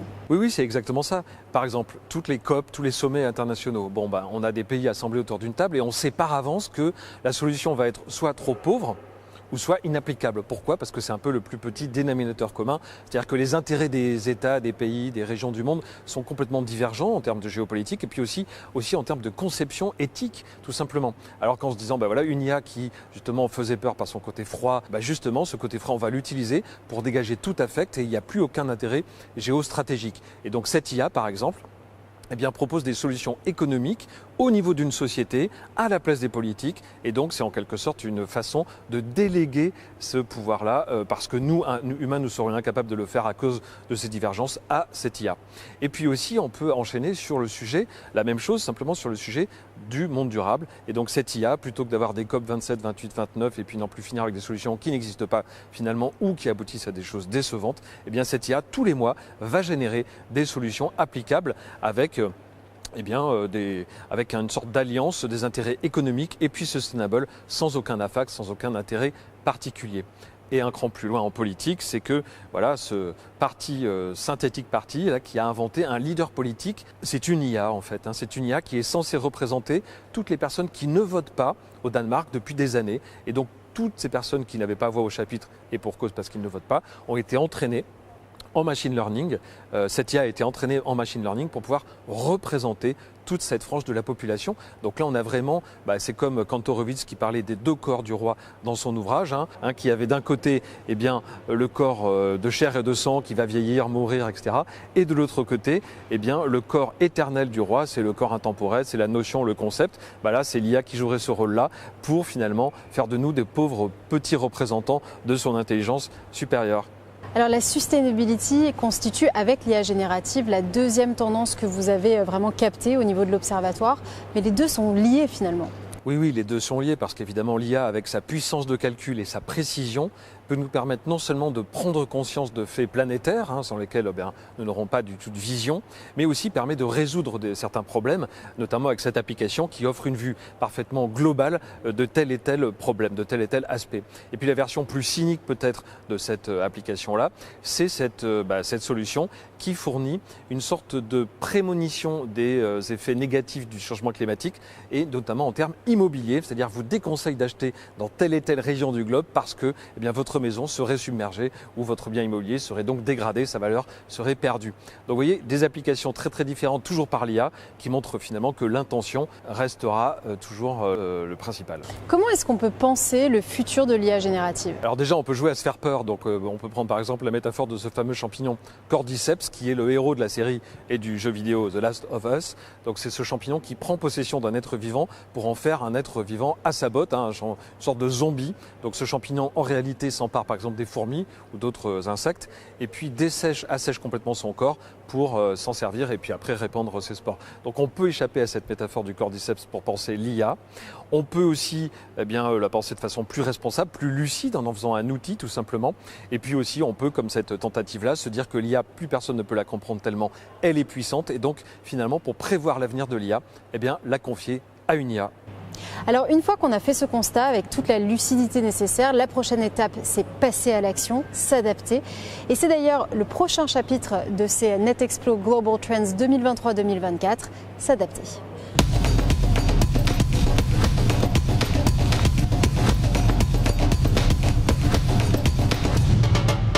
On parle souvent de transformation, de changement au sein de la société, au sein des entreprises, mais en fait votre captation internationale, elle montre que c'est une transformation bien plus profonde. Est-ce qu'on peut parler d'une mutation au niveau civilisationnel, notamment face à l'urgence climatique? Oui, il y a plusieurs aspects de l'innovation mondiale qui vraiment indiquent fortement qu'on est au-delà des simples transformations, là aussi qui est un mot un petit peu diffus et dans lequel on met beaucoup de choses différentes. Par exemple, le domaine spatial, comment les premiers arrivant sur Mars vont-ils respirer? Eh bien, cette start-up consiste à recréer une atmosphère respirable sur la surface de Mars. Voilà. Et aussi un autre champ, à part l'espace, qui est quand même une source d'inspiration très très forte, eh bien, il y a le quantique. Alors le quantique, c'est vraiment, on a l'habitude de dire, c'est l'armure d'Iron Man sur Tony Stark. C'est vraiment quelque chose qui va faire partir l'innovation dans des dimensions jamais connues. Donc là, ce projet mené par le CNRS montre que l'on peut déployer tout un réseau quantique à l'échelle d'une ville. Quantum City, ça pourrait être le titre d'un Marvel, mais en fait, c'est un réseau quantique à l'échelle de Paris. On a parfois l'impression qu'il y a un manque de créativité. On voit par exemple que les éoliennes, ça fait des décennies qu'on nous le présente comme le futur de l'énergie. Oui, alors pour l'énergie, c'est pareil. Est-ce qu'on doit reprendre toutes ces énergies-là qui n'en finissent plus d'être les énergies du futur ou bien inventer de toutes nouvelles choses, comme par exemple l'énergie solaire de nuit? C'est la captation des infrarouges de la nuit qui deviennent l'énergie. Donc l'énergie solaire de nuit, c'est quelque chose de contre-intuitif, mais qu'il faut prendre en considération. Idem pour l'existant. C'est parfois une histoire de redesign. Par exemple, les éoliennes que l'on connaît, eh bien, simplement en se penchant sur le simple design de l'éolienne, on peut faire des éoliennes flottantes qui, de par ce nouveau design, justement, eh bien, ont 2 fois plus de prise au vent, ne sont pas du tout invasifs pour les fonds marins et produisent 2 fois plus d'énergie. Une autre idée, ce sont les plantes. Alors l'avantage des plantes, c'est qu'elles absorbent le CO2. L'inconvénient, si j'ose dire, c'est qu'elles ne poussent pas assez vite aux yeux de cette chercheuse d'Oregon qui a conçu des plantes, donc par manipulation, qui permettent bien qui grandissent 2 fois plus vite et donc qui absorbent 2 fois plus de CO2 avec des feuilles 2 fois plus grandes. Et puis aussi, par cet exemple d'avion, alors ça, pour l'instant, c'est simplement une histoire de carburant. C'est un carburant fabriqué à partir de CO2. Mais pourquoi ne pas faire un peu d'extrapolation de science-fiction et pourquoi un avion en plein vol ne pourrait pas transformer le CO2 de l'atmosphère finalement en fuel et ainsi n'avoir besoin d'aucun carburant? Alors de plus en plus, on entend cette idée que finalement l'innovation devrait rendre à la nature, c'est-à-dire qu'elle ne devrait pas que la respecter, mais voire même rendre. On constate aussi que finalement les systèmes les plus intelligents, les plus efficaces sont souvent dans la nature elle-même et que l'on peut s'en inspirer par biomimétisme pour créer de nouvelles innovations. Exactement. Et tu vois, Julia, c'est vraiment aussi une histoire d'attitude par rapport au monde, par rapport à ce qu'on appelle la nature, le vivant, la biodiversité, etc. C'est une posture peut-être d'humilité, de respect. Donc un seul exemple par rapport à ce que tu évoques sur le biomimétisme. On parle souvent du biomimétisme animal. Il y a aussi le végétal. Vous voyez, sur les rivières à l'automne, les feuilles qui flottent. Eh bien, l'université de Cambridge s'est mis en tête de recréer des feuilles comme ça. Simplement, ce sont des producteurs de fuel vert, de fuel propre, à partir du procédé de photosynthèse. Donc elles flottent et avec l'eau et le soleil, elles produisent ce carburant propre. Oui, donc là, il s'agit d'un exemple assez positif, mais de temps en temps, on peut être un peu plus limite dans notre manipulation du vivant. Est-ce que tu penses qu'on peut sortir de cette relation de domination de la nature ? Très intéressant, c'est aussi une question qui pose le problème en effet de notre rapport au monde. Donc tu vois Julia, on joue toujours avec la vie et la mort, c'est quelque chose de très ancré en nous et on ne peut pas s'empêcher de jouer avec ses limites. Donc par exemple, il y a cette innovation-là qui fait d'araignées mortes des pinces biodégradables finalement. On prend une araignée morte et on en fait un robot. Donc est-ce qu'on a le droit, de quel droit pourrait-on finalement se dire qu'on prend un être vivant mais pour en faire autre chose, pour en faire un robot? Et là c'est peut-être un rapport utilitariste à la nature comme on a eu depuis finalement des décennies et des siècles, qui peut être remise en question éventuellement. À l'autre bout de l'échelle, on a parlé d'une araignée, le mammouth qui renaît de ses cendres, c'est un projet des chercheurs d'Harvard qui se disent que ce mammouth est capable de compacter ce qu'on appelle le permafrost, ce sol gelé qui contiendrait des gaz à effet de serre. Donc ressusciter le mammouth, c'est faire en sorte que ce sol soit toujours compacté et que ces gaz ne s'échappent pas. Donc là, on voit que c'est un rapport à la nature particulièrement limite, en tout cas qui interroge notre éthique et nos valeurs. Bon, face à l'urgence climatique, il faut évidemment s'adapter vite. Ça, du coup, nous mène à nous poser de nombreuses questions et de temps en temps des questions impossibles. Bon, alors, il y a le scénario de l'adaptation, il y a aussi le scénario de la préservation, de la restauration. Mais c'est vrai que l'adaptation paraît quelque chose peut-être de plus vraisemblable, en tout cas plus naturel. Et c'est vrai que cette question de l'adaptation nous oblige à passer au-delà de l'anxiété que l'on ressent, c'est-à-dire qui nous paralyse, ou du déni d'ailleurs, ou du bullshit, pour aller sur des solutions bien concrètes. Et c'est là qu'on voit qu'on a des questions cornéliennes, quasiment impossibles à trancher. Par exemple, vous voyez, cette start-up produit des objets de maroquinerie en cuir de poisson. Mais c'est un poisson, c'est le poisson lion, qui était inoffensif et qui maintenant est devenu une espèce invasive qui détruit les coraux, qui, comme on le sait, sont évidemment essentiels pour la captation de CO2 pour donc notre planète. Donc la question est, faut-il exterminer toute une espèce de poisson pour la survie des coraux? Voilà le genre de questions très difficile, pas impossible, mais très difficile à trancher, auquel on va être confronté dans les années à venir. Est-ce qu'on ne va pas être tenté de protéger tout ce qui est en voie d'extinction, peut-être avec des jumeaux numériques? Pourquoi pas? C'est vrai que c'est la grande tentation avec le développement du métaverse, du double numérique, de la réalité virtuelle.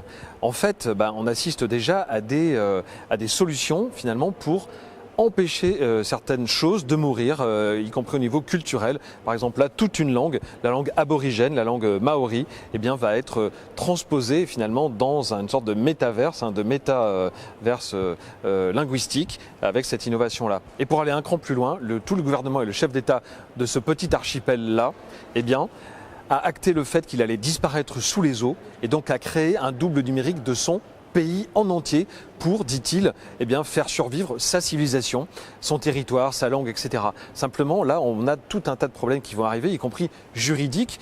Est-ce que eh bien, la population d'un État qui est sous l'eau, qui n'est donc plus habitable, est-ce que cette population continue encore à exister, à pouvoir exercer son droit démocratique, avoir des élections, etc. C'est tout un tas de questions civilisationnelles qui vont émerger.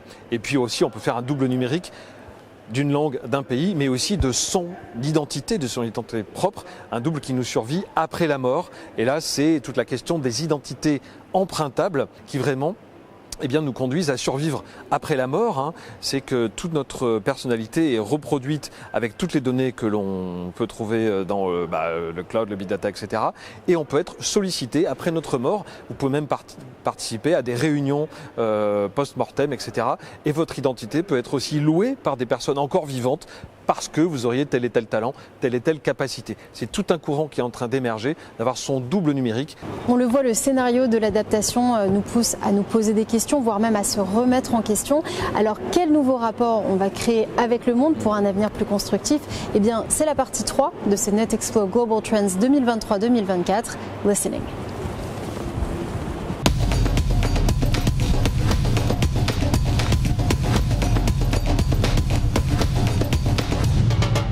Alors Sylvain, on voit que le rapport entre tech et sustainability dépend de notre manière de voir le monde. Comment justement est-ce qu'on peut nommer ce monde du vivant? Tu vois Julia, c'est très intéressant parce qu'on peut vraiment avoir une vision utilitariste de la nature ou une vision plus respectueuse. L'écoute nous permet donc de voir les choses autour de nous de façon plus égalitaire, de peut-être mieux comprendre le monde également. Mais est-ce que c'est une attitude qui finalement nous pousse à l'action? On peut évidemment d'abord s'écouter soi-même, c'est-à-dire écouter les relations que nous avons entre humains, les relations que nous avons les uns avec les autres. Et là, on a tout un tas de solutions pour justement favoriser cette écoute et cette égalité. À commencer par cette solution-là, qui garantit un temps de parole, en tout cas qui diagnostique les temps de parole pendant une réunion et qui évite ce qu'on appelle le mansplaining par exemple. On a aussi cette solution qui fait en sorte que notre corps, qui est véhiculé sur les réseaux sociaux, avec les photos qui sont ensuite détournées vers des usages parfois pornographiques, etc., eh bien de labelliser notre corps pour qu'il nous appartienne. C'est aussi une façon de prendre conscience et donc de s'écouter, d'écouter nos droits. Et enfin, eh bien cette application aussi qui permet de se rendre compte des biais portés notamment par l'intelligence artificielle, notamment les biais sexistes. Donc l'écoute peut nous permettre d'être plus précis par rapport à soi-même. C'est une manière de mieux se comprendre, peut-être pour mieux se défendre? Oui, exactement. Et par exemple, ça c'est la deuxième façon de voir l'écoute aussi, c'est qu'on a toute cette problématique entre l'intelligence artificielle et les humains. On peut dépasser cette dualité dont on parlait tout à l'heure, finalement, en faisant en sorte que l'écoute soit du côté de l'intelligence artificielle. C'est-à-dire qu'elle cherche à bien nous comprendre. Et donc cette application-là sert à vraiment détecter les émotions de l'être humain. Et là, on entre dans ce qu'on appelle l'affective computing, c'est-à-dire que le robot doit connaître finement le comportement humain pour pouvoir s'adapter. C'est aussi utilisé pour les voitures autonomes, avec cette voiture qui est entraînée avec un machine learning sur le comportement des piétons. Donc c'est-à-dire que c'est vraiment la voiture qui va s'adapter aux passants dans la rue. Et puis aussi, là, on peut parler vraiment d'une écoute plus fondamentale, c'est l'écoute de notre physiologie. Là, on parle de santé, c'est l'écoute de notre cerveau avec ce casque. Là, finalement, c'est une sorte de combinaison de bonnet de plongée sur notre tête, mais qui, avec des pulsations électriques, est capable de créer une compréhension très très fine de notre cerveau et même un jumeau numérique de notre cerveau. Et puisque nous sommes dans le cerveau, on se rend compte qu'il y a des expérimentations à but thérapeutique, comme par exemple injecter de la lumière dans les neurones pour combattre des maladies comme Alzheimer ou Parkinson. Être à l'écoute aussi, c'est finalement, c'est toujours ce problème de la vallée de l'étrange où le robot va être très proche de l'humain et susciter un certain malaise. Et c'est toujours la frontière qui existe entre le robot et l'humain. Par exemple, le rire, parfois, établit cette frontière-là. Ça, c'est le but de cette expérimentation où ce robot est entraîné sur des datings, donc sur des rendez-vous amoureux, pour rire. Donc là, on se rend compte que la machine qui va rire peut-être sera plus proche de nous. C'est encore l'affective computing. Et puis finalement, écouter, c'est aussi écouter son environnement par nos sens évidemment. Et c'est là où peut-être les machines et les robots auront peut-être un avantage parce qu'on peut leur donner des sens que nous n'avons pas.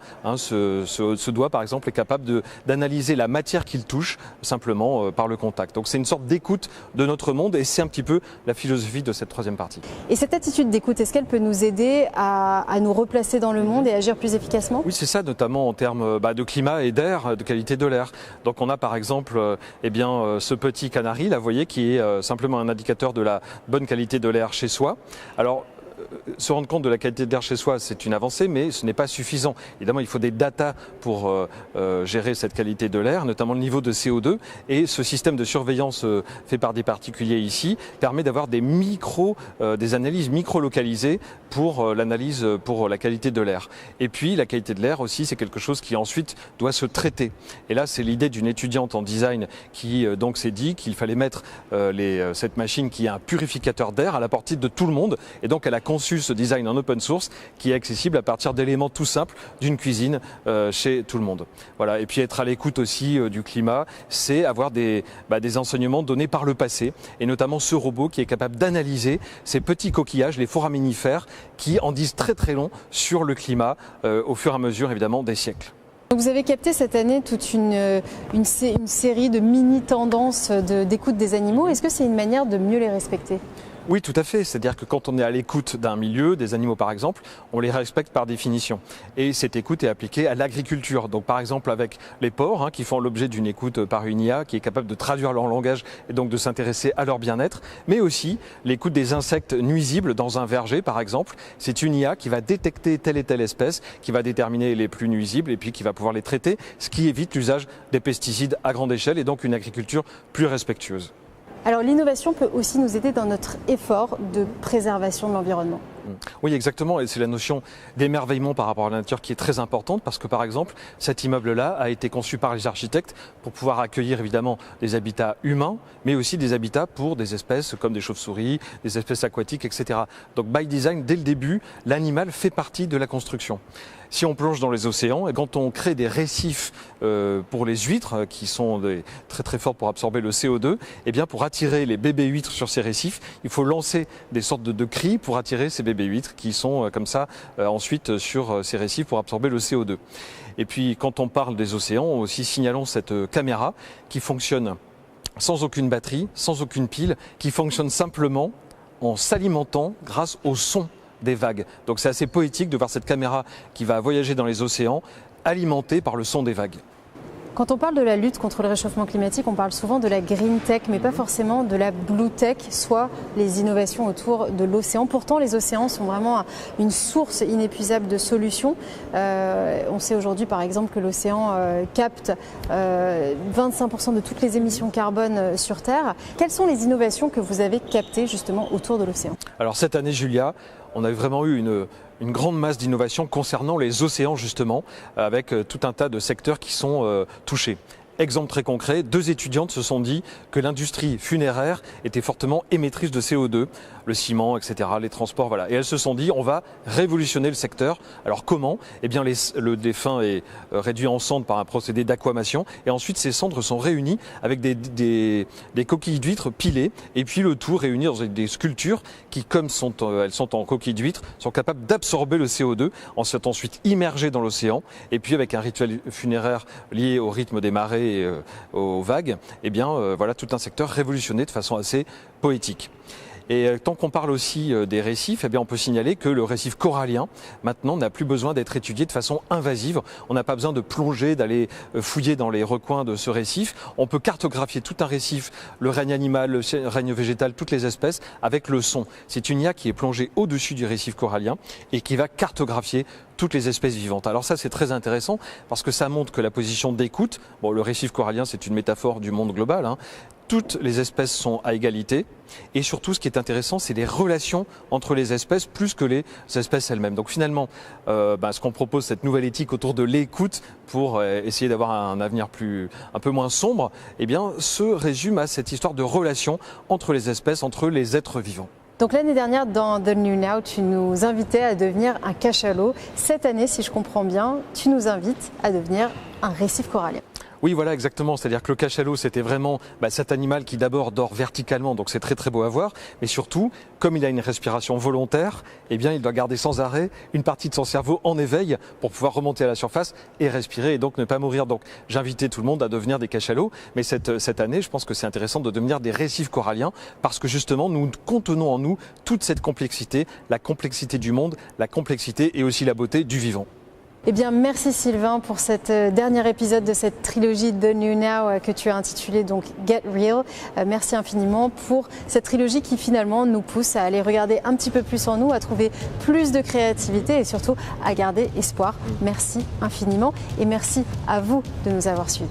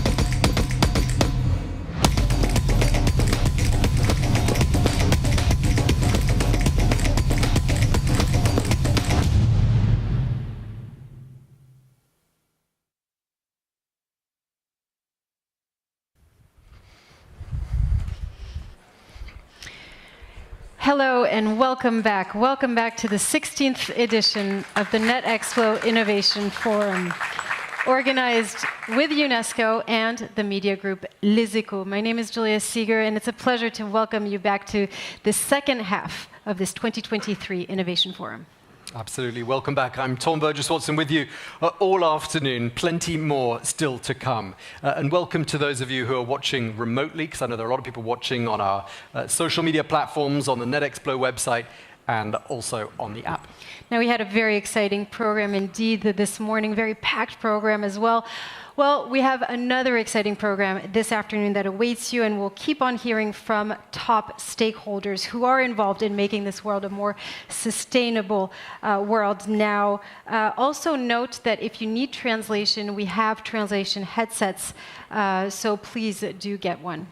Exactly. Now, we heard 3 innovations this morning. We've got 7 more for you this afternoon. And then we're going to ask you to do some work, which is to vote for the winning innovation. We'll be showing a QR code. You scan that with your phone, and that'll give you the opportunity to vote for the winning innovation. That's right, and that's going to be in just a moment. But first, we'd like to open this afternoon's session with a segment dedicated to a unique initiative to encourage more girls, more women to engage in STEM studies and STEM careers. Here is We Are the Future in Tech.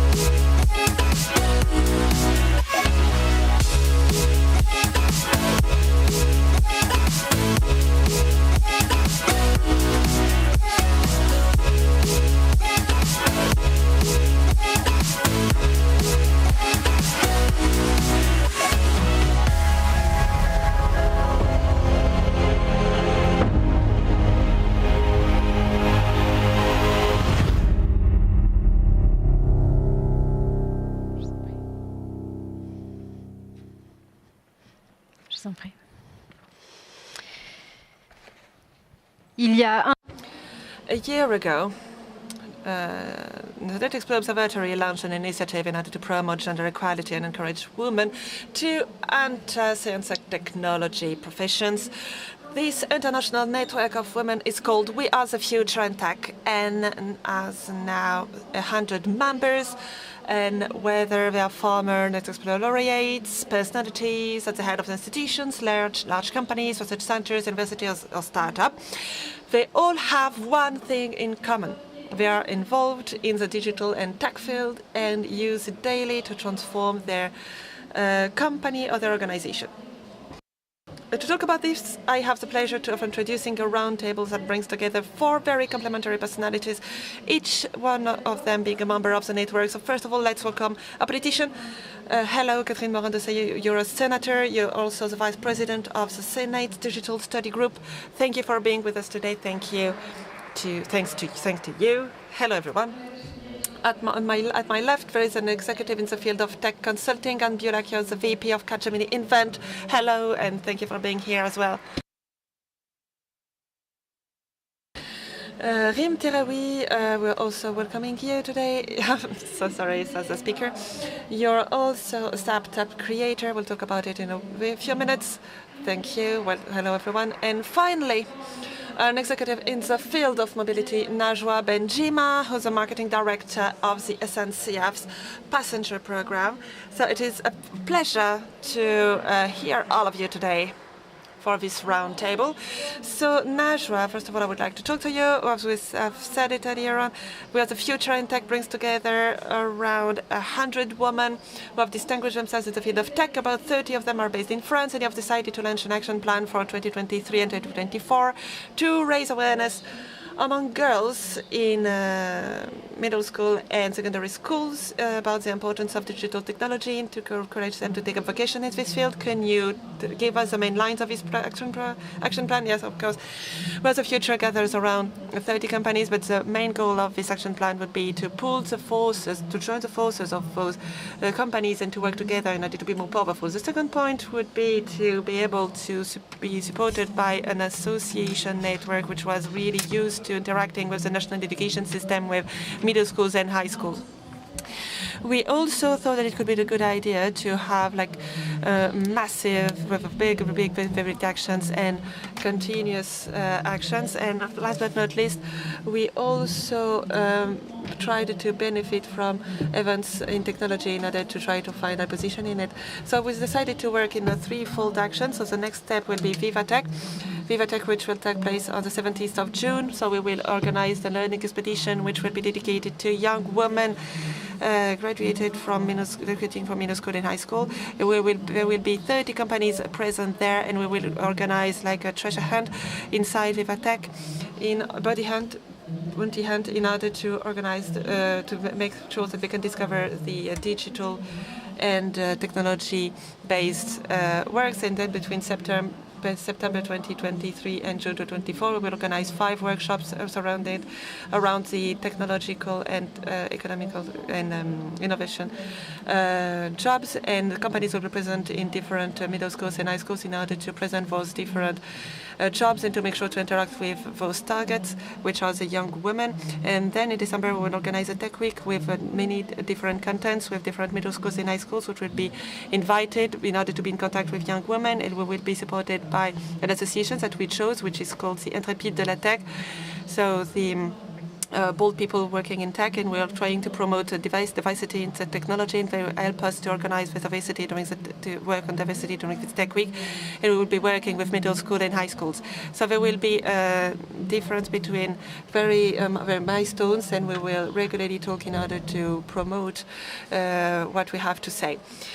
So if you want to know more about What's the Future in Tech, you can go on the website what'sthefutureintech.org, and you'll be able to find videos, especially in order to hear about the career path of different young women. We can hear podcasts, but also to hear about new associations which are committed toward that.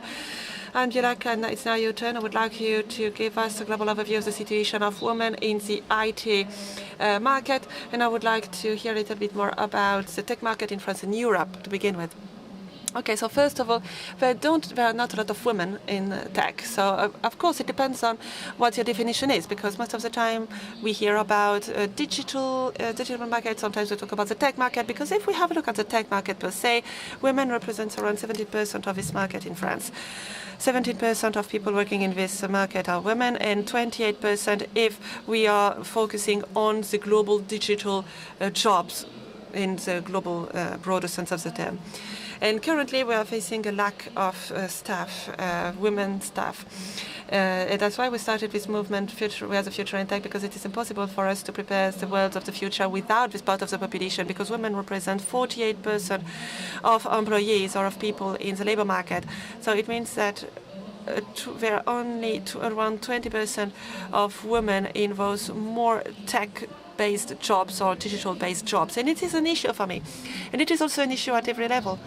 Indeed, it is an issue at all levels of the company, but also in entrepreneurships. When we are ready to raise funds or elsewhere. However, France is not the bad student of the class. We are not the best in class, but I mean, we are not the worst ones. So of course, we are sometimes talking about the Scandinavian countries, which are even better than us, of course, when it comes to gender mixity. But in order to make sure that there are more women in tech, we need to make sure that they are present at every level in order for them to be more visible. So it means that young women should be encouraged from a very young age, that parents should encourage them as well. Young women by themselves can't necessarily imagine what the future could be in this sector by themselves, so the parents and the public sector should also encourage them. So we will talk about it later on in order to have a clear understanding of what could be done in order for young women to start working in this field. But we talked about the fact that it is important to have a global overview of the situation in France and Europe. What about the rest of the world? It is basically the same elsewhere, even in the United States. I think that globally, France is respecting the global average, but there are local policies which encouraged women to take a greater role in those structures and which encourage them to be more present. For example, in India, women are encouraged to be more visible. For example, in the Capgemini group, there are a lot of women working in this in development, but it is because we are truly committed toward that. And also, women should feel free to go down that route, because we know that in the past those were quite feminine jobs, and beforehand there were more women engineering schools than now. I think that the change happened for the past recently. I think that it started in the 90s. In the 1990s, women stopped working in this field, and it is something that can't be changed overnight. But we hope that we'll be able to change it at one point. So why women are not more represented in the digital and tech field? So as Anne mentioned it before, it comes from childhood, because there is clearly a cultural issue and an orientation issue. So when it comes to culture, of course, they are just gender biases, because we know that from a very young age, young girls are encouraged to be quite cautious, to be more discreet, and boys will be encouraged to be more bold, to be bolder, to be more courageous, to be braver.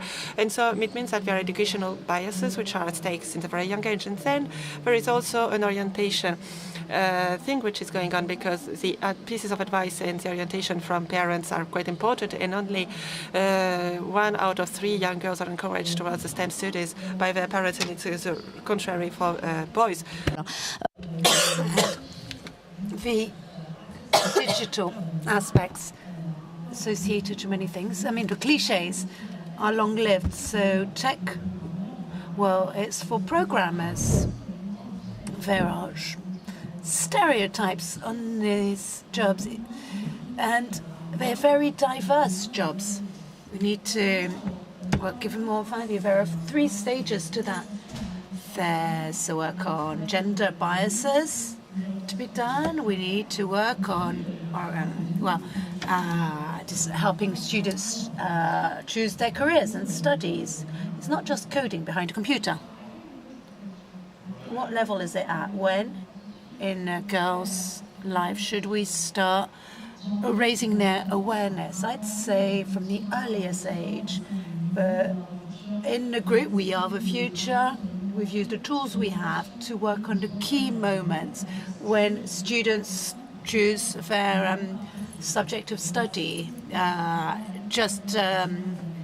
Before high school, beginning of high school, and in year 8, when students do work experience in schools, we'll help girls get into that. We decided to work on these opportunities.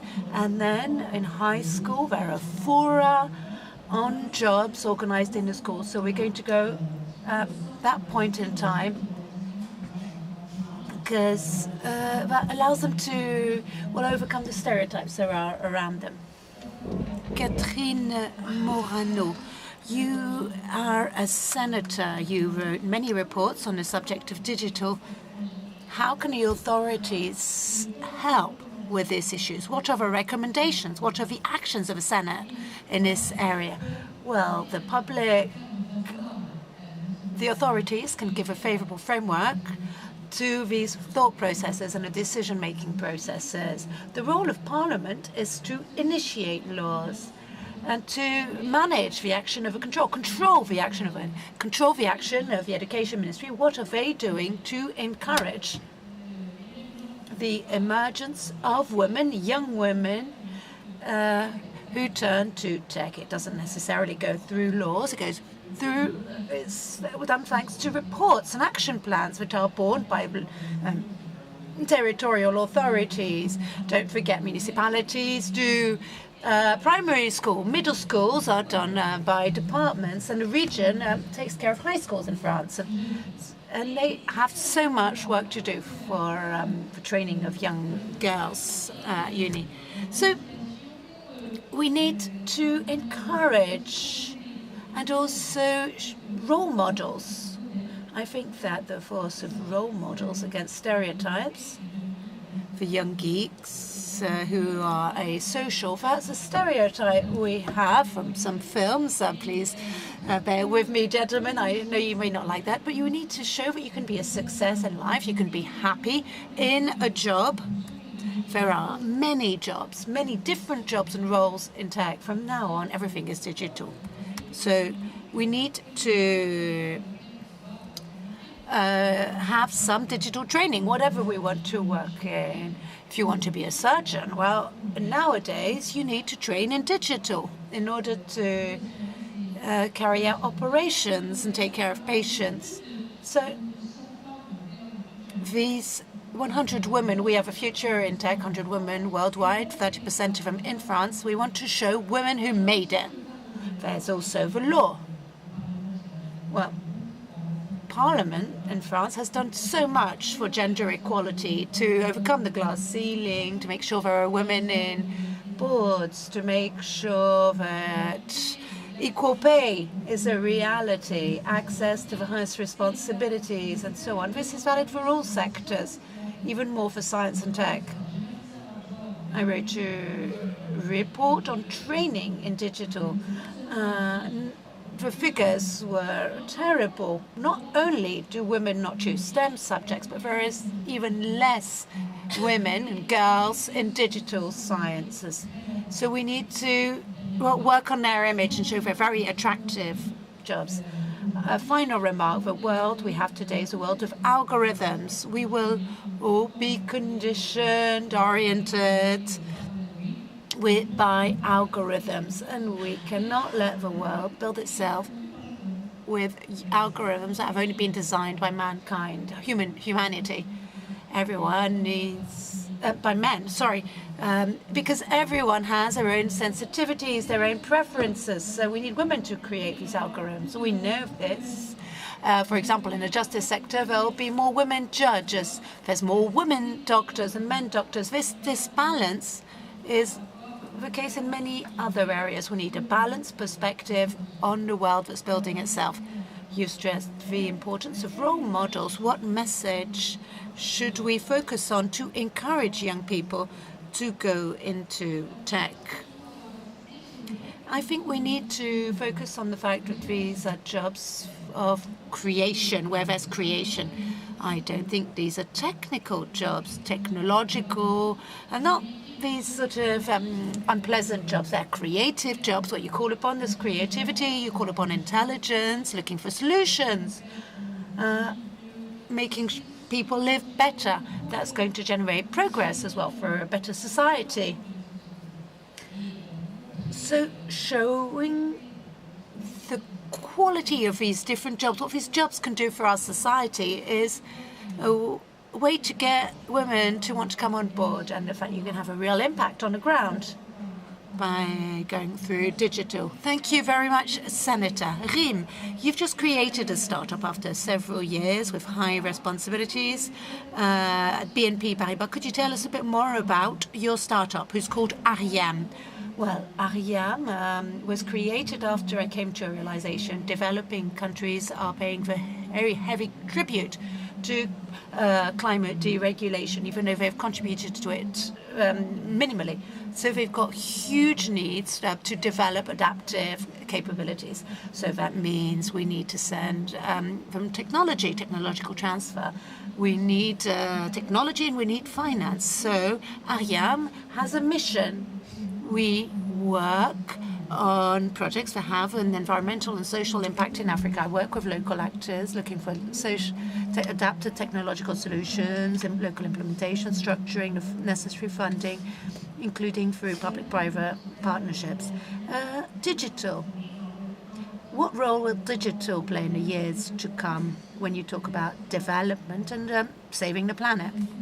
Well, I'm certain that digital has an essential role to play in these aspects. One example is one of the very first projects I've accompanied in Ariane is helping Moroccan research to use a huge mass of data they have from beacons they have on ships, from fishing campaigns, satellites and so on. So to help them do sustainable fishing, allowing fishermen to fish better and to continue having a livelihood without destroying the fish stocks. I think there are so many examples like this. I would also like to maybe mention a more transversal theme in which data plays an essential role. The impact measurement aspect of things.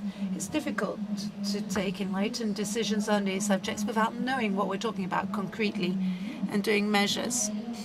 Very often these are excuses used to not do a thing, and I think that's quite criminal. So digital has a huge role to play, but as is always the case with these subjects, they're often ambivalent. A project that's got a very strong environmental character can have very negative effects, socially speaking. So digital does not, unfortunately, escape from this reality. It can have very positive effects. It can help us optimize resources. It also has a very beneficial social impact when it comes to access to knowledge. But there are the ethical dimensions we've mentioned, and this is a sector which consumes a lot of energy. It uses as much energy as the aviation industry. But unlike the aviation industry, it's expanding nowadays. So this is an issue. There's also the matter of water in social networks. You probably saw that there's a study going around encouraging people to only consume 700 cubic meters of soft water. Well, when you think of the mega water reservoirs, Polemic in France, this is an issue. So we need to develop a digital world that is more frugal, to have a smaller ecological footprint from the very beginning to the end of a value chain. This can be even more structuring, and we need to refocus the growth of digital on subjects and the usages that have most value from the environmental and social point of view. This would be something that's more attractive for the young girls we mentioned earlier on. We still have a few minutes in this roundtable. I'd like to know what advice you'd give all the young women and women who are looking at us today, who are looking at the Innovation Forum. What would you recommend when you're thinking about these jobs of tech? Well, go and discover. Go beyond cliches. Overcome the cliches that concern us, but overcome the cliches on these businesses. And audacity, I'd have said the same. You need to dare, because there are so many marvelous jobs in tech, not just development and programming, and it's going to contribute to changing the future. So go for it. And the world of the future is you. So make the world yours, shape it in your image. We need women to do this. As we say, we are the future in tech. I don't know if Sandrine Delage is still in the public. One day she told me, stop telling girls they need to dare, that you're making them feel guilty.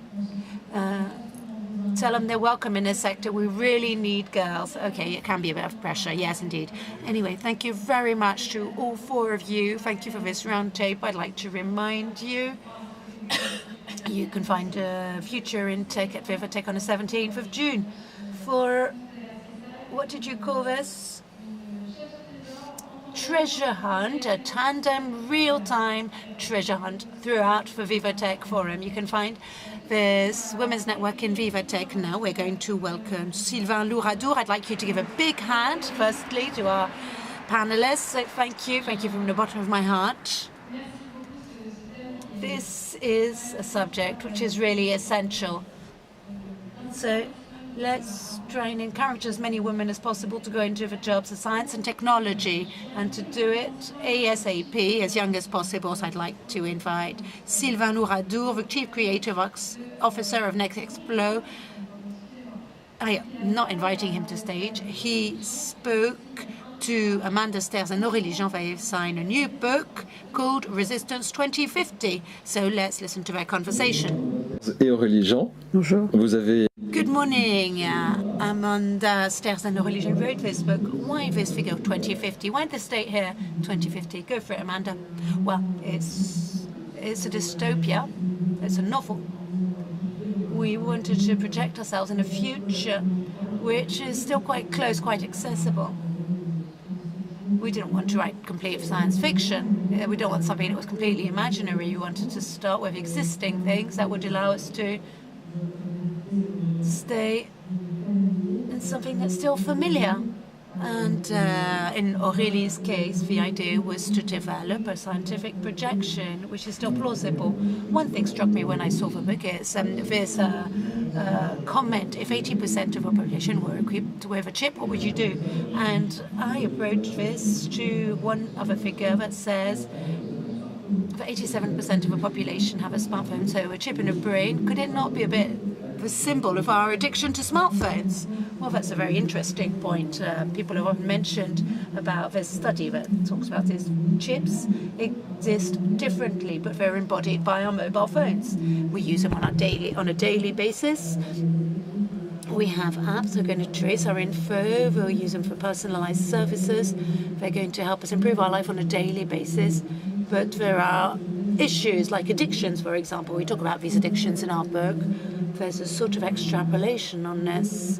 Imagination plays a part in it, but we use today's existence to make the story a bit more worrying, or at least for people to start questioning the ins and outs of these new technologies. I mean, this is not a book with goodies and baddies who are clearly defined. We're on both sides, really, and we ask these questions about this ambivalence. We are ambivalence ourselves as readers and listeners. There are real effects in this book. We talk about Russia, the Ukraine war. So there's this feeling that we're living something that's very current, but we're in 2050. Is it important to have this real effect in a novel? Well, in both there's. And we'll talk about the scientific aspects later. But as for geopolitical aspects, we've read all the CIA reports. I looked at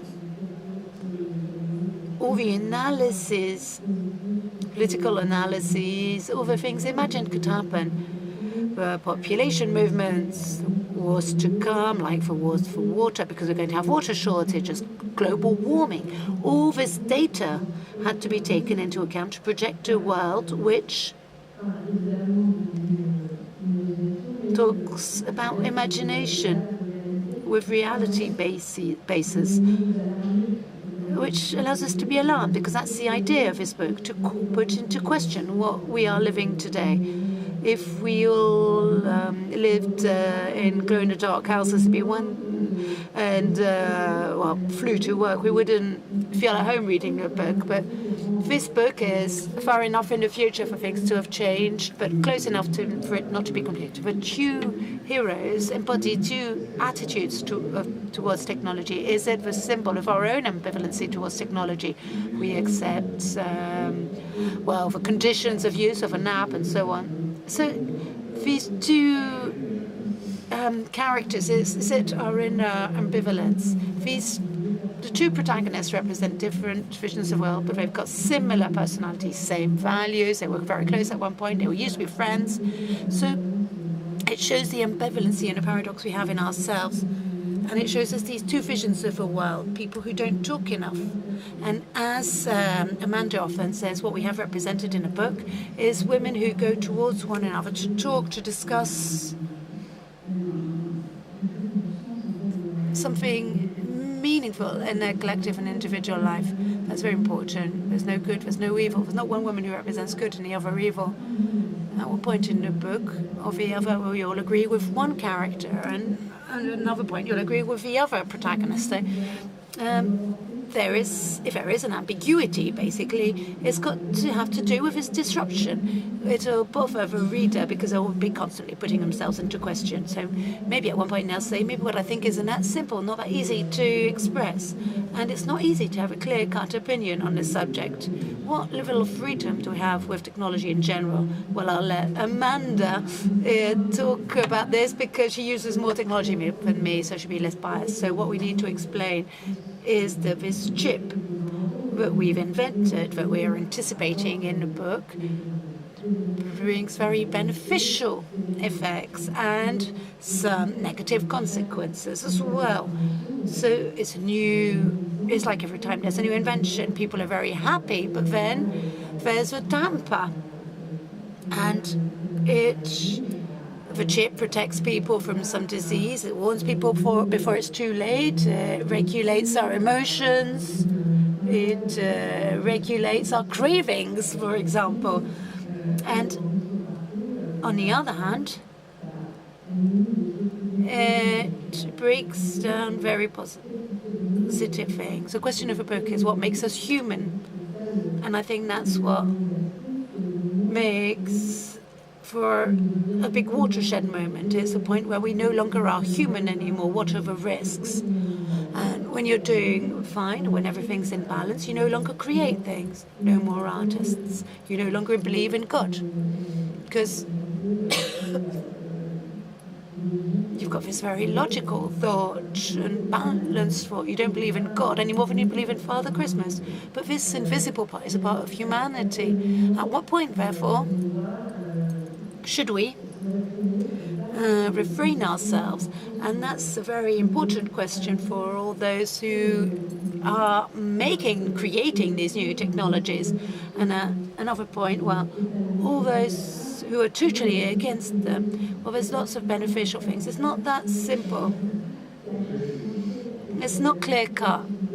And that's why it's so complicated. That's what was so important for us.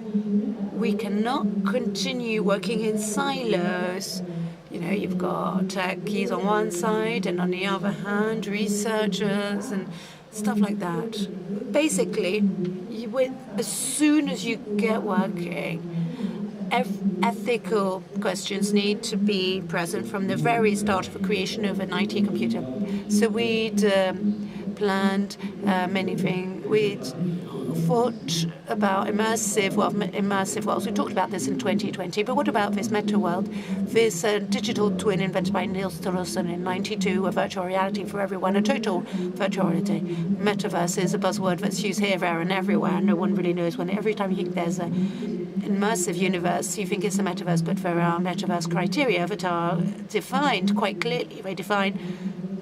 I think it's Matthew Borrow who wrote a book last July on the criteria of a metaverse.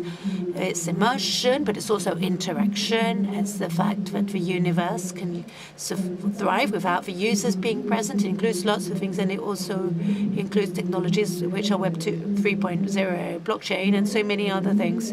So the metaverse is talking about artificial intelligence. There's so many sub-areas, and above all, well, of course it's going to get there. There are things happening. It's going to lead to the creation of great stuff. There were attempts in one company whose name I'm going to not give here.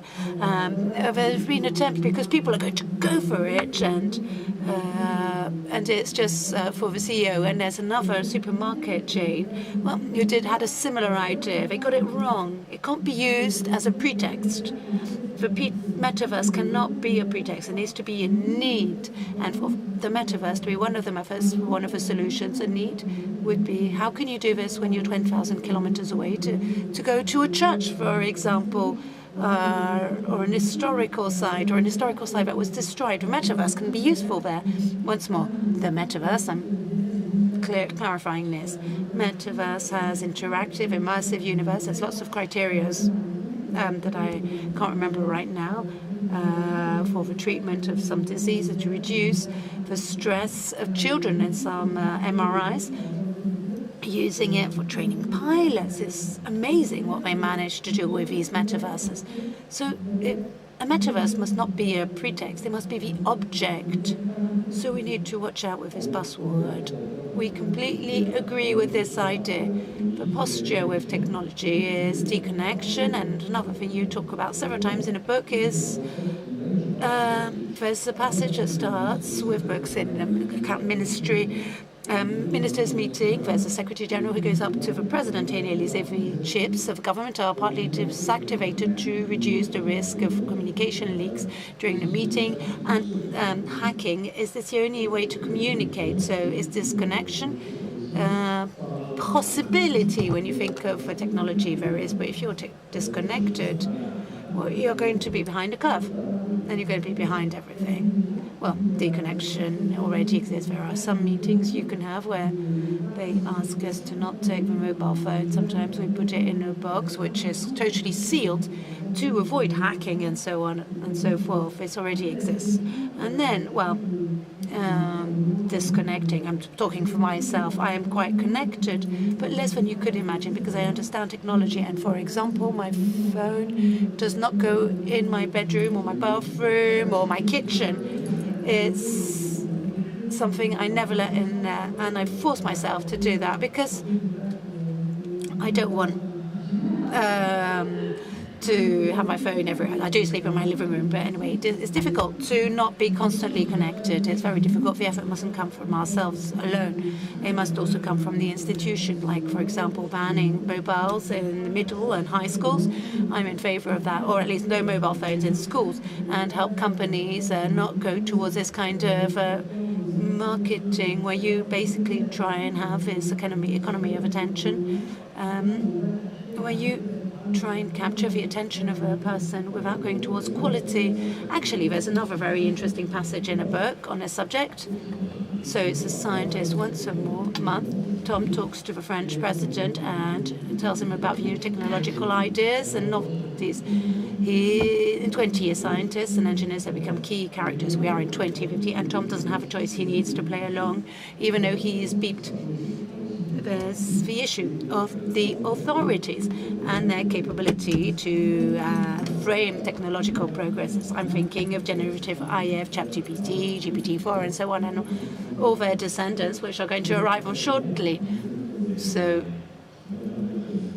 Italy has just banned ChatGPT. We can see political movements taking a stand in the face of this IA. What do you think about it? Does it need to be managed, controlled? There are some laws that already exist. There are other laws that don't exist. There are some laws that exist on data usage. GPT is not the technology in itself. It's been improved with the existing settings, but the novelty is the graphic interface. You feel like you're speaking with a human being. So there are two possible effects to this. You have a feeling that you're speaking to someone. There's confusion. And secondly, the relevance of the information you get through ChatGPT. This is an old problem. It's got stronger nowadays. You feel like you're speaking to someone. A number of people who say, I've seen this on Facebook, on the internet. It doesn't mean it's true. So banning it, well, I wrote an article. I said, well, ChatGPT shouldn't be banned. It needs to be taught. Of course you could ban ChatGPT for exams, but you'll never be able to prevent one thing. I have an intern currently, he's about 20, and I asked him to do some research, and part of the method he used for researching was ChatGPT, and I said, okay, now I want you to think about how you did this research and how you can, by comparing information, make sure that it's relevant. We don't have the same reflexes that we have in our generation. And banning things outright is really impossible. I mean, it'd be like banning the internet. We need to manage to understand what's going on. Understanding what the threats are, understanding the technology, and keeping our humanity. So for me, this is essential. I have a goddaughter. She's just opened her first Instagram account. She's 13 or 14. But I go on Instagram with her. We look at the accounts together. She sends me info she finds fun, interesting, and so on and so forth. And we talk about why it's interesting and why she likes it. So not everyone can do that. So I think it's multidimensional.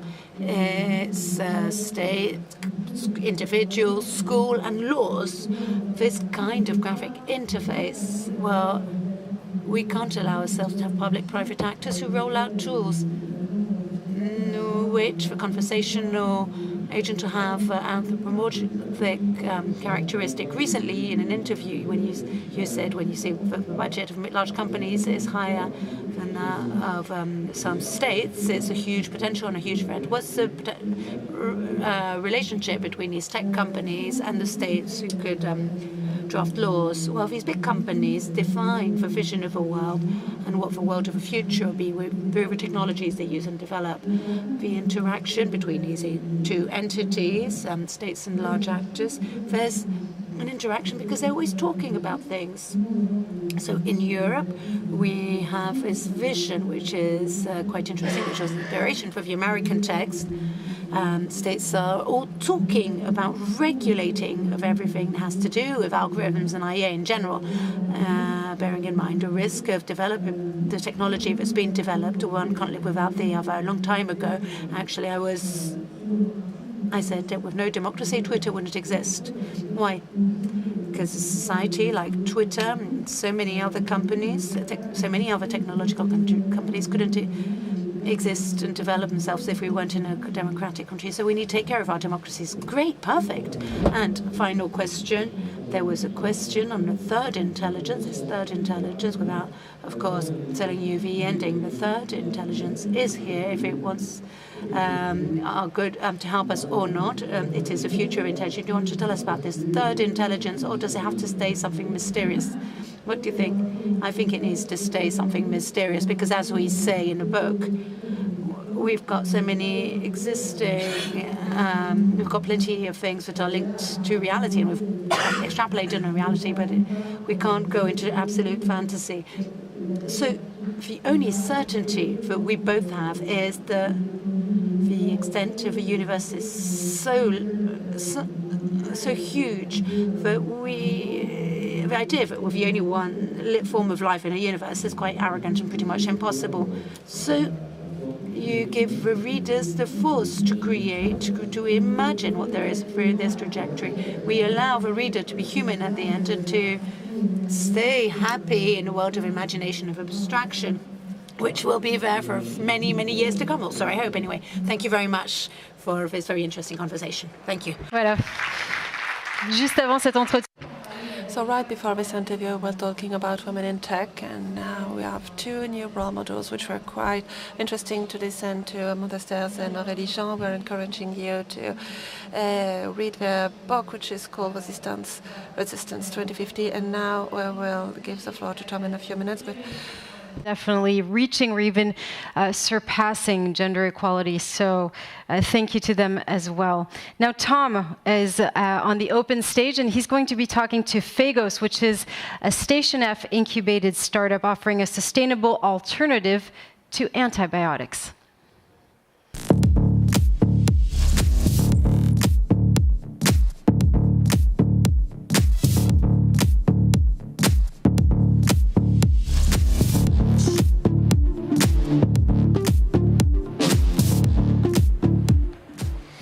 Thank you very much indeed, Julia. Now, we're here with another Station F success story. It's a company that sets out to confront what the World Health Organization has called one of the top threats to global health, which is resistance to antibiotics. How do they do this? Well, this startup is called Phagos, and I'm joined by its co-founder and CEO, Alexandros Pantales. Welcome to you. I would say welcome back, but you're usually based at Station F anyway. Indeed. Tell us a little bit about what Phagos does. Yes, of course. So thank you so much for having me, first of all, and giving the opportunity to be on stage and discuss about this important global health threat. So what we do at Phagos is, instead of using antibiotics to eliminate bacteria, we use a biological, and it's bacteriophage. It's the biological predator of bacteria. So compared to antibiotics, this gives us two main advantages. Advantage number one is efficiency. So to put things in context, bacteriophages, they've been eliminating bacteria for billions of years, since the dawn of life. Every day, 40% of bacteria in the ocean is eliminated by bacteriophages. Imagine now if you could channel this potential into actually fighting deadly bacteria. This could give rise to a whole new class of drugs. And we also have the second advantage, that is precision. So contrary to antibiotics, which are large spectrum, which means that they eliminate deadly bacteria, but also beneficial bacteria, with bacteriophages, you can be extremely selective. By nature, bacteriophages will only target and eliminate a very specific bacteria. Just want to add here, there are not only advantages. So we also have challenges with bacteriophages. First main challenge I want to mention comes from precision as well. So indeed, you can be precise, but there's a caveat. So bacteriophages, they're also the most numerous entity on the entire planet. To give you an idea, for every grain of sand in the world, you have 1 trillion bacteriophages. And now you need to be able to match the right phage in the right place and the right time to have the effect that you desire. So you need to be sharp and you need to be very innovative to be able to channel that. This is what we are working on at Phagos. Yes. That's amazing. Well, I think there'll be a lot of people who are listening, who are watching, who don't know, they never heard about bacteriophages before. So let's put this into context. It's been 100 years since penicillin was discovered. Do you think this is as big a game changer as that was? So, indeed, to put things in context, penicillin and the discovery and massive usage of antibiotics, it is the basis of modern medicine. So it is a very significant discovery. Actually, bacteriophages were discovered before that, 15 years before, about that. They coexisted, they were mainstream back then, but during and after World War II, antibiotics eclipsed bacteriophages. They had some advantages that very large spectrum they had was something that was researched, that was expected, but now they're fading out in efficiency. And so bacteriophages are are back in the trend. And today we also have the tools to be able to channel their whole potential with this precision. So what sort of diseases could you treat with a bacteriophage? The same ones as antibiotics? Exactly the same ones, but keep in mind this is only targeting bacteria. So antibiotics, they're used to eliminate bacteria. Bacteriophages, they naturally eliminate bacteria. So for example, pneumonia or tuberculosis, these are the kind of diseases that we can eliminate with bacteriophages.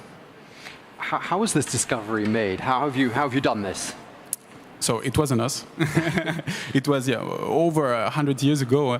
French microbiologist Félix Derel, he co-discovered bacteriophages, and indeed, I mean, when I read his story, I feel he has such a great biological intuition back then, even though he had very limited means. So he was trying to cure a disease, and he noticed that in his samples that contained the pathogenic agent, bacteria, there also seemed to be something that was eliminating this bacteria. And he followed his intuition, and he found that he was actually able to cure people based on samples of their own disease. And he understood there was something in there that must be eliminating the bacteria, and he called it bacteriophage. And to illustrate, indeed, the tools back then, bacteriophage from Greek has a Greek root, which means bacteria eater. So today we know the bacteriophage does not literally eat the bacteria. It's more like an explosion, but it gives you a hint as to the tools they had back then, and maybe also one of the reasons why the technology was not in the right timing, which it could be today. And that's linked to the name Phagos? Yes. That's where you came up with the name Greek from? root. Okay. Lastly, building a business here at Station F. What's that been like?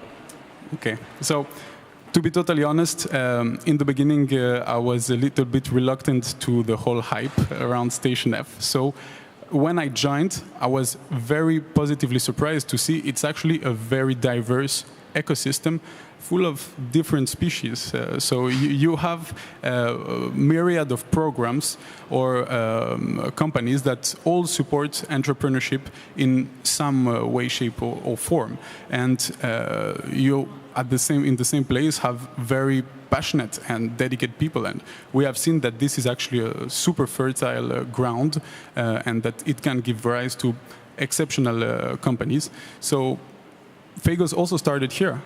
When I joined Station F, I didn't even know my co-founder Adele. We met about 2 years ago. And today, we're a team of 15 people. We've raised over 3 million euros from public and private sources to fight a global threat to human health. And so I want to say thank you to Station F and to all the people that supported us over the last 2 years and that are making Fagos possible in the first place. We'd like to say thank you to you, Alexandros Pantalis, the CEO and the co-founder of Fagos. Thank you very much for sharing that with us. Thank you, Tom. Up next, Julia is going to be back and she's going to be talking about nuclear fusion energy.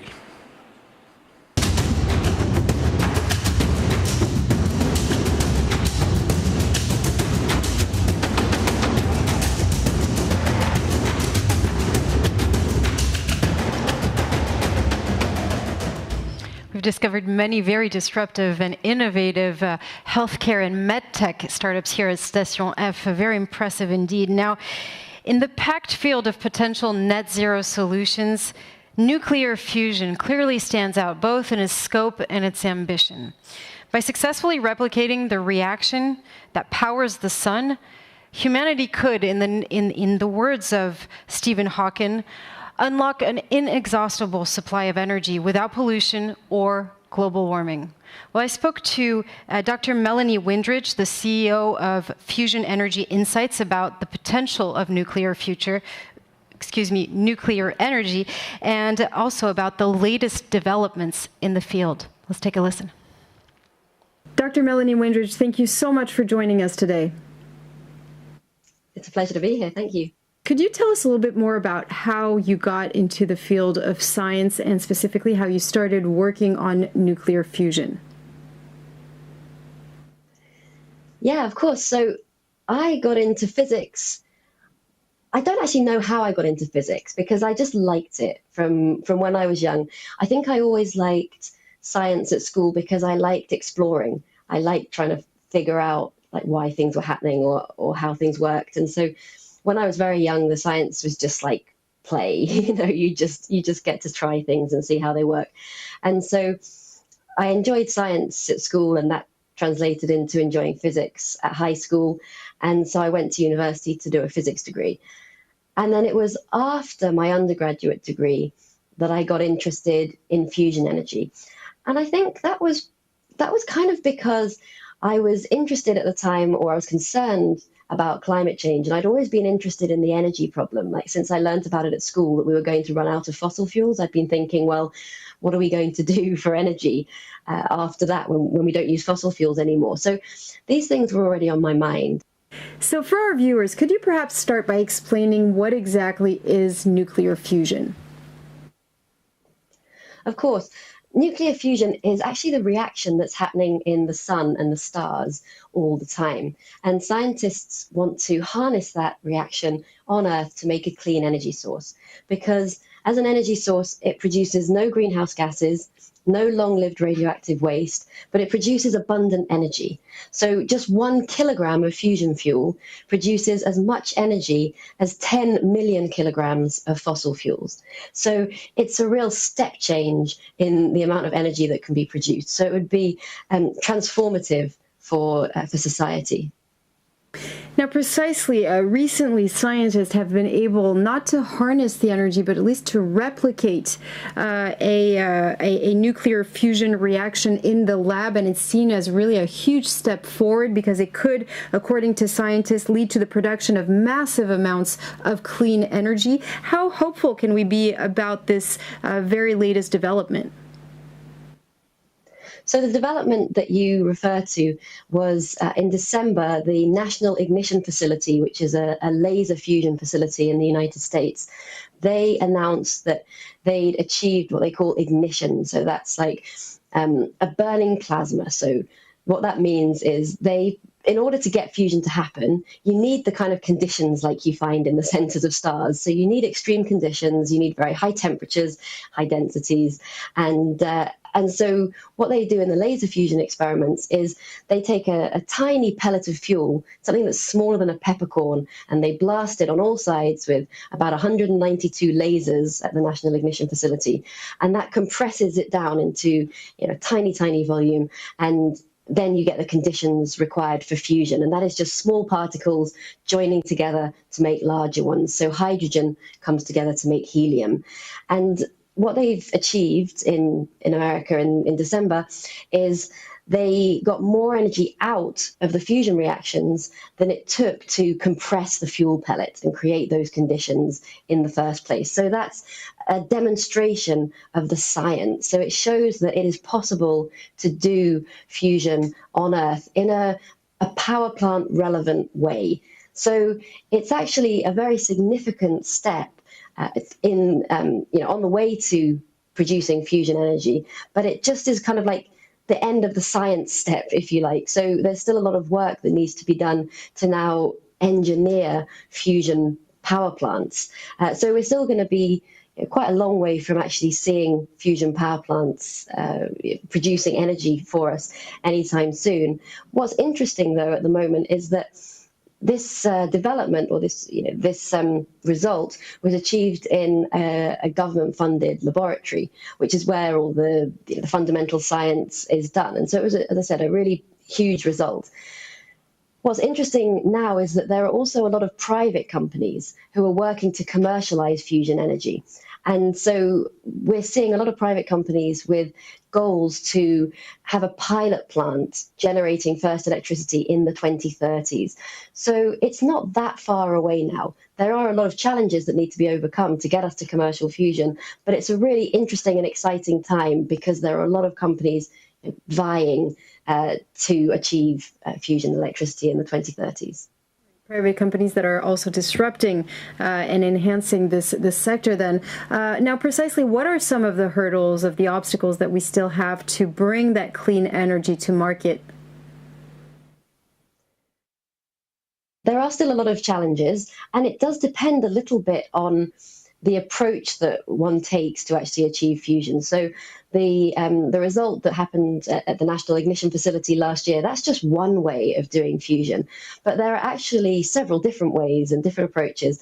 And so private companies are trying slightly different things.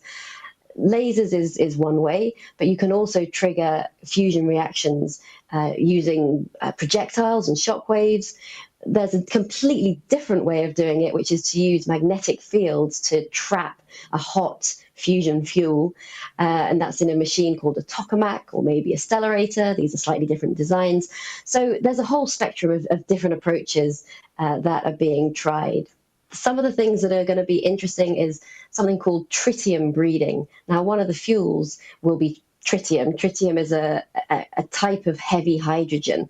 And you need to actually breed or make tritium in the machine because it doesn't exist naturally on Earth. So you use deuterium and tritium as the main fuels for the fusion reaction, and tritium has to be made from lithium. So the raw materials for fusion are deuterium and lithium, and then in your power plant you will have to create tritium from lithium.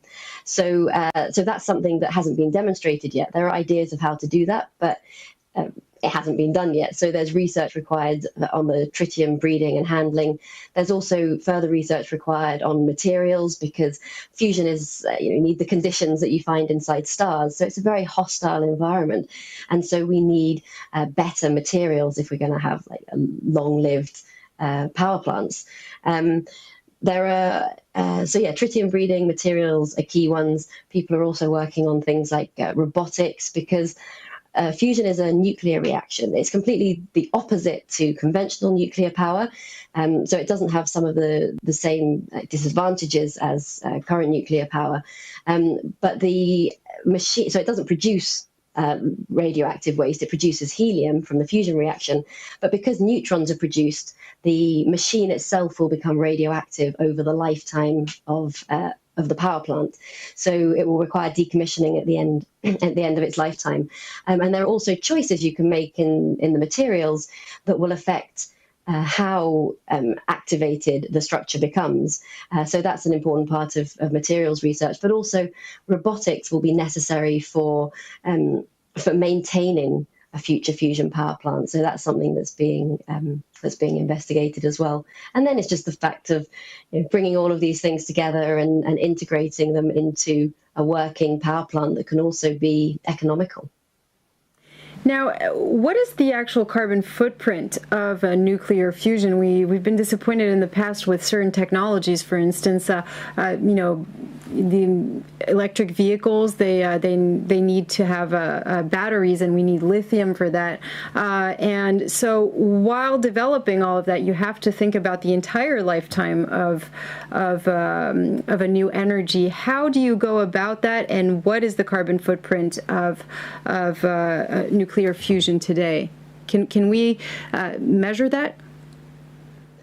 No, I don't think we can say yet what the carbon footprint of fusion will be, because it hasn't been done yet, and we haven't made fusion power plants, so we can't really measure that at the moment. But I think it's also important to remember that everything has downsides. Like everything we use has to be the resources have to be extracted from somewhere, or it uses some energy to produce it, or every single thing that we use, we can't get away from that.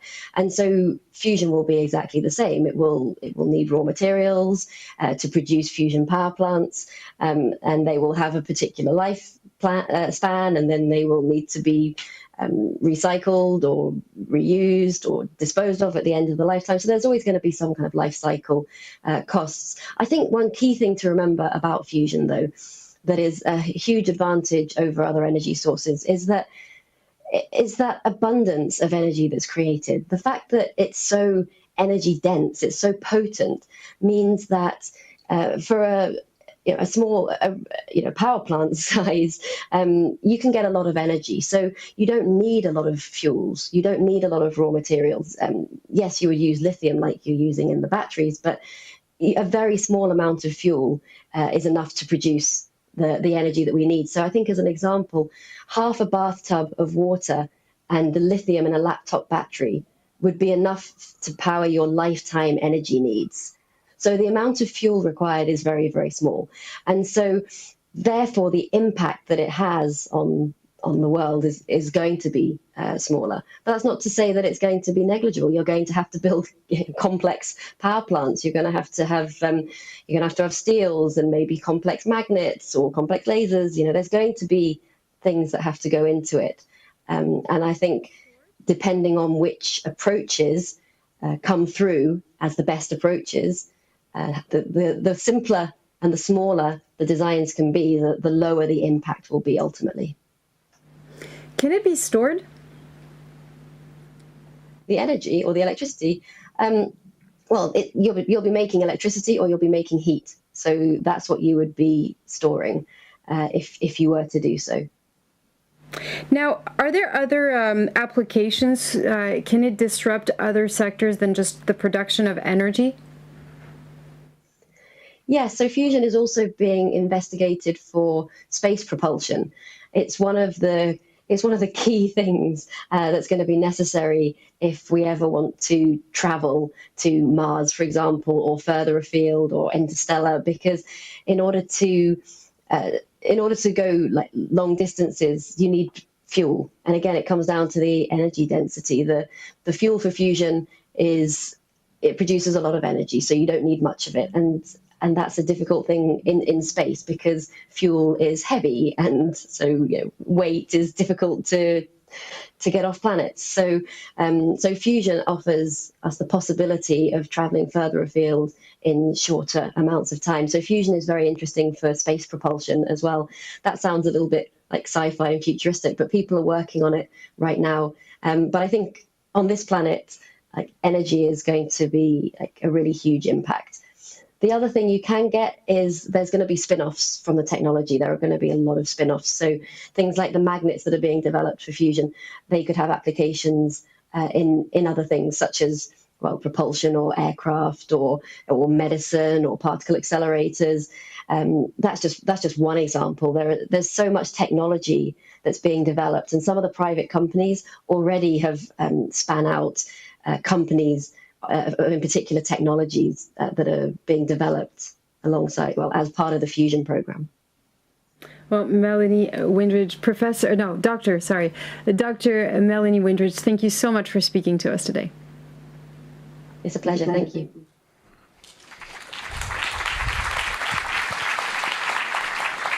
So thank you very much indeed for that, Julia, and thank you, of course, to Dr. Melanie Windridge. Our next guest is the first unicorn to come out of Station F, Hugging Face. I think we've all heard of them, actually. Massively influential in the AI space. It's a platform that hosts a number of key AI tools, and one of their major projects is called Bloom. We're going to be finding out all about this with my next guest, who is Lucille Saulnier, a researcher at Hugging Face. Welcome to you. Thank you very much for having me here today. Thank you for being here. First of all, people who don't know, just tell us, what is Hugging Face and where are you guys heading to? Yeah, sure. So Hugging Face is a community-driven open source and open science platforms that enables users to explore, build, train, machine learning models on data sets. You can view Hugging Face as a GitHub for machine learning, and what really drivers is to democratize artificial intelligence through open source and open science.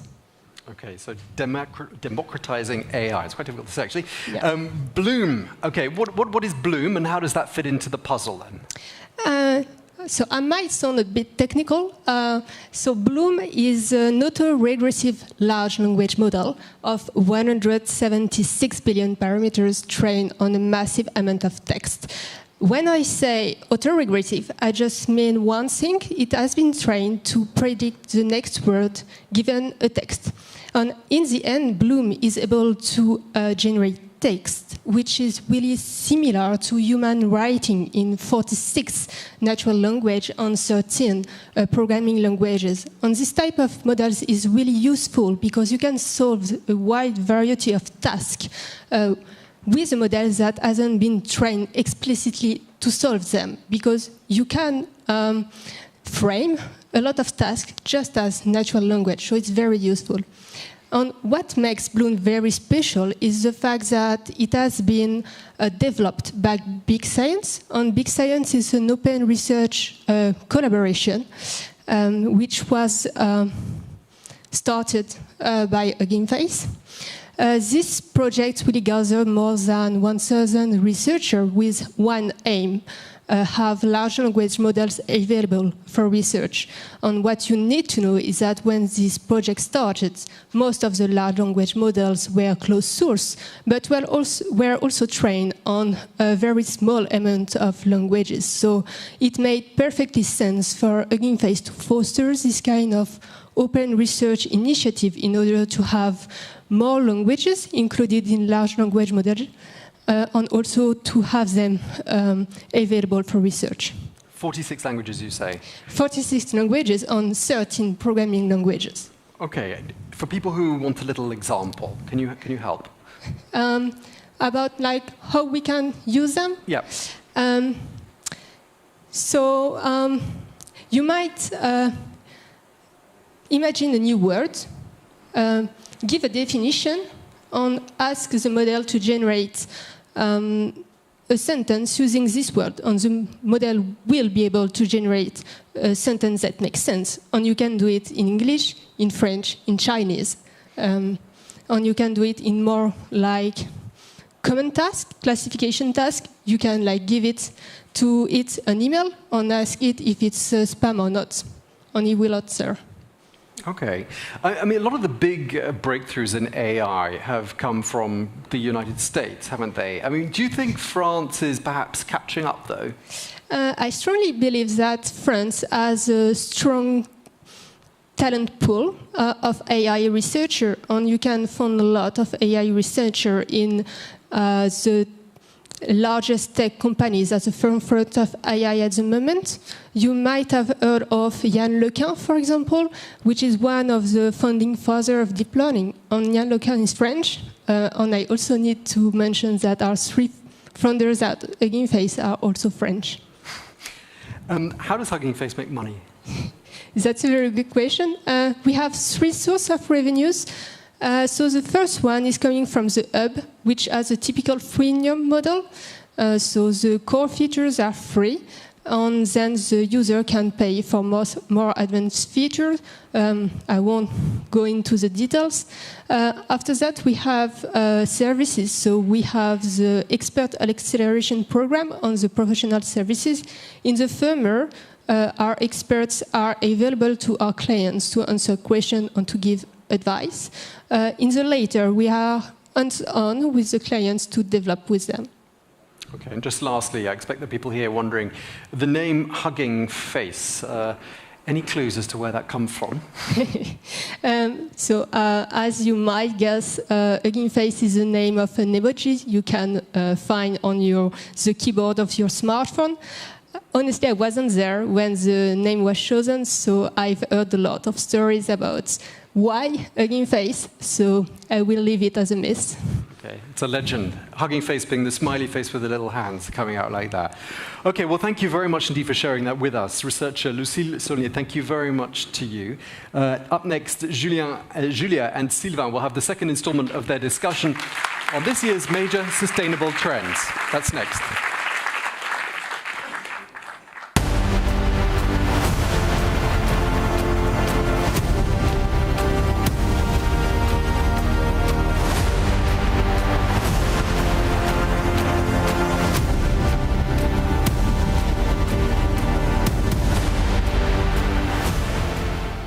Voilà, je suis effectivement en compagnie. I am indeed with Sylvain Nouradur, who manages Grobodens offer. Can you remind us its originality? What makes it different? Is this international capture on all continents and all sectors, but in labels, this multi-sectorial, multi-approach of innovation? We've got innovation from the whole world. This is fascinating because cultural approaches are different, dependent on a geography. So this synthesis, this analysis plus this synthesis is what makes this offer so original. So what meets the expectations of your members the most? We demystify words, buzzwords, and concepts like for metaverse to understand what can be used by companies. We work on demystifying things, we work on explaining some notions as well, and we work on going into more depth on things and more concrete examples that come from the whole world. This allows us to see how technology is going to change our usage. How is the global trends of operational and pragmatic on the ground? Well, what we do is we capture innovation on all continents using objects and projects that really exist. Sometimes I get questions like, when will these innovations exist? Well, the answer is they already exist. It's one of the selection criteria. Some are already on the market. Others are just prototypes. Everything works. If we start with principle, we need to know it exists to position, to find where we stand instead of just going in for bullshit. Thank you, Sylvain. They will continue discovering the prize winners of his 2023 forum. A 2023 Netexplo Innovation Award. Back to you. Thank you very much indeed for that, Julia. I'm here again with Marcus Goddard, who is Netexplo's VP Intelligence. We're going to examine 3 more of the 10 award-winning innovations. And once again, I think it's fair to say, isn't it, Marcus, there's a bit of a theme, isn't there, between the 3 we're about to look at? Oh, definitely. We'll be talking about sustainability in very practical terms. We'll be talking about waste. We'll be talking about energy generation. And we will be talking about carbon capture. And I think it's safe to say that tech and sustainability go hand in hand. Sustainable development is probably impossible without technological innovation. That doesn't mean that tech can solve everything. It doesn't mean that we're only interested in high-tech, flashy solutions. I think the first of the award winners coming up has a very frugal approach, something we've always looked at Netexplo, and solves several problems at the same time. Okay, thanks for that, Marcus. So our first innovation of the afternoon is the Nigeria-based company Quadloop, which repurposes electronic waste and then provides lighting to areas with an unstable supply of electricity. Let's take a closer look.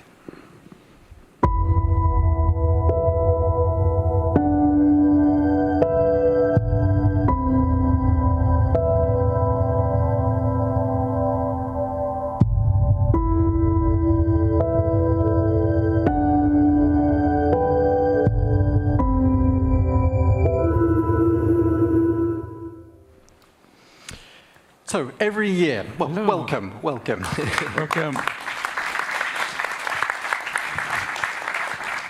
Every year, more than 50 million metric tons of electronic waste ends up in landfills. That's about 7 kilos of e-waste per capita. That's a lot. A lot of that e-waste can actually be reused, and that's what our next innovation is all about. Quadloop is based in Nigeria. What they do is they collect, recycle, and repurpose electronic waste, and then they create new products like zero-carbon lamps. Well, each Quadloop Idanu lantern represents about 2.5 kilos less e-waste in a landfill. And as well as reducing waste, Quadloop is providing affordable energy and promoting responsible consumption. They're also cutting carbon emissions. Well, to tell us more, we can cross to Lagos and speak to Dozie Iguela, who is the founder and the CEO of Quadloop. And also with us here, we have a representative of the company, Abbas Sandin. Thank you very much for coming in to see us. Let's start with you, Dozie, in Lagos. Tell us how you came up with this idea to begin with. Hello. Hello, hi. Hello. Can you hear us? Yes, I can hear you loud and clear. Great. Good. I wanted to ask you how you came up with this idea. Okay, so the idea started out sometime in 2018 while I was a telecom field engineer moving around remote areas and remote parts in Nigeria. I found out that most people are finding it difficult to at least charge their mobile phones and, of course, have basic lightning. So, and in the same time, there's so much abundance of sunlight in those locations that we could harness to provide them with basic opportunities in terms of energy generation. So this is when we started doing R&D to provide basic lighting for hospitals in rural developing communities, and that's how the idea came about. Tell us what products you've got. What's on the market that's created by Quadloop? Okay, so currently we have our flagship product, which is Idunu. It's a portable solar lantern designed from with 70% electronic waste material. This product provides basic lightning and mobile charging. You can see here, I have a sample of it. You can see it has lightning. It's designed with circularity. That means when it gets to end of life, you could swap the batteries and continue usage. So it has a USB mobile charging port that allows the user to charge their phones and other USB output devices. So yeah, that's our flagship product. But we have other products in the pipeline as well. And this is really valuable, isn't it, in communities where waste isn't well managed. All of the materials came from e-waste, is that right? That's been recycled? Yes, 70% of the materials are gotten from e-waste, then the 30% are virgin materials, such as switches, LEDs, wires. But the main core materials are 70% from e-waste, which are lithium-ion batteries from discarded laptops and other components from old computers and screens. Okay, and the lantern is called Idanu, is that right? Idunu. Idunu, yeah. Does that mean something? Joy. Yeah, it means joy in Yoruba language. When there's light, people are happy and you're joyous, yeah. Join us. Okay, well, that's nice. You're based in Nigeria. You're currently focused on the Nigerian market, but could this be applied further afield? Have you got ambitions beyond Nigeria? Certainly, because the world is shifting from a linear economy to a circular economy. So this product can be used elsewhere and everywhere for camping, for hiking, for beach houses and the rest. So we have plans to penetrate into emerging markets within Europe.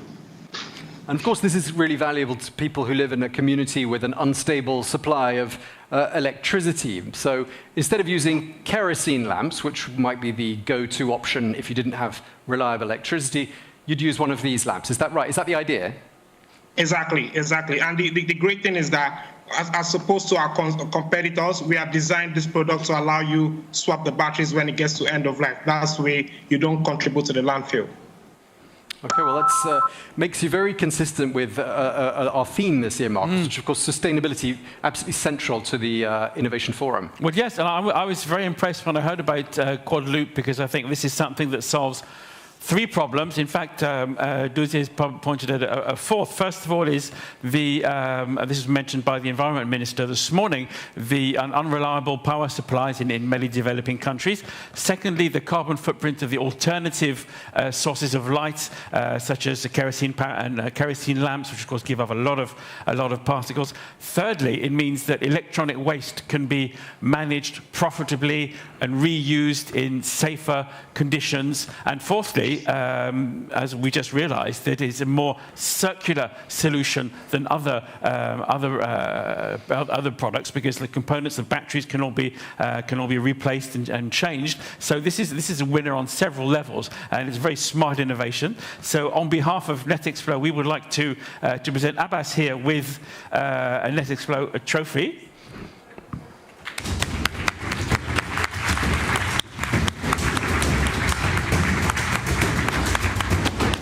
Thank you. Can you put it on there? So, congratulations. Would you like to say a couple of words?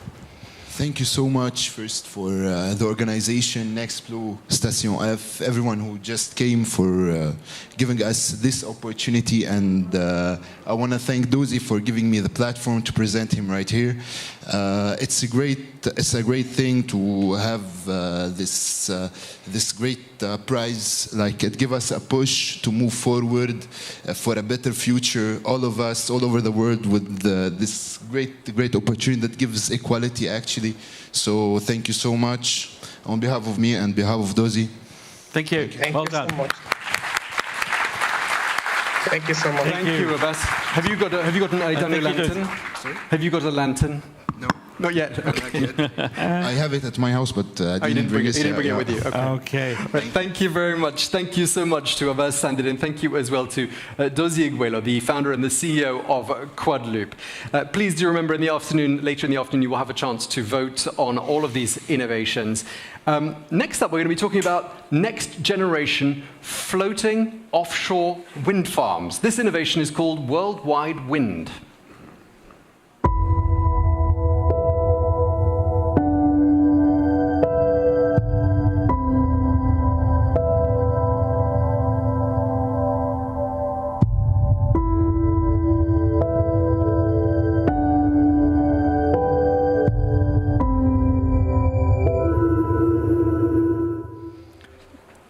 Come on over.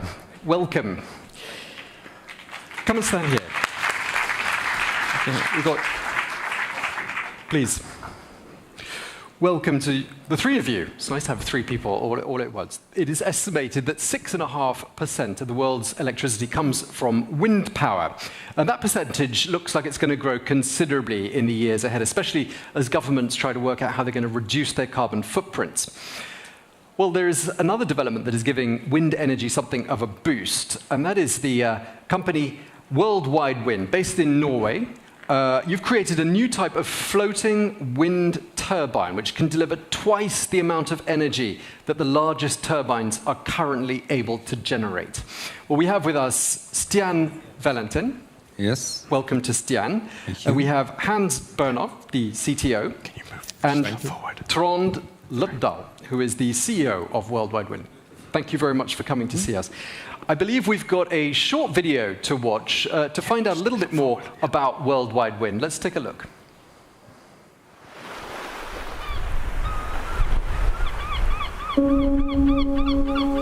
It is widely acknowledged that the world may find itself at the onset of the collapse of our planet's ecosystems.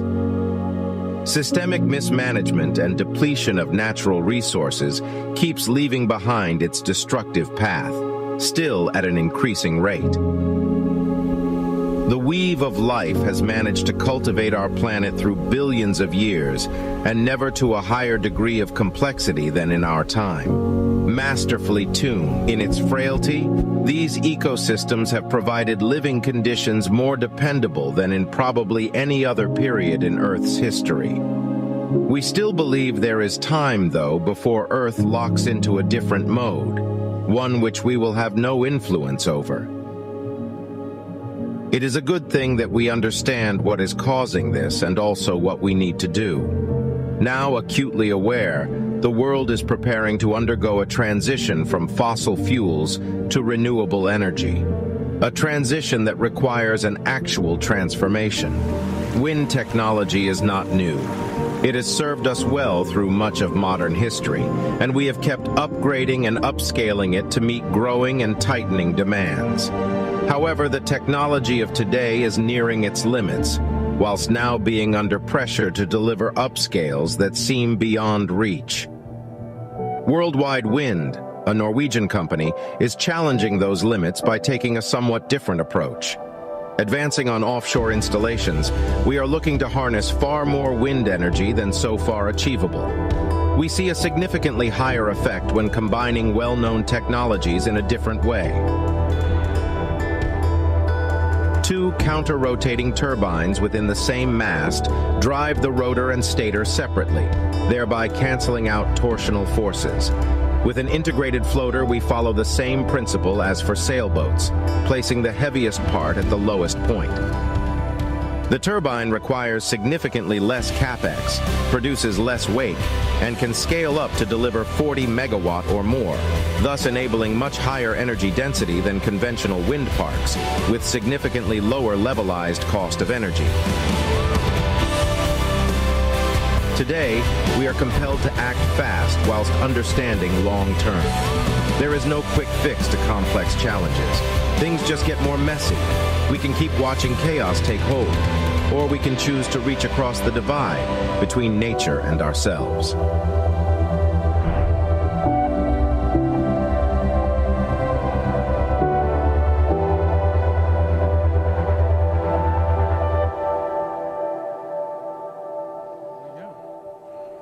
Thank you. Front and center, please. Wow. That was fantastic. Thank you. Come into the middle.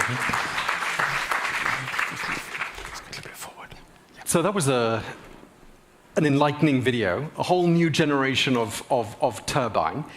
I want to start by asking you, Stian, you're the founder and, of course, the inventor of counter-rotating turbines, or this particular feature of the turbines. Tell us a bit more about the background behind the idea of this turbine.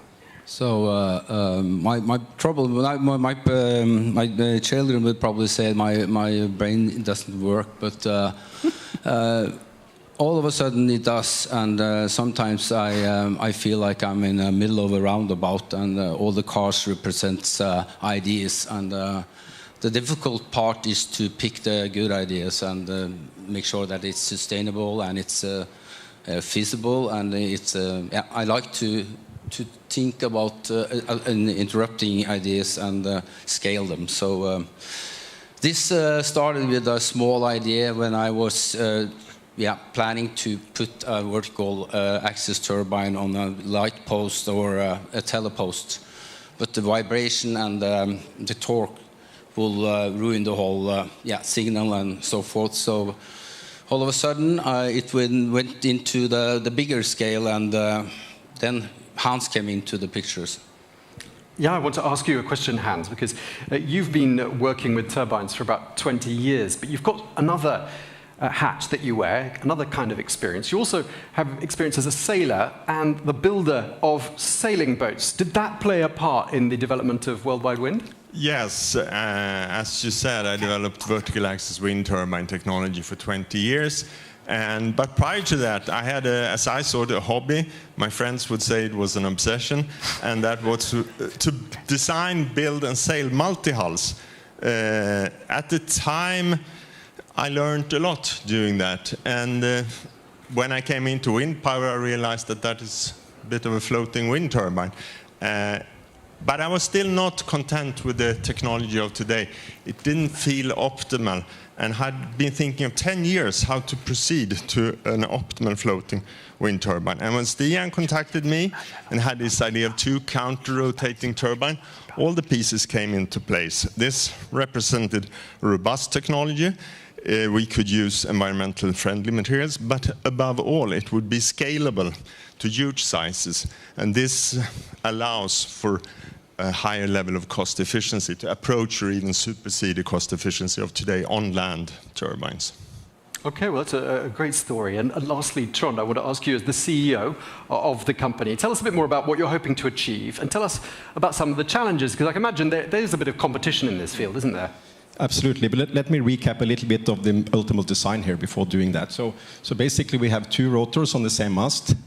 We have the generator in the bottom, all the way underwater, and then we allow it to tilt with the wind. And this is important in order to reduce mass and increase scalability. And actually we produced a paper, published a paper, perhaps you can comment on that, Hans, just a couple of months back. So we're now designing a 15 megawatt turbine. We will also increase it to 40 megawatt, and that's 2.5 times current size of wind turbines offshore. And I think in paper, Hans, we said the physical limitation was? In the range of 70 to 90 megawatts. So then we talk about the huge construction. A 40 megawatt is around 400 meters high. So these are big, big machines. When it comes to the ambitions we have, and I think the video speaks a little bit for itself, but let me elaborate a little bit. And if you look at, in order to combat global warming, wind power needs to be a significant part of the energy mix going forward. And offshore wind is actually the highest potential. So offshore wind is much larger than onshore wind. And 80% of the offshore wind potential is at deep sea. So we need good technical solution for harnessing that potential. And we have a design, and our ambition is really to solve offshore floating wind. That has been our ambition. And we have now a design which have the advantages we just talked about, energy production, cost level, and sustainability. So that is really our ambition. When it comes to how we're going to realize it, we are just modestly afraid of competition. The potential is enormous. Today, there is installed capacity of 0.2 gigawatts. The overall potential is 10,000 gigawatts. So that is huge. And the current turbine OEMs, they tend to stick to their current design. And frankly, we haven't seen any better design than ours. So we are quite confident in ourselves. Well, it sounds amazing. I want to bring Marcus into the conversation. Marcus, this is an innovation that ticks lots of boxes all at once, doesn't it? Absolutely, because if I understand correctly, a floating wind turbine is going to be less damaging to the marine environment as something that's stuck in the seabed. Is that correct? That is correct. So, and if you can harness the energy of the ocean in the deep sea, that's presumably even more efficient there's even more wind out there, and is the wave power something you're looking at as well? Not really. So we are concentrating on wind power specifically, but there will be a construction underwater that will also be with the elements of the wave. Absolutely. And I think what is very fascinating about this is that wind power is great. Every wind turbine in the world seems to look the same. And it doesn't look like the technology from an outside perspective has evolved in decades. And this shows that it's possible to renew our vision of renewables and greatly increase their efficiency, as well as protecting the marine environment. So we're talking so much about the oceans today, and it's only really when we were researching our projects this year, we remembered 70% of the world is covered in water, and the oceans is our, as the Environment Minister mentioned this morning, a huge factor in keeping the planet cool, and also in this case providing us with energy. There'll be more about the oceans later, but I would very much like to say congratulations on this fantastic design. I think this is a potential to be scaled up on a real scale to make a huge difference. So I would like, on behalf of Netexplo, to present all three of you with Netexplo Innovation Award 2023.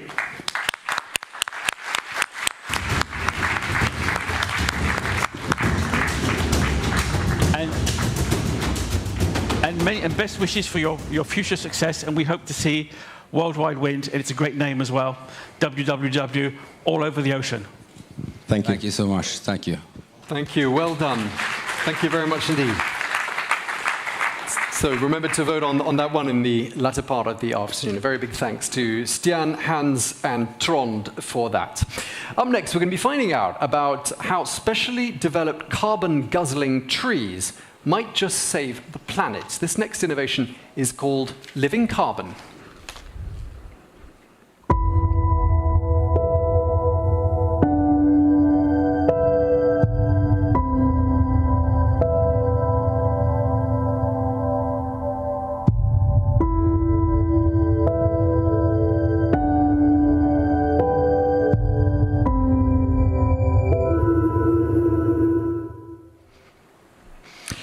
Our planet loses about 25 million acres of forest every single year. And that is the net result, and it does take into account all the efforts to plant new trees. Well, this is obviously alarming for the environment, not least because trees are hugely valuable for capturing carbon. They provide the cheapest known way of drawing down CO2. But trees aren't perfect, and for our current needs, they simply aren't growing fast enough. So planting new trees isn't the only solution. We need trees that grow taller, faster, and stronger. That is what our next innovation is all about, living carbon. They gene edit trees so they can get to work quicker with tackling global warming. Well, Living Carbon weren't able to speak to us today, but Julia spoke to an expert in this field, Randall Wisser, and here's what he told her about his own research in using plants to decarbonate the atmosphere. Dr. Randall Weiser, thank you so much for joining us today. You're welcome. I'm happy to be here. What kind of challenges are plants facing today in the wake of climate change? What is happening? Well, major shifts in the climate are creating longer and more intense episodes of extreme weather events. So plants are having to cope with that. But for agricultural crops, which supply the basic support of more modern day large societies, it's important for people to understand that this really rests on a foundation with crop diversity at the base. And that's followed by plant breeders who develop new varieties, and then the farmers, of course, who grow them. So although agriculture is constantly evolving, today I think we are at a sort of crossroads and witnessing maybe a new picture for the agricultural system being developed. And what I see within the scientific community is that the conversation about agriculture is shifting towards a more holistic view.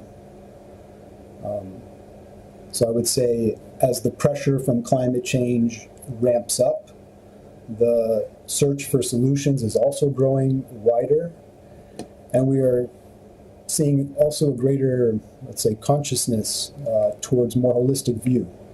And this might be reflected by the startup Carbon Living that we were just discussing a moment ago.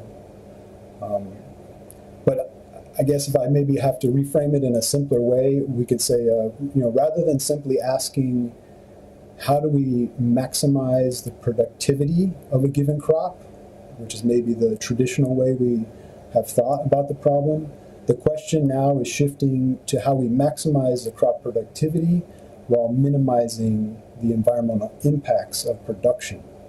And so once you shift the question like this, then in my view, this moves us into a more difficult problem, especially as scientists, where we need to consider trade-offs across a system with many interconnected parts.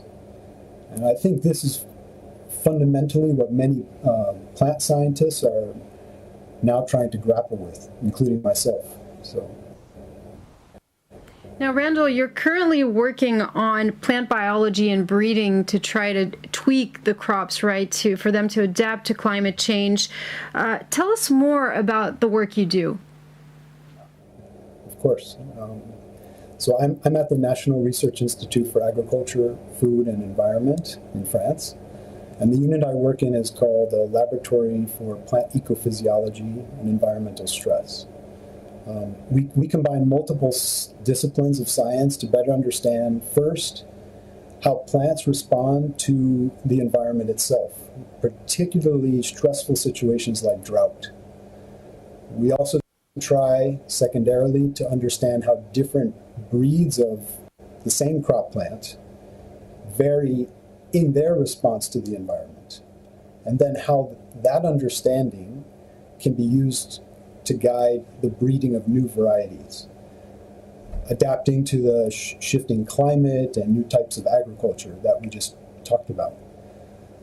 So, of course, you recognize wide variation among people or your favorite pets. Well, plants also have wide variation. You can think about the range of apple or other plant varieties that you find at the market. But as I touched on before, this diversity really serves as the foundation for adapting crops to climate change, since crops also have variation in their resistance to diseases, the way they differ in how they respond to drought or heat, or the efficiency even with which they use nutrients. And these give rise to differences in a crop's, say, demand for water or nutrients, what it demands from the environment, and of course, the yield. In our work, we develop ways to measure the diversity of responses to the environment for large numbers of varieties, and then also use that information to make predictions about the attributes of plants that we have not observed directly. And we also convert that knowledge that we acquire through experimentation into computer models that then allow us to test alternative scenarios in hopes to find good solutions for crop adaptation. So these are the kinds of things that we're doing and how we, what things we're striving for. Now, Randall, is it correct to say that in a way you're speeding up the evolution of plants? Well, to start, I would just first recognize that humans domesticated plants and animals, and from those domesticates, we have also bred many different varieties.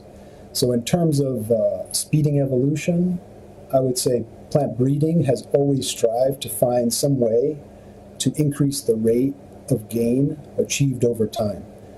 That is to say, for each generation of selection, we question how much did we shift the yield of the population or the trait that we're trying to select to improve. And for instance, if we consider an annual summer crop, a breeder may only have the opportunity to observe differences once per year during the summer that they grow the varieties together, side by side. And then from that, they can make decisions about which varieties to select and cross together from the ones they directly observe. So over the last decade, I think probably the biggest shift that we've seen in speeding the process of breeding was achieved through something we call genomic selection. This essentially allows us to predict which parents we should choose for a cross and what the progeny phenotype or traits would be like when they're formed after crossing. So that's enabled a completely different situation where we, for some crops, for instance, instead of just observing them in the summer, we can grow them in other places where they can't grow in the summer, like a tropical environment in the winter for us in the northern zone, and make selections based on those predictions in that environment. And then by doing that, we essentially get 2 generations in 1 year, and that in and of itself helps us speed the rate at which we can make progress in breeding. Now, how can you actually predict the type of consequences that could arise from tweaking the genome of plants on other species, for instance, but also on the environment at large? And what would you respond to people who are skeptical about starting to tweak the genome of plants? Okay. In terms of predicting the consequences that could arise after tweaking the genome, I think I just alluded to this a bit, just to say that we have approaches now that we can use to predict how much a plant will yield or what some other attributes of the plant would be like based on their genomic profile or their genotypic profile. It's like we have the 23andMe database on all the plants that we want to select, and we can use that information to make selections to facilitate that prediction process. So in that way, this is how we can, one way in which we can predict. In terms of the effect on the environment at large, I could probably just add that predicting such larger scale, maybe geographical or environmental impacts of new systems will need to be better folded into the development of creating new varieties. I don't think we're fully there with that today. Dr. Randall Weiser, thank you so much for speaking to us today. You're welcome. Thanks.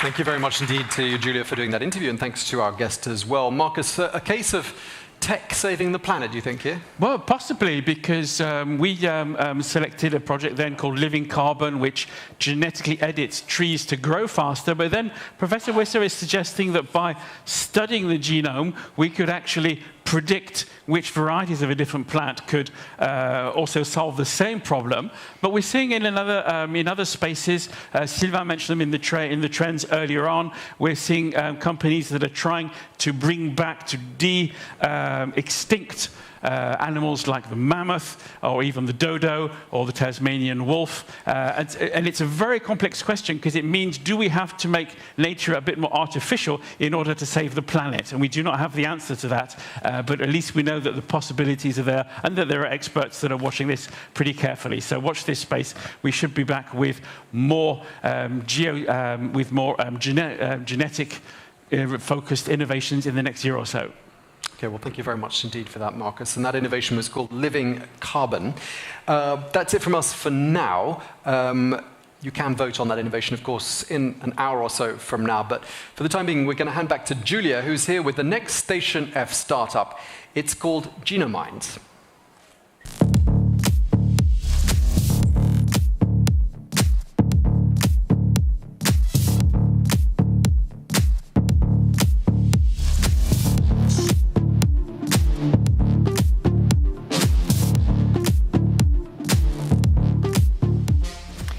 Now we've heard about Living Carbon. We've heard also Dr. Randall Weiser tell us more about what he's doing, and it leads perfectly into what this startup incubated at Station F is doing, Genomind. It's a startup that has decided to genetically enhance the natural ability of certain plants to absorb metals in the soil and also to recover the metals from the biomass, not only to mine metals, but also to clean up soil. So it has this dual capability. To talk about it, I'm joined by Fabien Kouchekian, the co-founder and CEO of Genomind. Hello and welcome. Hello, how are you doing? I'm great. How are you? Great, thank you. Success story here from Station F. Tell us more about how the idea was born and exactly what Genomind does today. Yeah, sure. So with my co-founder, we met at Entrepreneur First. That's one of the programs of Station F. And when we met, we didn't know each other. We didn't have any idea whatsoever. But we wanted to build a startup. And so she's a doctor in plant biotechnology, and I'm a former mining engineer. So when we met, we were like, okay, what do we know? What do we have in common? What could we do? And we wanted to solve critical challenges that we've identified. One of them was regarding all the problem regarding the environment, naturally. And so we figured, okay, what could we do for mining? Because I was a former mining engineer, and with plants. And so we started working on these very strange plants that are called hyperaccumulators, and we figured, okay, if we were able to modify them, maybe we could mine metals that are directly on the surface. So we've identified 35 million hectares so far that could be addressable. So basically the potential for our technology is 12 times the current mining industry. And how is it implemented today? Okay, so basically we've developed 3 mutants, macrobiological consortia that is increasing the ability of the plant to obtain metals, and we managed to recover metal from the biomass and refine it at battery grade level. So we are basically working with battery manufacturer to, I would say, insert our metal within their cathodes and look at the performance of these batteries. So we are operating in Europe over 10 hectares at the moment of a pilot, and we are currently purchasing lands in Africa and as well in Brazil. So most of the team is already in California, from what I understand. A VC has already found this startup, which is yours. Tell us more about where you are, what stage of development. Yeah, so you're right. We raised funds with lower carbon capital. It's the fund of Chris Sacca that previously invested in Instagram, Twitter, Uber, etc. And the team is in France. We are a French company, but we are funded by an American fund. The team is mainly composed of researchers and engineers. We are almost 20 now, and I'm actually the only one here. At the moment, in order to... The only one left? Yeah, so the only one left exactly in Station F. Great. Well, thank you so much. Congratulations to you. And we're going to cross over back to Tom, who's going to be talking about climate change with Dr. Ian Munro.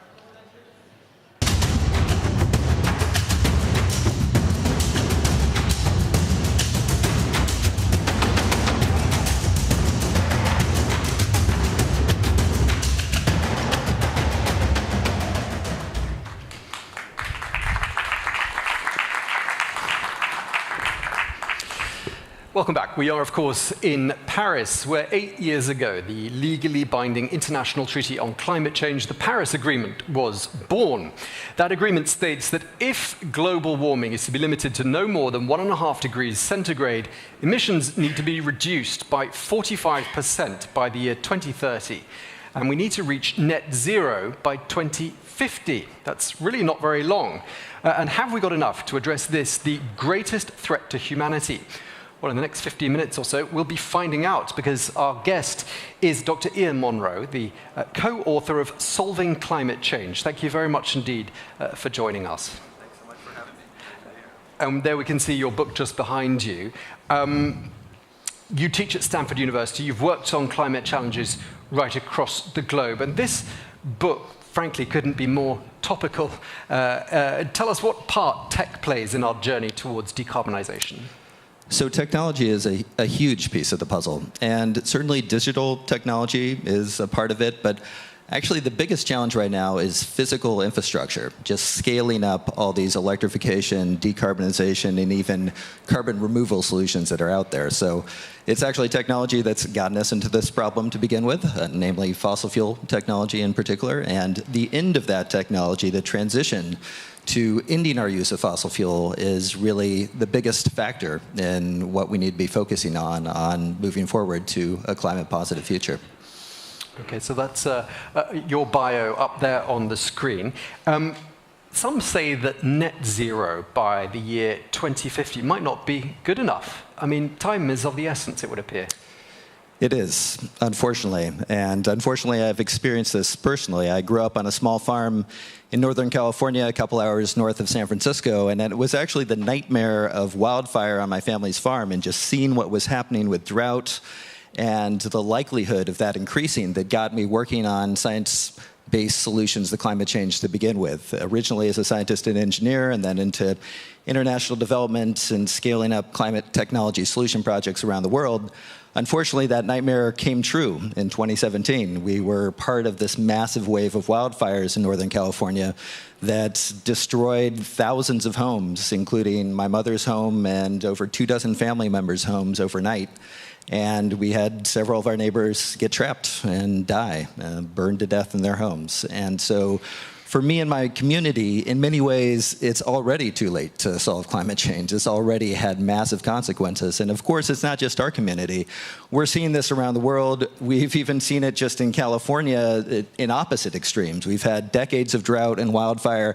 And now this last year, we've had massive floods that, again, have been killing people. And of course, it's not just us in California. It's literally every corner of the globe now is feeling climate extremes. And so net zero by 2050 is certainly better than not talking about net zero at all. I was actually here in Paris for the Paris Climate Agreement negotiations, and it was a huge step forward for sure.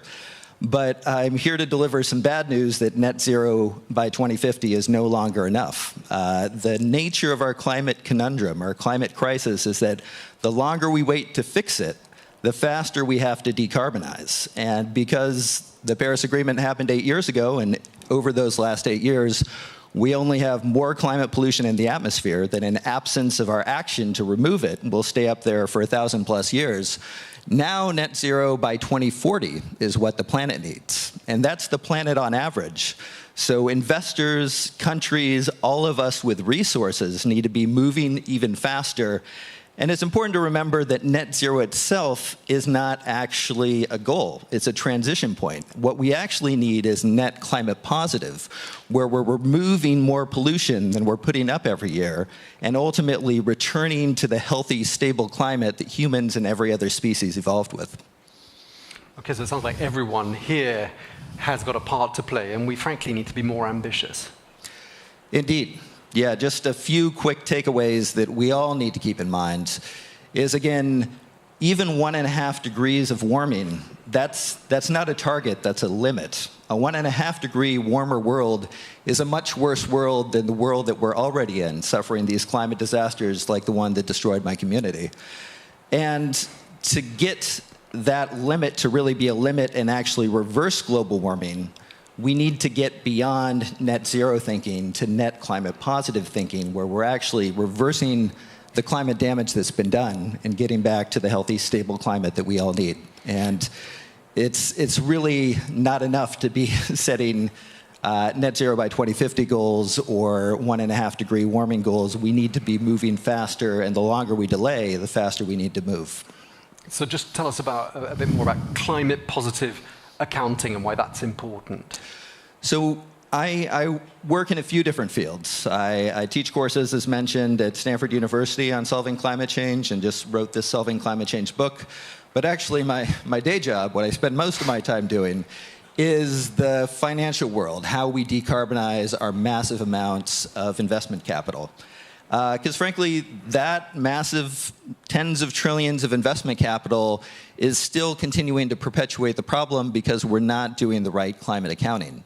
We're not setting the right climate decarbonization targets for portfolios that really need to be moving beyond net zero to net climate positive, and again, doing that even before 2040, not 2050.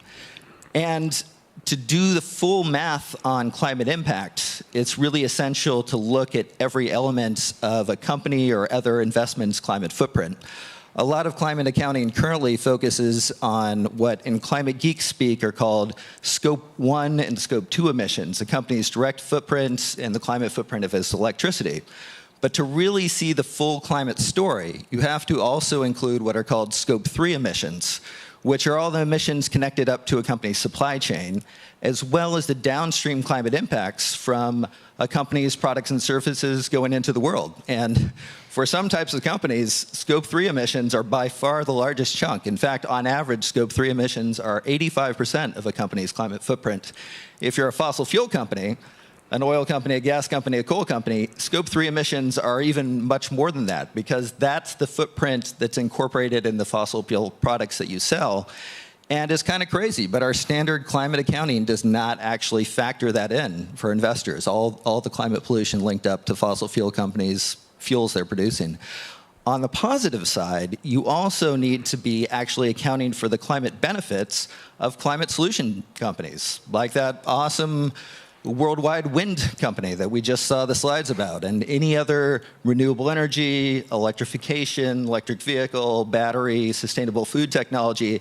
If you're not doing full climate accounting to include the downstream climate benefits, we're really missing what that actually means in terms of overall climate positivity. And it's not just kind of theoretical stuff, at least when you apply this to the investing world. My day job is at Etho Capital doing climate-focused public equity index investing, and we've actually seen that when you do this more complete climate accounting, you actually tend to find companies that financially perform better. And so you can really do a deeper dive, more complete climate analysis and incorporate overall environmental, social, and governance characteristic screening at the same time, and actually perform better than overall global index investing benchmarks, which is where the vast majority of the world's capital is currently invested. And so climate accounting is really an essential piece of how we solve climate change, because that's how we move the capital out of the problems into solutions. And one last piece we've been working on, not just at Etho Capital, but as a global movement, is a new climate positive investing alliance to do this much more complete, holistic climate accounting, standardize how it's done, and ultimately empower investors everywhere to do this at every level, from large pension funds and sovereign funds to all of us individually investing for retirement. So it really seems like we humans and our addiction to fossil fuels, we're basically like a smoker who says, we've got to give up smoking, we know we've got to do this, we're not going to give up smoking today, we're going to give up smoking in about 15 years from now. And that clearly is not the right answer, is it? Do you think that's a good metaphor? Yeah, unfortunately, it's not just a metaphor, it's really a reality. Because effectively, in many parts of the world, even here in Paris, we are effectively smoking every day because of the direct air pollution from fossil fuel combustion. Not the global warming greenhouse gases they're producing, but just the particulate matter and other direct health deteriorating impacts from fossil fuels. There are a number, it's not just obscure NGOs saying this, there are a number of really respected, peer-reviewed scientific papers coming out now finding that the fossil fuel industry, even excluding climate change, is killing somewhere around 9 million people every single year.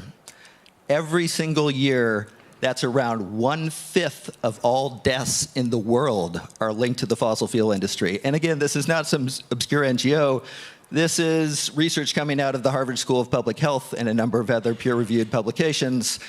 And by the way, climate change is only likely to make this worse. And if you add everything up, the fossil fuel industry has not only killed more people than COVID ever will, but likely every single war in human history. So let's put things in perspective. Yeah, that's a pretty chilling set of numbers there. What should the correct steps be, therefore?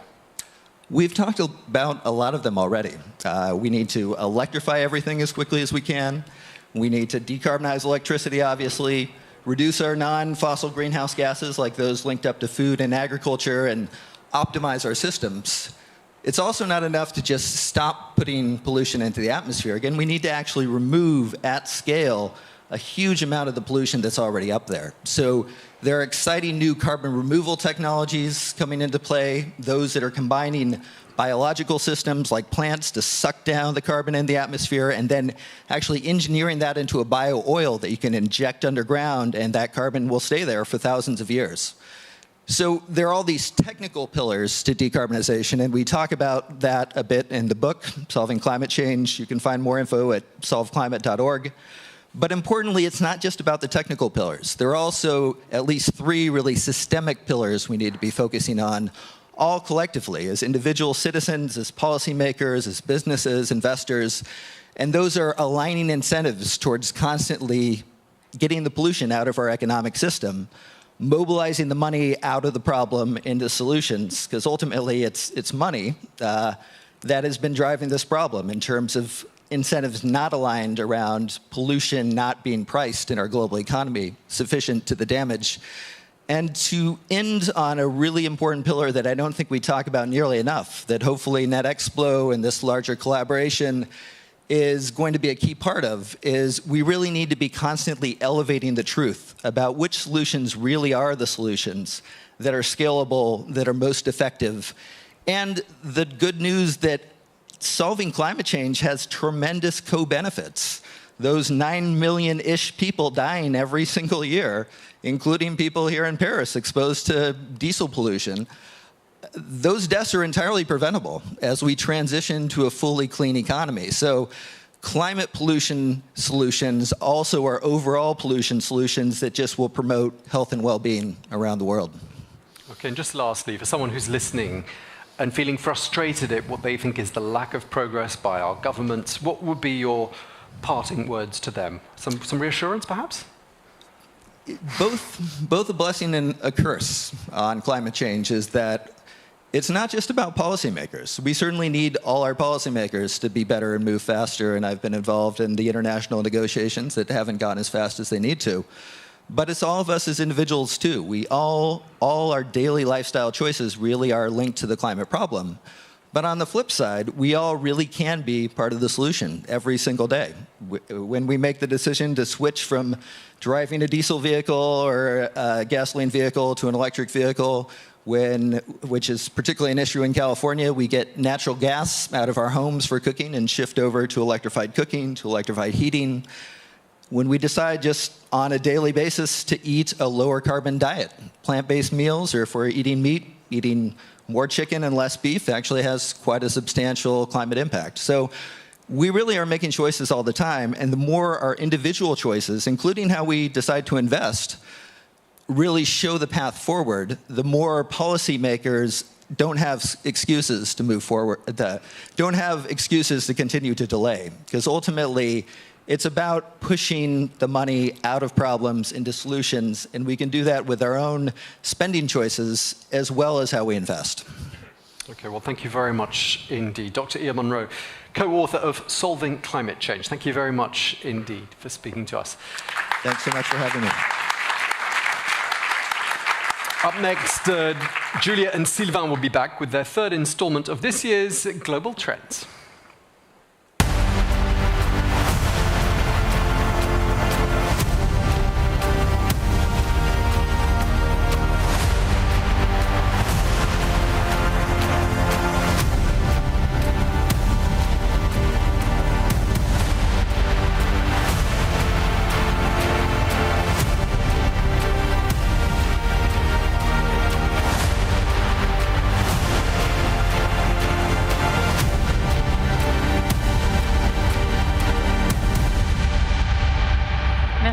Tom, thank you very much, Tom. I'm indeed with Sylvain Loredour on stage. So here again, Sylvain, 60% of the innovations captured for the global trend that year are about ecological responsibility, accountability. Is it a passing trend in your opinion, or is it here to stay? No, I think that it is really a structuring trend. It is something that taught us the international capture, which happens the previous month. It is a structuring trend indeed, and what is interesting is that all parts of the innovations, the frugal innovations, the sobriety-based innovations, newly found innovation, are tending towards the fact that it's not even a buzzword. It is by design the fact that these ecological issues should be integrated in all kinds of innovations, whatever the sector might be. Yeah, so we've talked a lot about the different sectors, and I've mentioned with you actually that this fear-mongering speech around technology could be counterproductive and create blockage. What do you think about it? So, of course, this fear-mongering speech is leading to bullshit, some sort of a fake news, which could be easier for us, or also we could be completely stuck and avoid doing everything. So it is something that we've talked about together, and it is mentioned in this book. You gave me an interview stating that we shouldn't go towards fear, but towards the love of nature, and the fact that we should be completely amazed, astonished by what is around us. Yes, so of course you've already started the capture for the global trends 2024 to 2025. Have you already started? Yeah, of course we have started to observe the low signals. We are far from having. We have only working on the trends from last year, but we have already starting to capture the low signals in all the continents and all sectors. So we are eager to talk about it for the next edition for 2024 to 2025. Okay, so let's carry on and discover what are the last winners. Our award-winning innovations. Absolutely. I'm back here with Marcus, Netexplo's VP Intelligence, to look at these last 4 innovations of the day. Marcus, what's the common thread with this lot? Well, maybe some of you were thinking, well, they haven't talked about artificial intelligence very much today, but we're going to put that right. We have 4 innovations that use artificial intelligence in very different ways, for very different purposes, but all very much in line with the topic that Sylvain outlined this morning of listening to people, listening to the environment, maybe even listening to the planet. Okay, well, the first of these innovations is a human voice synthesizer, unlike anything you've ever seen or heard before. It's called Valley.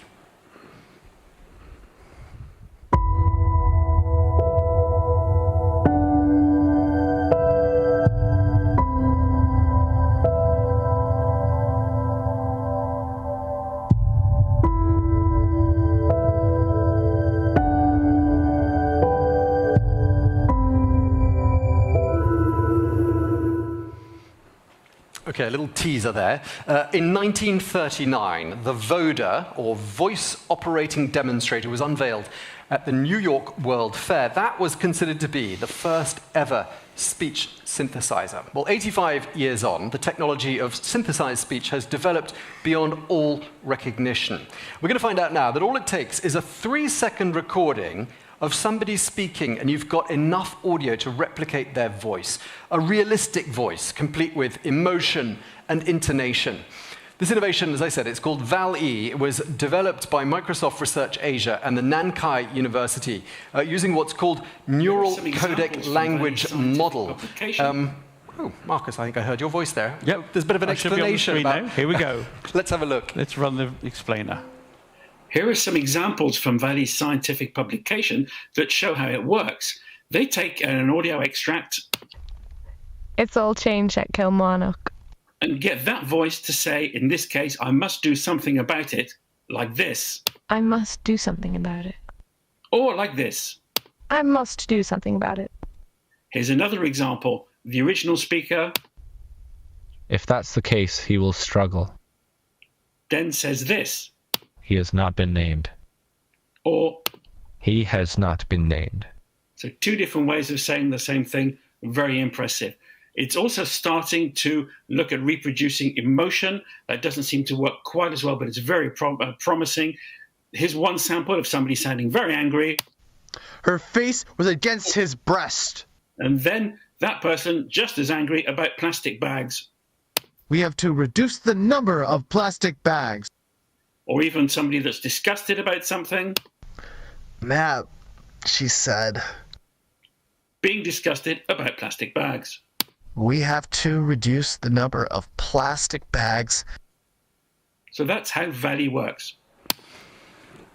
Okay, so it seems like synthesized human voice has come a very long way, hasn't it, Marcus? Absolutely. It's worth pointing out, why is this called VAL-E? Well, in reference to, perhaps, to DAL-E, the text-to-image generator that we featured 2 years ago based on GPT-3, but also to the uncanny valley, which is that feeling of strangeness when an artificial voice or person is not quite human, but is just getting there enough for it to be creepy. Yeah, well, let's hear now from Yu Wu, who is a senior researcher at the Microsoft Research Asia, also in association with Nankai University, and he explained to us how VAL-E actually works. Hello, I'm Yu, a senior researcher at Microsoft Research. VAL-E is a text-to-speech system which has zero-shot capability. Here, the zero-shot means even if the model doesn't see the speaker's voice in the training data, it can also mimic the speaker's voice with only about 3-second recording during the inference stage.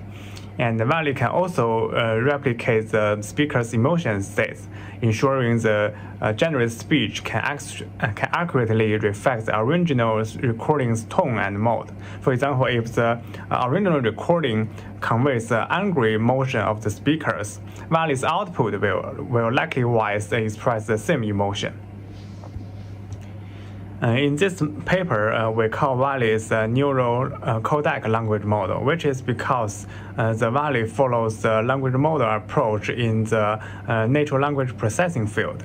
Previously, the TTS system may rely on some male spectrum as the intermediate representation, but here we use discrete tokens that is derived from the neural audio codec as the intermediate representation, so that each audio can be converted into a sequence of the discrete token, and then we can learn the language model on top of the discrete token. And in the generation process, I think the TTS process is very likely to the original language modeling. I believe VAL-E is ongoing research currently, and in the future maybe can be used for to create some customized voice for some individual with speech impairment. For example, some people may lose their ability to speak, and then we can use the VAL-E that is condition their previous voice to generate some new speech as they want to synthesize. as a company, I think Microsoft believes that when you create the technologies that may change the world, you must also guarantee the technology can be used responsibly. And we are committed to creating the responsible AI by our design. Our work is guided by a cross set of principles, including the fairness, reliability, safety, privacy, and security, inclusive, transparency, and accountability. In Valley, we know the nature of the voice clone could make some difficult for people to distinguish the synthesis voice and the real voice. But it is also very important to help the individual and organization to understand the potential tasks associated with some advanced TTS model like Valley, and to take a step to prevent some future misuse. And here we want to apply a limited access policy to our currently synthesis voice clone technologies, such as the custom neural voice, which is developed by the Azure TTS system. They also just provide the limited access to control the risk of the misuse. And we also want to develop some detection models to check whether the audio clip is generated by the model or it is realistic audio. And if the detection model is very robust, and then we can distinguish the synthesis voice of human. Generative AI is developing very fast in the recent months, and I believe currently the generative models is changing the world, and we have seen a lot of promising results across generating high quality text, image, and speech. And I think for the conversational chatbot, it can assist us to writing some articles, polishing document, or suggesting some new lines of the code. And for the Valley, and I also believe it can act as the personal speech assistant, which can synthesize the voice with your own voice. And I believe in the future, I think the world will be changed by the generative AI technologies. And currently, I think the Valley has some robotics issues, such as it cannot synthesize high-quality accent speech. And in the future, we want the model to handle that anyone can speak English. And we also intend to develop a multilingual Valley. For example, you can use the Valley model to synthesize English, Chinese, Spanish, and all of the language in the world. Okay, some more information there about Val-E. And while I was watching that, Marcus, and I think that was one of the points that we heard from Yuwu there as well, is there are lots of uses for this type of technology, but lots of potential for misuse as well. Well, of course, on the uses, as you mentioned, you can imagine somebody who's lost the ability to speak could have a voice synthesizer in their own voice.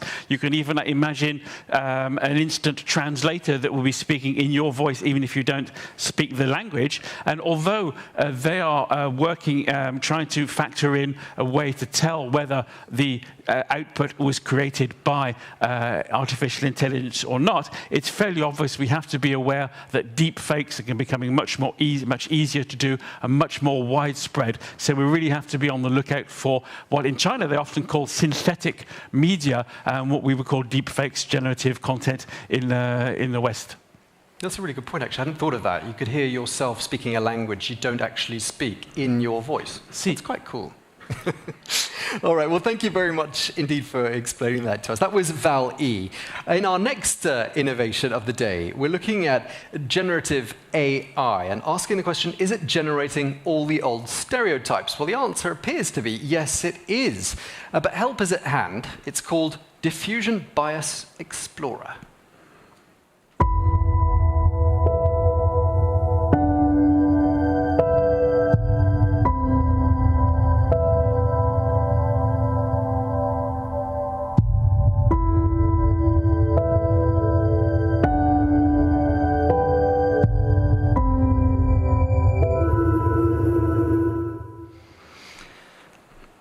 Okay, my introduction was a little bit cryptic. Discrimination in society obviously is a real issue, and bias in artificial intelligence can reinforce this. Try putting a profession into an image-generating AI model, and you'll see a lot of the old stereotypes at work in terms of gender and race. For example, I put the word dentist on DALL-E 2, and I was immediately shown 9 images of dentists, of which, well, 7 were men. Then I added an adjective. I decided I would say, I want to see a sensitive dentist. And the answer there was that only 5 of the images were men. But still, the bias is clear. AI thinks a dentist is a man, whereas a librarian, according to that same platform, told me that 6 out of the 9 images were of women. And if I added the adjective pleasant, so a pleasant librarian, suddenly I had 8 out of the 9 images being shown to me of women. Well, our next innovation is a simple tool, and it lets users find out for themselves what an AI model stereotypes are. It's called Diffusion Bias Explorer, and for more we can speak to research scientist at Hugging Face, Sasha Lucioni, who joins us from Montreal. Thank you very much indeed for joining us, Sasha. And just to make it clear to everybody, we heard a little earlier on from Lucille, who is a researcher at Hugging Face. So you guys have got a pretty strong connection, haven't you? Yeah, we have a really strong team at Hugging Face that is really interested in the societal impacts of AI. So Lucy and I work together on this, and it's great because it's also an important topic that is addressed in a lot of the tools we make and a lot of the projects we work on. Tell us a bit more about Diffusion Bias Explorer. How does it work for a start? So the idea was to take a lot of images generated by DALL-E, Stable Diffusion, and let people explore them because there are currently no techniques, no scientific, approaches to analyzing these images, and we wanted to give people the opportunity to look at them themselves without really telling them what's there, but letting them explore. And so depending on your background, depending on your own values and your own profession, the things that people find there are really different, right? Like you honed in on dentists, some people hone in on CEOs or managers, and it's interesting because each person has a bit of a different way of exploring the images that are generated. And the fact is that they all come out with different observations. Some people are like, oh yeah, this is what society is like. You know, all my managers are white men, so that's kind of normal. And other people are like, wait, that's not okay. I found that adding pleasant or adding sensitive changes the gender balance. So it's interesting to hear what people find. And how do you see DBE being used? I mean, what applications do you see this being used for? So hopefully, all the code is online. So our idea is to help people use it to generate other images and to explore other aspects, like things like more like societal stereotypes, like for example, criminal, right? Like or even a leader, or even a friend, and things like that. So you can also add other images and explore what are the stereotypes that are reflected, and hopefully, before using a generative model in an application, in a user application, you'll go explore the images first and compare, because the idea also with the tool is to have the two side by side, so you can compare 2 models, you can compare two different sets of prompts, and hopefully people will kind of hone in on what corresponds to what they're looking for, because the idea is there's no single answer, right? There's no single way of representing society, but based on your background and based on what you're looking for, it can help you figure out what's the most complementary approach for you. And does this go beyond image generation? Yeah, actually. So the thing is with text-to-image models is that they take some biases from the text side and they take some biases from the image side. And so it's interesting because we're trying to figure out where the biases are coming from and ideally how we can reduce them, right? So how can we really, figure out whether it's the text model that's representing these kind of ingrained, like, CEO is closer to man than to women, or is it the image part of things? And then if we take a model like Stable Diffusion that can be retrained, because you can take it and you can fine tune it. For example, you can keep training it, and in that way you can reduce the biases also kind of dynamically. It'd be great to just lastly get your perspective on the impact that AI is having on our society. A positive impact, would you say? I think it's hard to say. AI, there's so much to it, right? There's so many different types of innovations. I think that if we focus on generative AI particularly, it's gaining so much traction without understanding how it works. So people have been using, I don't know, classifiers and for detecting types of objects for a while. We're starting to understand a little bit how they work, how these models function, but generative AI is so new that it's really kind of hard to say it's a net benefit or a net I guess disadvantage, because we need to understand these tools better before deploying them into society, right? Before we use DALL-E 2 to for example, create a website, populate a website with images, we need to understand how it works and what it's generating. So I think that before we can make that call, we need more analysis, we need more data. Let's bring Marcus into the conversation now. Marcus, it does look, doesn't it, like AI has got a bit of learning to do. Well, I would say yeah, because we mentioned earlier on that artificial intelligence is starting to understand us, it's starting to understand how our language works, as we saw with Erica the robot in Japan, but it needs to be aligned on our values, maybe, as Gabriela Ramos from UNESCO pointed out earlier. And we need to factor in the ethical issues of artificial intelligence from design onwards and make sure that this promising tech is beneficial to everybody. And I'd like to ask Sasha if that's really in line with the mission of Hugging Face and all the tools that Hugging Face provides. Definitely. I think one of the main reasons why I chose to work at Hugging Face is because responsible innovation is such a big part of our mission, and that makes it possible for me to do the work I really want to work on. And so I guess the main kind of goal is to So the thing is, debiasing is really hard because that means that you prescribe a certain set of values to your model. So for example, if you define that it has to be 50% men, 50% women, you're assuming that this should be like the way that models work. But transparency is kind of the first step to that. Before you even get to saying this is how it should be, documenting how it is really important. And we're not there yet for a lot of the more recent models. Like we don't document essentially how they make decisions, how they make predictions. And that's why I think that Hugging Face is important, because it's helping people document and understand models better.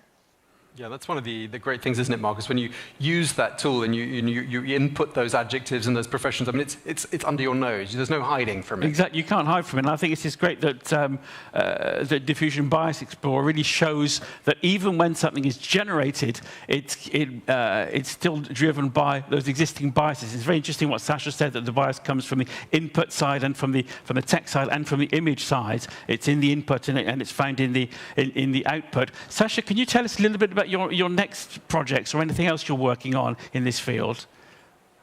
Definitely.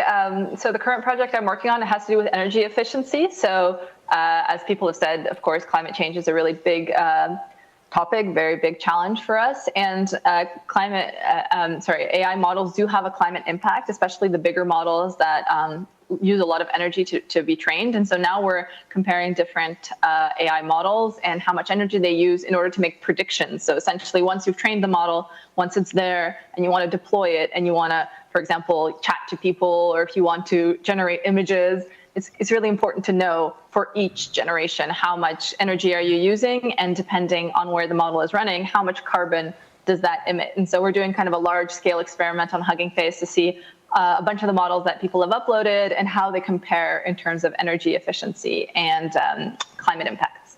So that's good news for the sustainable aspect of artificial intelligence then? Yes, definitely. That's the goal. Fantastic. Okay, well, thank you very much indeed for taking the time to speak to us, research scientist Sasha Luciani.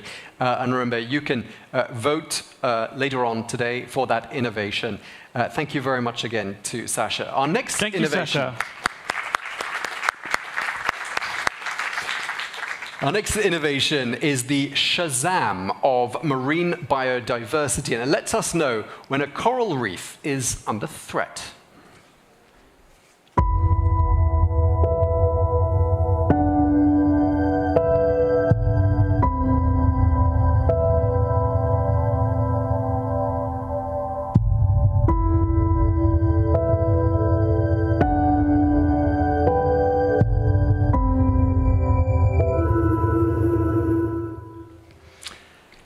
According to the UN Environment Programme, up to 50% of the world's coral reefs have been destroyed, and those that remain are under threat. Well, our next innovation uses AI to track and analyze the health of a coral reef by analyzing the sounds of the fish and the other animals present or not present, as the case may be. In the same way that birdsong can tell us about the health of a forest canopy, so too can the sounds that these underwater creatures tell us about marine biodiversity. Well, Coral Reef Soundscape AI was developed by scientists in the UK. Ben Williams, come forward into the light a little bit more. You are a marine biologist and a PhD student at University College London and Mars Global. Great to have you with us. First of all, tell us how this works. You put a microphone into the water and hit the record button? Yeah, pretty much. Well, thanks for having me here as well, firstly. And yeah, that's how we start. So we had a whole load of these recorders, and we placed these onto healthy and degraded coral reefs. And these were there doing the listening for us. So they were recording all the sounds present on the reef, so the biological activity that we could hear. And the novelty of our innovation was that we used AI via machine learning to identify the difference between these two habitat types. And it worked really effectively. Why do coral reefs matter so much? Yeah, well, they cover only a small extent of the ocean's floor, at less than 0.1%. But they host 1/3 of marine biodiversity. So it's a huge amount. And there's over 375 million people around the world who are directly reliant on the ecosystem services that these habitats provide. So despite their small extent, they really punch above their weight in their importance. Okay, and it's a really great thing that we have AI today because, I mean, the human ear would really struggle, wouldn't it, to differentiate the noises made by all these different underwater creatures. Yeah, absolutely. And the hardest thing is the amount of data we collect. So we can collect maybe several months' worth of audio in a field expedition or when I send recorders to collaborators. There's no way any of us could listen to that amount of data. So it's a really effective way now. Automating this is far better than what we had previously. So it's much more accurate than what a human could ever do. Yeah, certainly. In fact, we worked with recordings that were just 1 minute in length, and we found that the model could correctly identify which kind of reef these came from more than 90% of the time. So even myself, who I spend far too much time listening to them, it's much better than I could do with my own ears. I mean, people have probably here, like me, not really thought too much about the noises that come out of a coral reef. What are some of those noises?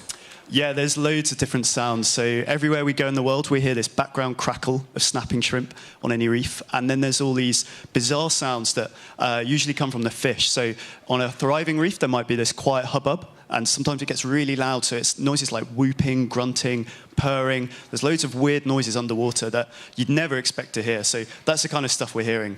Okay, well, we couldn't possibly not let you hear some of those exciting noises. Let's listen in to a little extract recorded from the depths of the ocean.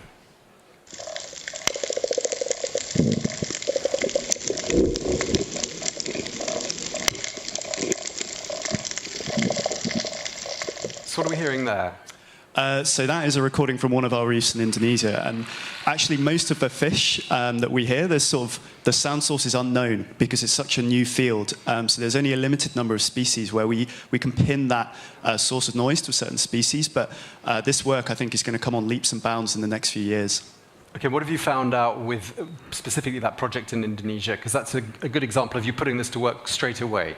Yeah, exactly. So we were fortunate to be at the world's largest reef restoration project. This is completely supported and run by Mars and Sheba, those brands. And we took recordings from restored reefs. And we had a younger 9-month-old reef. And using our approach, we found it still mostly sounded degraded. But we also had a couple of 2-year-old mature reefs, and these sounded resoundingly healthy. So it was an instant demonstration of a way we can track the progress of an intervention like this much more efficiently than existing approaches. And so now we want to scale this up around the world. We've been sending recorders to Mars and Sheba projects where they're restoring reefs in different parts of the tropics. So how do we use this information? I mean, can this be used to take preemptive action and basically address a problem before it becomes a really serious problem? Yeah, so I think there's certainly use cases where we could see that, but primarily the threats to reefs, they're kind of known, and we know the solutions we need to implement these. So climate change, of course, being the #1 threat. So we need to get on top of those, really. That's what's going to save the reefs. But we're hoping technology like this will allow us to measure the impact this is having and perhaps help us measure the impact that positive approaches we're taking, like restoration, can have, and make that easier to do so we can identify the right ones. And the facts are clear. They're in black and white. You can't argue with a machine that is telling you this is a coral reef in dire straits. So that makes your appeal for action, your call to action, all the more convincing. Yeah, of course. I think the gold standard of getting data from reefs is still that professional dive team in the water collecting visual data, but that takes so much expertise and resources that it's so hard to do, and it's not available to most projects. So our technology offers something that's a much simpler, more efficient way to collect that kind of quantification of what's going on, like you mentioned. And just lastly, you've launched a new platform. It's called Calling in Our Reefs, and you've done that with Google Arts and Culture. Just tell us a bit about that. Yeah, so that's a project launched by our team, and it's a platform where anyone can help us start analyzing reef soundscapes. So anyone here, you could go and listen to soundscape recordings on here, and there's a way where you can let us know when you're hearing the fish or other sounds of interest. And then we're going to use that to try and train the next generation of AI to improve this technology, as well as learn about the data sets we've already collected. So it's called Calling in Our Corals. Check it out. You can find it online. It just launched today. Calling in Our Corals. Correct me there.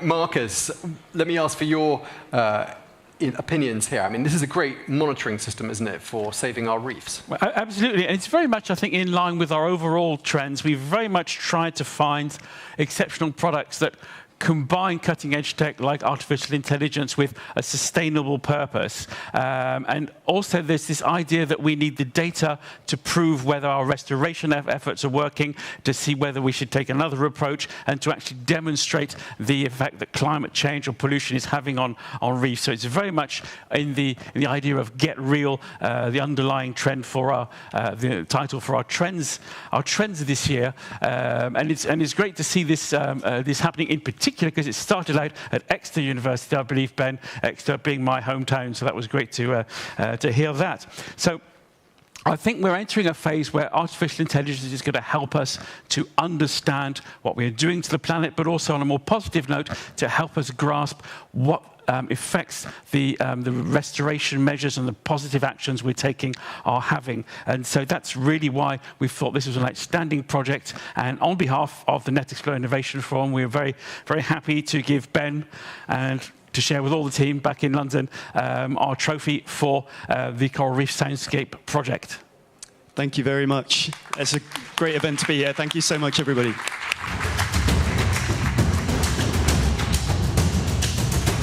And it looks like a reef. It looks like coral. Yeah, it's perfect for our innovation. Very appropriate. Thank you very much indeed.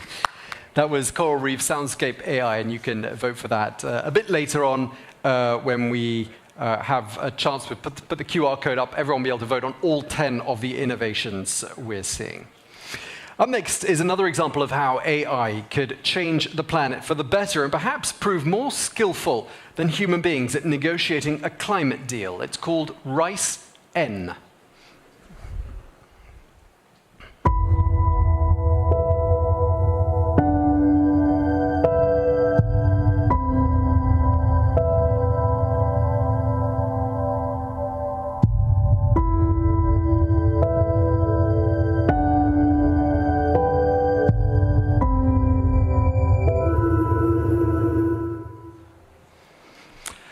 Okay, it's been 30 years or so since the first UN climate conference, COP1, was held in Berlin. And COP28 is going to be held later on this year in the United Arab Emirates. So after many decades of human negotiations, could there be room for AI in the negotiation room? Well, to help countries to negotiate their legally binding obligations, perhaps AI could encourage greater cooperation. Well, the combination of AI and Nobel Prize-winning economics could very well be the answer, and that's what this innovation is all about. It's called RICE-N, a simulator that helps find protocols and agreements that lead to better climate economy pathways. Well, RICE-N shares a similar base framework with the RICE model. And by the way, RICE stands for Regional Integrated Climate Economy by the Nobel economist William Nordhaus. Well, it was developed by A14 Climate Corp. That was a team that was supervised by the Turing Award winner Joshua Bengio. Well, to tell us more, we're joined now by Tianyu Zhang, who is a PhD student at Miller at the University of Montreal, one of the leading AI research centers in the world. Thank you very much indeed for speaking to us. Just tell us, first of all, what is RICE-N in your words? RISE-M is a simulator to help researchers to dig into the evaluation of the negotiation protocols, and we can efficiently test the outcomes from both the negotiation part and the climate economic part. We will see that different kind of negotiation mechanism can lead to different pathway, and we can have a higher viewpoint, have a higher incentive to tell us which kind of negotiation mechanism will be better. So how did you come up with this idea? Was this idea born out of frustration at the lack of progress? Well, the idea of RISE-M emerged from recognizing the complexity and the urgency of addressing climate change, not really born out of frustration with progress, actually. As we all know, climate change is a global issue rather than a regional issue. To solve this problem efficiently, regions on the Earth must learn to cooperate with each other. So in reality, each region in the world aims to make their citizens' lives better. I would say reducing climate footprints needs to sacrifice a part of economic and some, even some other industries. It is very natural that individual regions tend to contribute less in hopes that the others will contribute more. This is so-called free rider problem. So to solve the social dilemma, we believe negotiation is of vital importance. So thus, with this background, our motivation is to provide a platform for researchers to design and evaluate strategic negotiation and agreement frameworks. Thank you. Okay, so what sort of assumptions does RISE-M make in this case? The model assumes that strategic agents who stands for countries or regions in the real world act rationally to maximize their individual policy objectives. And it also assumes that the technology level and populations grows in a certain given pattern, which is estimated from historical data, from World Bank. So to balance the computational budget, we also make an assumption that region emission of carbon dioxide will quickly spread to every corner of the world, leading to the same temperature rise, which is not actually very realistic. Yeah. Okay, so give us an example of what RISE-M could actually give to a country by way of advice or guidance going into climate negotiations. Yes, I can give an example.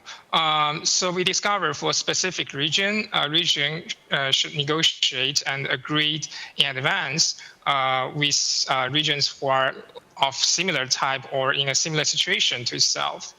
They could form alliance in some sense so that they could have relatively more impacts with, when negotiating with others later. I can also give an example of suggestion for leading regions who are trying to lead the negotiations. So we don't know which negotiation strategy is the best since they have different emphases. But from what we can observe, the Climate Club concept, which is also put forward by Professor William Nordhaus, shows that promising performance is emerged. And in one sentence, regions who do their duty of mitigation will be qualified in Climate Club and enjoy lower tariff when trading with others. That's the idea. Okay, so obviously we're in the realm of simulation still here, but do you see a day when perhaps artificial intelligence is making the rules and countries simply have to do as they've been instructed? Well, that is always a public concern. I don't think there's a chance that AI just, make the rule and the countries simply have to do what they have been taught. So first and foremost, as I mentioned before, RISE-M has some assumption that is not very realistic.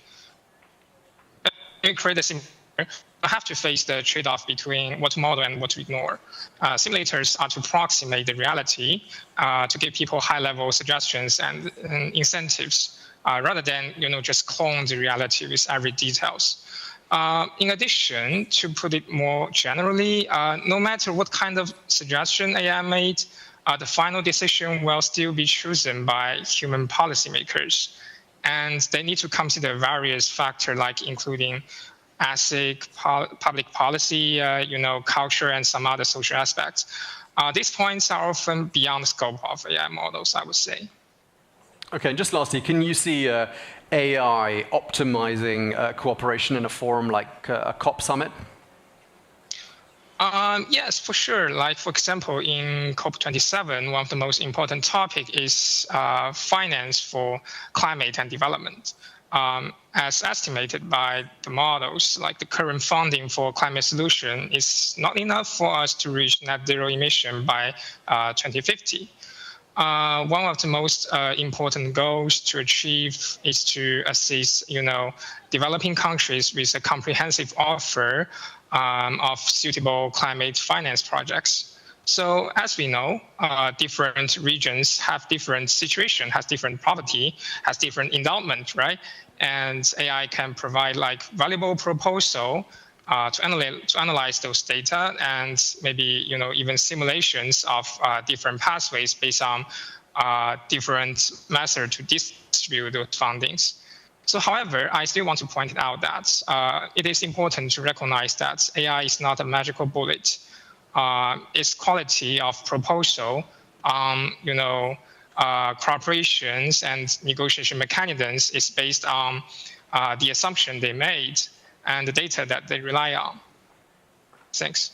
Thanks. So Marcus, I want to ask you, do you think we could really reshape how negotiations like this are carried out with AI? I think it could certainly make them much more efficient, but these are negotiations between countries, between regions, and sometimes it's very difficult for people in the same country to agree on something, and of course I'm not referring to any particular country that we happen to be in today. But it's important here that artificial intelligence, as Tianyu pointed out, isn't making a decision, it's helping people trade off the best possible outcome for the most acceptable results and the best possible result for the climate. So I think this trend of AI understanding how people think and understanding how negotiations take place, understanding geopolitics, it can be an extremely useful tool for getting people to agree on things, or at least to reach some consensus, even when it's very hard to do. So that can, in real life, and that could be a very extremely positive outcome for AI. And I think it's also worth pointing out that this came out of Mila at the University of Montreal. So if anybody's worried that all the great work in artificial intelligence is being done by Google and OpenAI, Mila is an absolutely fantastic world-class AI research center, and we follow their work every single year. And so congratulations to Tianyu Zhang and the entire team for this project that hopefully will help people to agree on the best possible outcome for the climate in future negotiations. Congratulations. Thank you, Marcus. And a trophy is, of course, on the way to you, and you'll have a chance to vote for that, and all of the 10 innovations in a short while. Thank you again, Tianyu Zhang, PhD student at Mila at the University of Montreal. Up next, Julia is going to be exploring the depths of the ocean.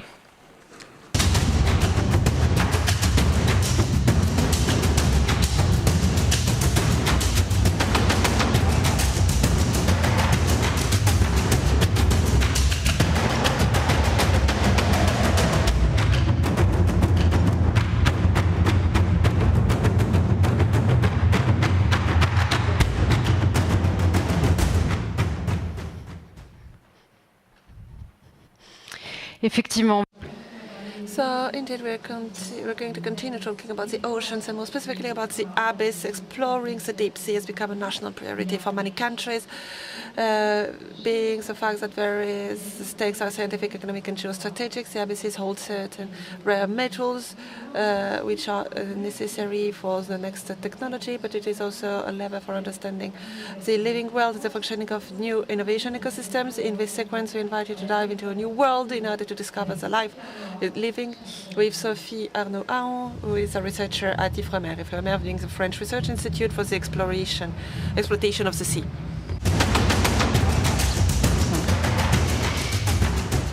Bonjour Sophie. Hello, Sophie. Thank you for being here with us today. Very quickly behind us, we will discover the images that you might have never seen before in your life.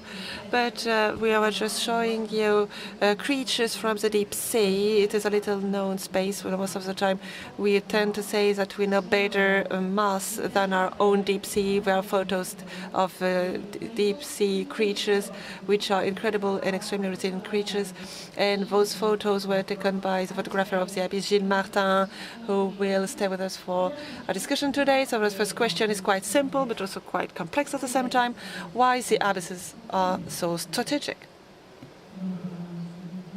So it depends on which strategy we're talking about, because when it comes to the nature and the evolution of the living, the abyss is quite strategic because it is where life came on Earth. More billions of years ago, and we think that the emergence of life in the land part of the planet only happened 500 million years ago. So we can see that there is a great evolution of the living in the sea and on land, and we think that the life was created in the abyss. Well, that's why there is a clear strategy in order to acquire the right knowledge, in order to have a better understanding of what the nature strategy is.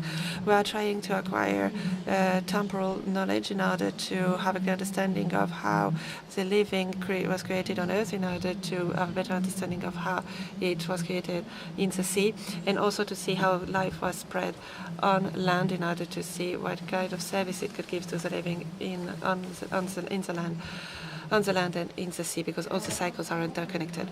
So we are talking a lot about the deep sea or the bottom of the ocean as being an important carbon sink, and we know that the oceans diverted a third of humanity's CO2 emission thanks to a very poetic process which is called marine snow. But now we need to watch out because of the acidification of the ocean, and there is another carbon sink that we don't really know. It is geology, the rocks, so the seabed. What is the role of the abyss in slowing down global warming?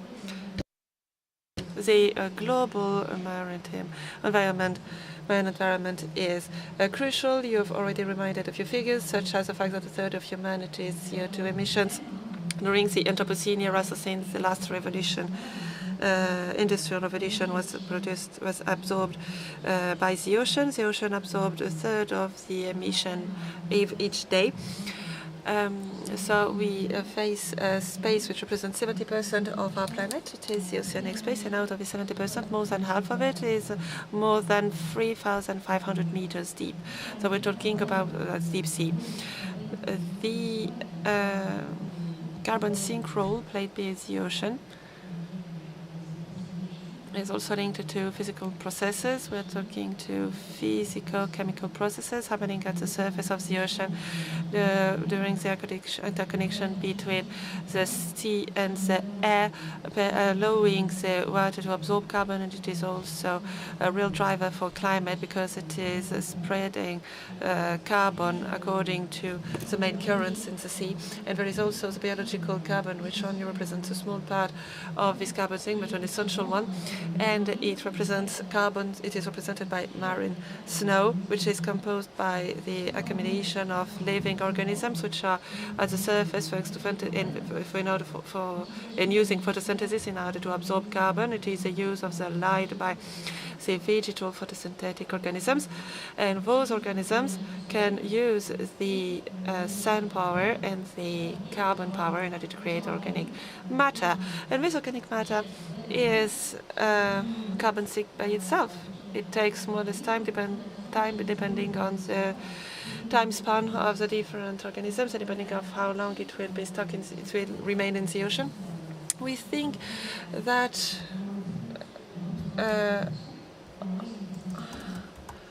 only part of the plankton is reaching the deep sea, but it is still essential. And I think that most of you already know that oil is just a fossilized plankton, and that's why they, since the Cambrian era, they have been creating oil. So we just have the coal and oil, which was created thanks to the capacity to trap living organisms and the fossilization of it. So we're talking about rocks as well, and indeed we have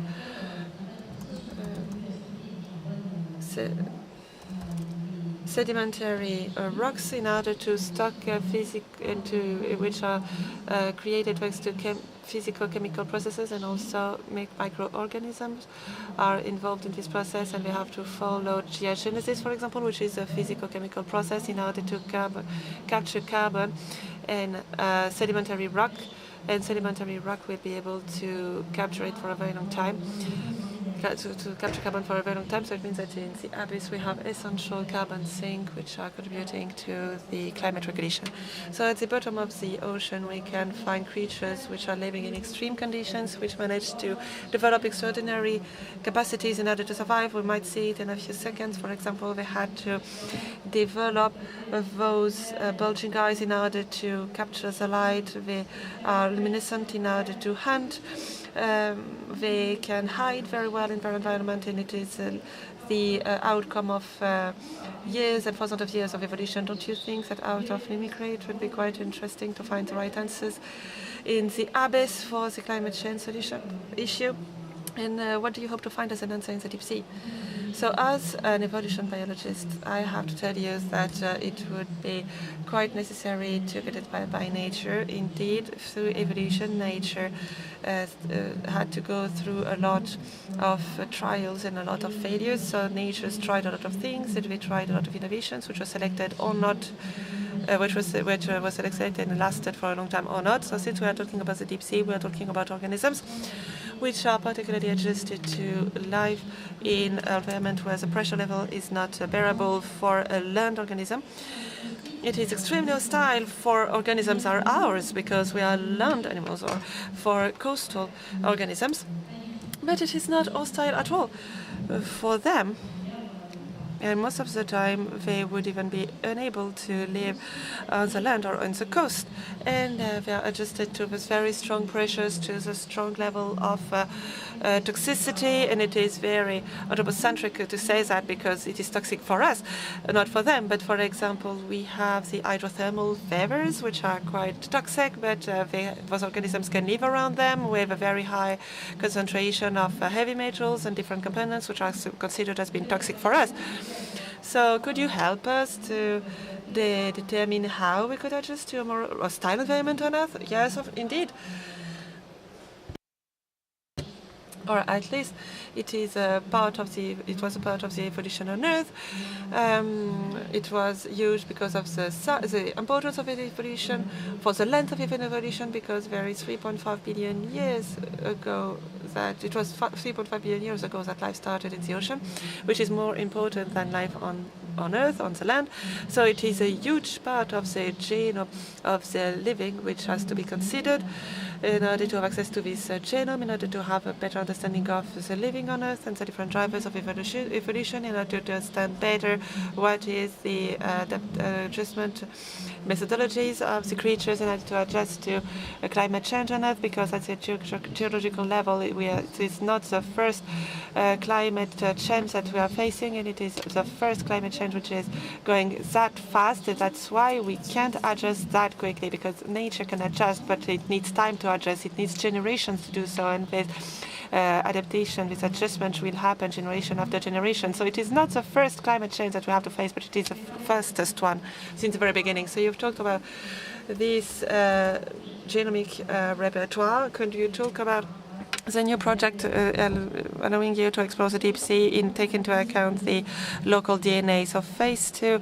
the abyss, which is a great unknown and which represents the majority of the planet, we have barely accessed it, and we barely know a thing about it, and we notice that thanks to the means that we had, thanks to our capacity to go reach sediment at the bottom of the sea and to find the living being there, we need time in order order to gather the right level of sediments, and we have around 1.5 million species which are described on Earth, and around 250,000 in the ocean. So if we are basing our approach on the different estimates which were proposed, I mean, it's a little crazy because we know that a few biologists are saying that we still have hundreds of millions of species to discover in the ocean, so there are a more conservative approach. But even if we take those conservative approaches, and if we estimate the time necessary for us and the sediment volume, we would need unrealistic sediment volume and time dedicated to the sorting of these animals, which is not realistic either. We would need at least 10,000 years just in order to describe the animals present in the sediment.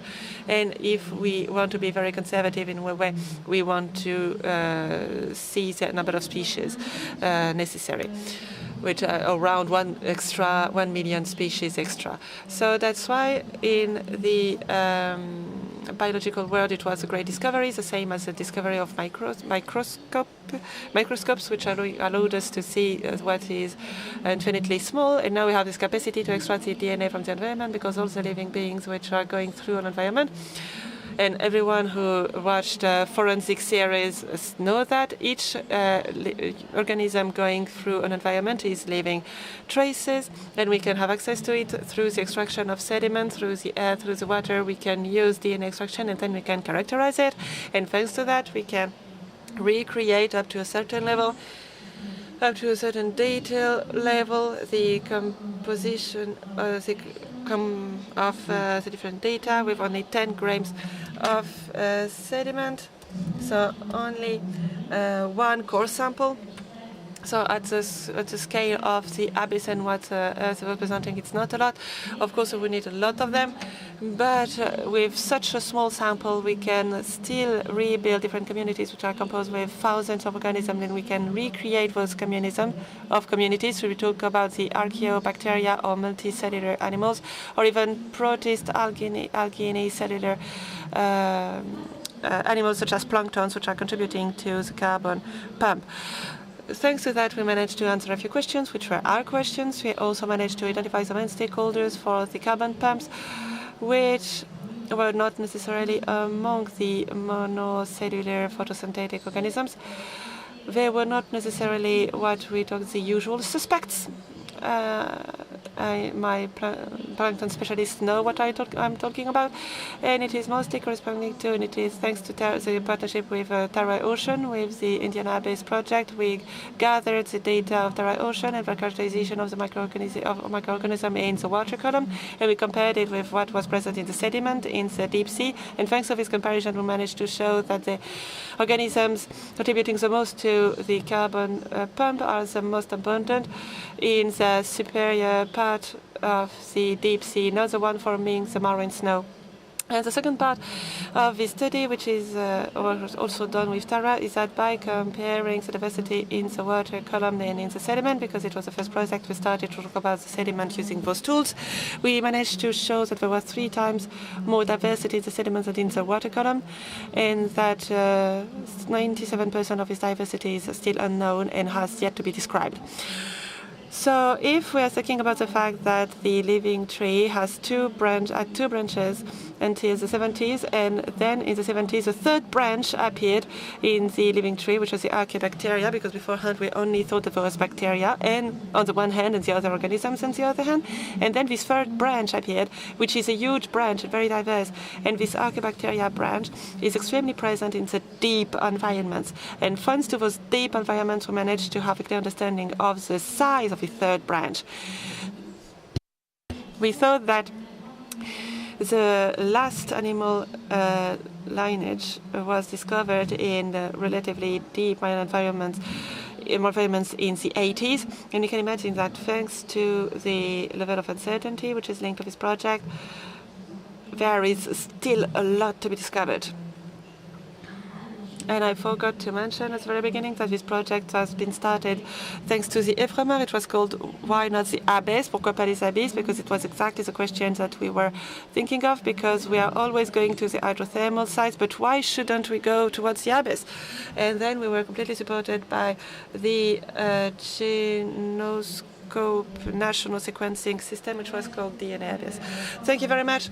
So we are reaching the end of this interview. Thank you very much, Sophie. Thank you, Sophie Arnaud-Aon, which is a researcher at the IFREMER, to talk about the potential of the abyss. Thank you from the bottom of our heart. Thank you for coming to the Innovation Forum. So now we are reaching a milestone during this Innovation Forum, because we talk about the innovation that you liked the most. So I would like Tom to come back on stage. So thank you. Hello again, Tom. Now I will summarize all the different innovations that you might have discovered today, that you must have liked. We'll find out which of these 10 innovations we've shown you today is the winner of the Netexplo 2023 Grand Prize. You're going to be getting your chance to vote. A QR code will be put on the screen just behind us, and that'll help you to make up your mind. Absolument, vous avez ce QR code, vous pouvez le scanner. Yeah, you have this QR code right behind us. You can scan it right away in order for you to vote for the best innovation. According to your mind's eye, you will give you a few minutes in order to scan it. And in a few seconds, we will summarize what you've seen during the entire night for you to have in mind the different innovations. A reminder of the 10 innovations we've looked at today.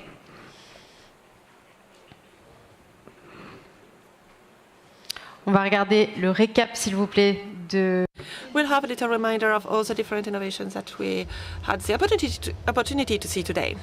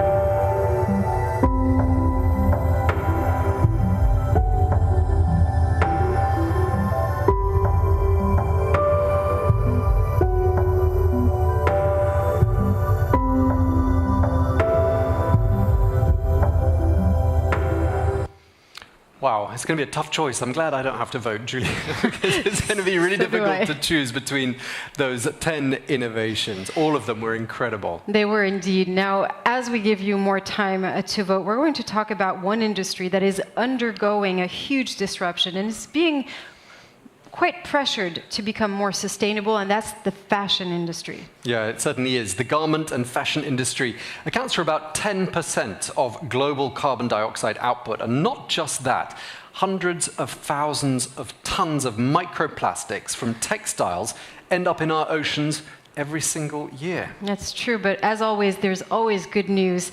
Many young designers are leading the way of this transition with innovative, sustainable, and circular items that are both fashionable and respectful of the environment. And we actually have proof of it today, just for you, ladies and gentlemen, for the very first time, an exclusive innovation catwalk.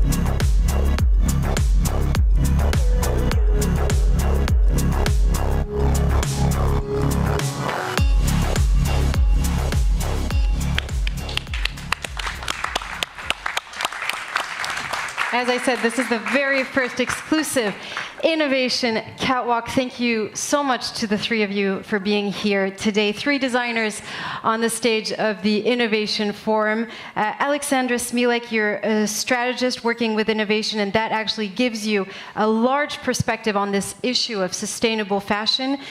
Tell us, perhaps, first of all, about your outfit. What is it made out of? Yeah, for sure. This is the most important, actually. Thank you for asking.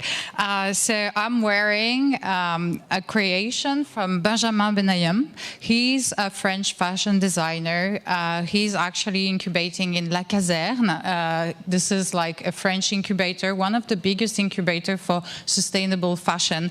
And actually, what I am wearing today is made out of VHS tape. So you know those old tapes that we used to watch like films, listen to some music.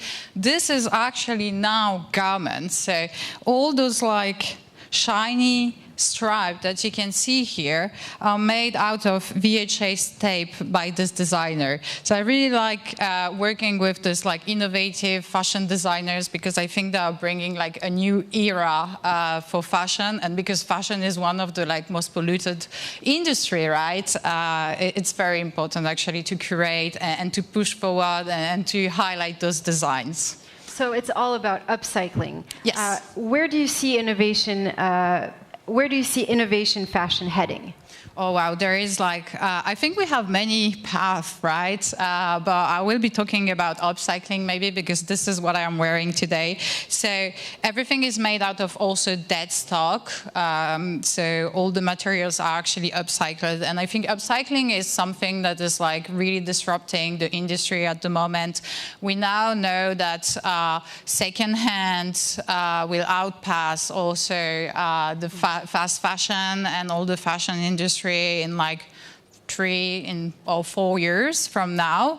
So it's really growing at the moment. And I think it's, what is interesting is obviously we can reuse, but we can recycle also. And by recycling, we are giving a second life. So first of all, creatively, it's very interesting. What we used to, for instance, what we used to use as like something that carries creativity from the filmmakers, from the song makers, are now like becoming a creative garment, right? So this is like, in terms of creativity, upcycling is huge, but in terms of sustainability also, it's give you also the capacity to like reduce carbon, right?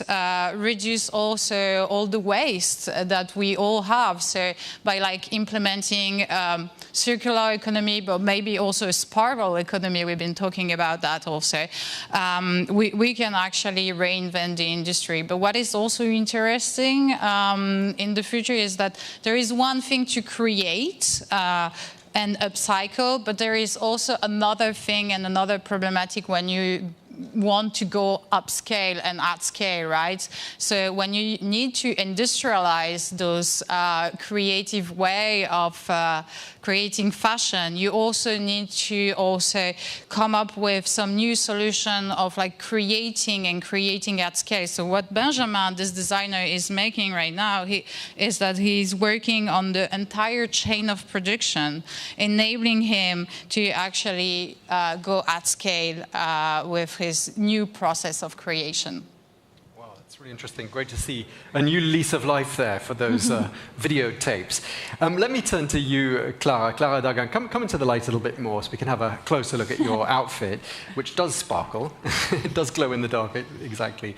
We've seen you here in Netexplo before. Just tell us a bit about what you're wearing, and how do people react to you when they see you dressed like this? So I'm wearing a piece from the last collection, and it reacts to sound. I don't know if you can tell when I'm talking, when we're all talking, it lights up in a sort of ray, like a sun ray kind of way. And I'm kind of a shy person, and so when I wear this kind of thing, people kind of come to you, and you're, like a firefly, which is really nice, because then it helps me to break the ice. Yeah, to break the ice. You have, people flocking to you, and then you don't have to sort of like run after other people. Wow, so it's like a firefly, as you say. And this is really a good example of integrating tech into fashion. Who would you visualize as being your end consumer? Well, it's it's integrating tech into fashion in a very artisanal way as well. Like, so everything is handcrafted. There's only one of each piece that exists. And so my clientele is mostly people right now, especially people from the music industry, because this reacts to sound, but also like in music videos, like the lights kind of work really well. So for DJs maybe also. Yeah, for DJs as well. And I'm also interested and have collaborated with other brands, and not only in fashion, but also like in technology or in spirits or in design or architecture. So it's like a artisanal handcraft thing that can be used across a variety of sectors. It's really hypnotic, actually, while you're speaking, to watch the waves going through it. Now, last but not least, Ronnie Gamzon, hello, and welcome to you as well. Your creation is an example of what we call biotech in fashion. Tell us more about your creation and how it's made. So this is BioFluff. It's the world's first 100% plant-based fur. This coat is the world's first 100% biodegradable and plastic-free coat. So this is a startup based in Silicon Valley, and I actually sit here at Station F under La Maison de Startup. And we are working now to collaborate our technology into big fashion brands and also small designers to make the fur industry into a more sustainable one. Now, where do you see us heading when it comes to biotech in fashion? So there's so much innovation, especially around materials, which is one of the most polluting things in the fashion industry. It's just about finding the solutions that are both scalable and that compete at a market price. So for example, BioFluff is already a drop-in solution for existing machineries in the industry, which makes it highly scalable and compatible. But there are so many solutions, and the future is heading to a more sustainable, circular fashion industry. I wanted to ask you, actually, Alexandra, where you see innovation fashion heading to as well. What are your thoughts, just picking up on what Ronnie was saying? Yeah, I think like biotech is one of the paths, definitively. There are, like we've been talking about that, there are like a lot of scientists, biotechnologists, and also nanotechnologists who are actually at an early stage in their lab. And there is a missing link, I think, between like the laboratories and the fashion industry. Like most of the scientists don't like think naturally about fashion, right? And implementing their research into this industry. So this is like, this missing link, I think, need to be, we need to work on that, and we need to build this bridge between science and the fashion industry to enable biotech. So this is one thing, to reinforce it. And then upcycling is obviously, as I told you, so like the nearest future, I would say. And then like integrating technology to the fashion industry and also the fashion creation is so important, because we have those like missing link between technology and the fashion industry. So I think all in all, we represent like several different like movements in the future. Yeah. Can I ask a really boring question, Roddy? Is it warm? Oh, it's so warm. I'm dying here a little bit. But we actually do have a tunable platform, so we can control how warm it is. So it will be as warm as animal fur or very cool. And I just want to add on what Alexandra said. I think it's all about bringing together the innovators and the scientists, the startups, with the big corporates, the ones that can both incorporate the technology and make the change and make the world aware of these solutions. Big companies that can become that game changer. Exactly. Thank you to the three of you. Please give a warm round of applause to the future of fashion. Thank you so much. Thank you very much indeed. Ronnie, Clara, Alexandra, thank you very much, and congratulations for your stunning creations. It really was a peek into the future of fashion, wasn't it? Yeah, definitely. I want one of those coats to keep me warm this winter. In a couple of minutes, we'll know which of the 10 innovations we examined is going to take the Netexplo 2023 Grand Prize. While we wait for the last votes to come in, we're going to ask Thierry App, the founder and CEO of Netexplo, Dolian Barkala, and also Catherine Morin-Desailly to come up here on the stage.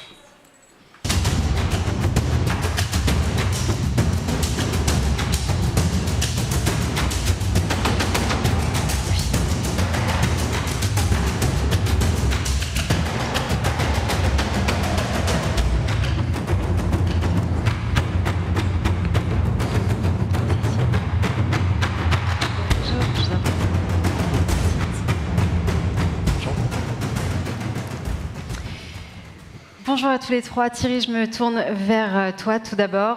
On a à côté de nous, donc à côté de toi, pardon. Afternoon to you. Three. First of all, Thierry. We have Dorian Alcala from Aquaverse. Dorian Albarcala from Aquaverse is the winner from last year. Can you remind me what we did? We're very proud to see you again. Aquaverse is a major innovation, which is interesting.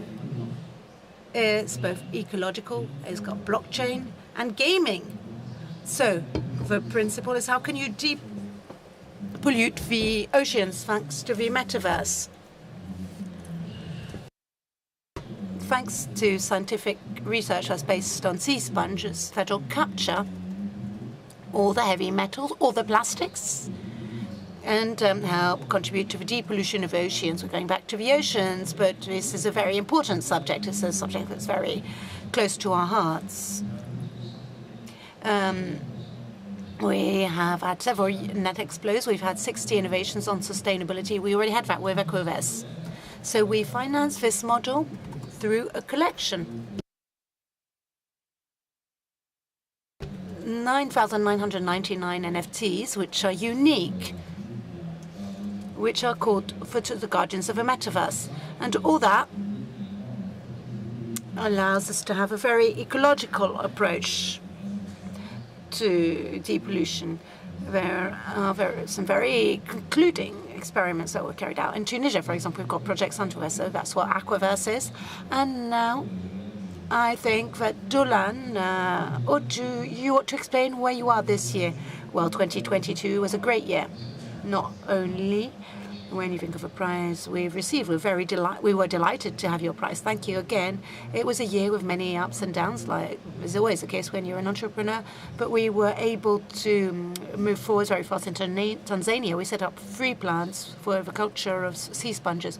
You can cultivate sea sponges, you can cut them pieces, and every sponge can then bring to the creation of new sponges, and they filter seawater, heavy metals, plastics, and so on. We've moved forwards on our business model very fast because our business model was in place, and it can always be improved because no one's ever done that in the history of humanity. No one's ever cultivated sea sponges in the history of humanity. So the idea is to plug ourselves with agriculture who take on lots of organic effluents. Sea sponges can feed on that, and at the same time they can help depollute the oceans of microplastics and heavy metals. So the idea is to raise funds to be able to move on to operations that we were able to finance thanks to the sale of the NFT collections. We're funding the first operations, everything needs to do upstream strategy, bibliographies, and so on and so forth. And now we're going to move on to operations with agriculture and have a lot more impact to produce sea sponges. We were talking about textiles earlier on. With sea sponges, actually you can make textiles. We've carried out some feasibility studies on that. It can be a really interesting biomaterial to replace cotton, thermal insulations, cosmetics, sponges used to wash your face, for example. So we've got synergies with our designers on stage. So now I think time has come. Thank you, Dorian Leanne, for being here. Thank you, Catherine, for being with us tonight. Now has come the time to give a name of our prize winner for Netexplo 2023, basing ourselves on a vote we've collected. So I think that the idea is to take the envelope with the winner's name. Catherine Morin-Desailly, could you please read the name of the winner? Reveal the prize winner. I have this privilege of revealing the great prize. I'm going to open this envelope and say how happy I am here. I'm delighted to be with you. So the winner is Coral Reef Soundscape AI. Come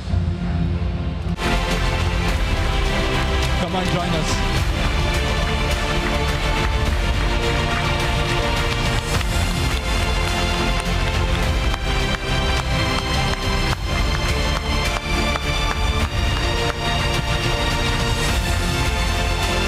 Congratulations, man. Thank you so much. That means so much to myself and the team back home and around the world as well. So it's great to have this recognition today. Congratulations, Ben. Do we have the award, maybe? We'll get there. How do you feel that this initiative has won this award this year? Yeah, well, this is absolutely fantastic. So this work started in lockdown for me a few years ago. I was meant to be on an exotic piece of field work, going abroad, and of course COVID happened, which changed plans. So I sat at my computer trying to find a different project and turned to this instead. And in many ways, I'm so glad that happened because, of course, it's paid off so well. And it means so much that people really recognize this work. And I think it shows that people really care about coral reef as these habitats that we're losing. I think that's a really important message, that they need all the protection they can get. So it's great to contribute to that in a small way. It's a trophy that actually looks... It looks like a reef. Like a reef. Congratulations once again. And we've really heard about the ocean throughout today. And also one of the themes, which I think is really interesting, that we found in the global trends is that the last part was about listening, right? And your innovation is about listening to the ocean itself. So congratulations once again. I'd like to turn to Catherine Morin-Desailly also to have your reaction to our grand prize winner. I just think it's a wonderful, incredible innovation. And what is very interesting is that it makes us aware that we can observe the world not only with our eyes, which is so common in fact, but with our ears. Sounds, noises, music are part of our daily life, but we don't pay attention to that. So thank you for revealing this to us and solving the big problems of the climate change, of the oceans. We need our oceans, so thank you very much. Thank you. Just a question, Ben. Are you a fine music? Because Shazam of the ocean. Yeah, that's a great question. I mean, I spend a lot of time either listening to music or listening to coral reefs. So yeah, hopefully I can share some sounds with everybody so you can go and listen yourself as well. Well, perhaps you can combine those two interests into one, and perhaps we'll have a bit of a remix of sounds from the coral reef. Could we just ask Catherine Morin-Desailly to perhaps close this year's 2023 Netexplo Innovation Forum? We'd also like to ask all the innovators and our three fabulous designers in the Netexplo team to come up on stage for a group picture. And also, maybe once again, congratulations to Ben. Congratulations.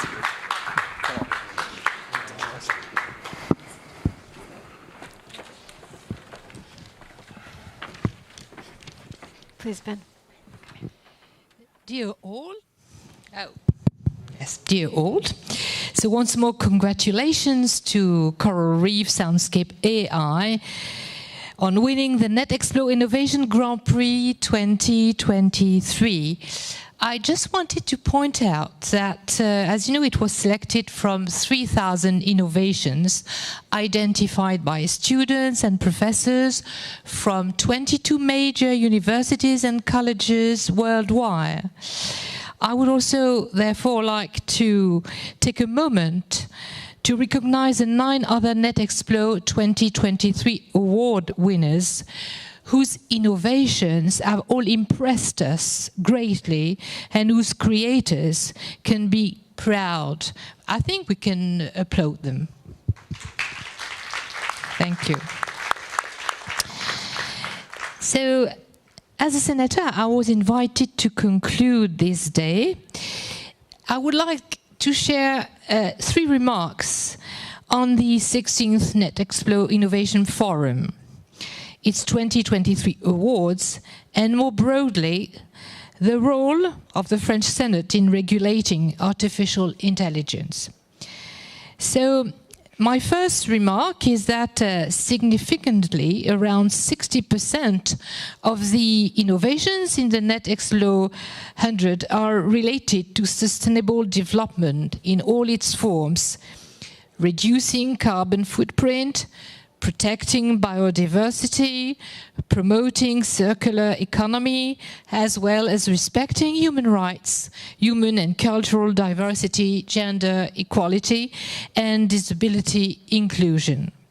This is an encouraging sign that shows the importance of this issue for entrepreneurs, NGOs, and researchers from the best laboratories worldwide. paradoxically, why digital technology, particularly through data usage, can help improve the ecological transition of our society and global economy. It remains a significant contributor to carbon footprint. According to the latest figures from the ARCEP, the ARCEP is the French national regulator for digital technology, it accounts for 3 to 4% of greenhouse gas emission worldwide, and its carbon footprint continues to grow. This is why the French Senate, which is one of the two chambers of our French Parliament, to whom I belong, has taken up this issue.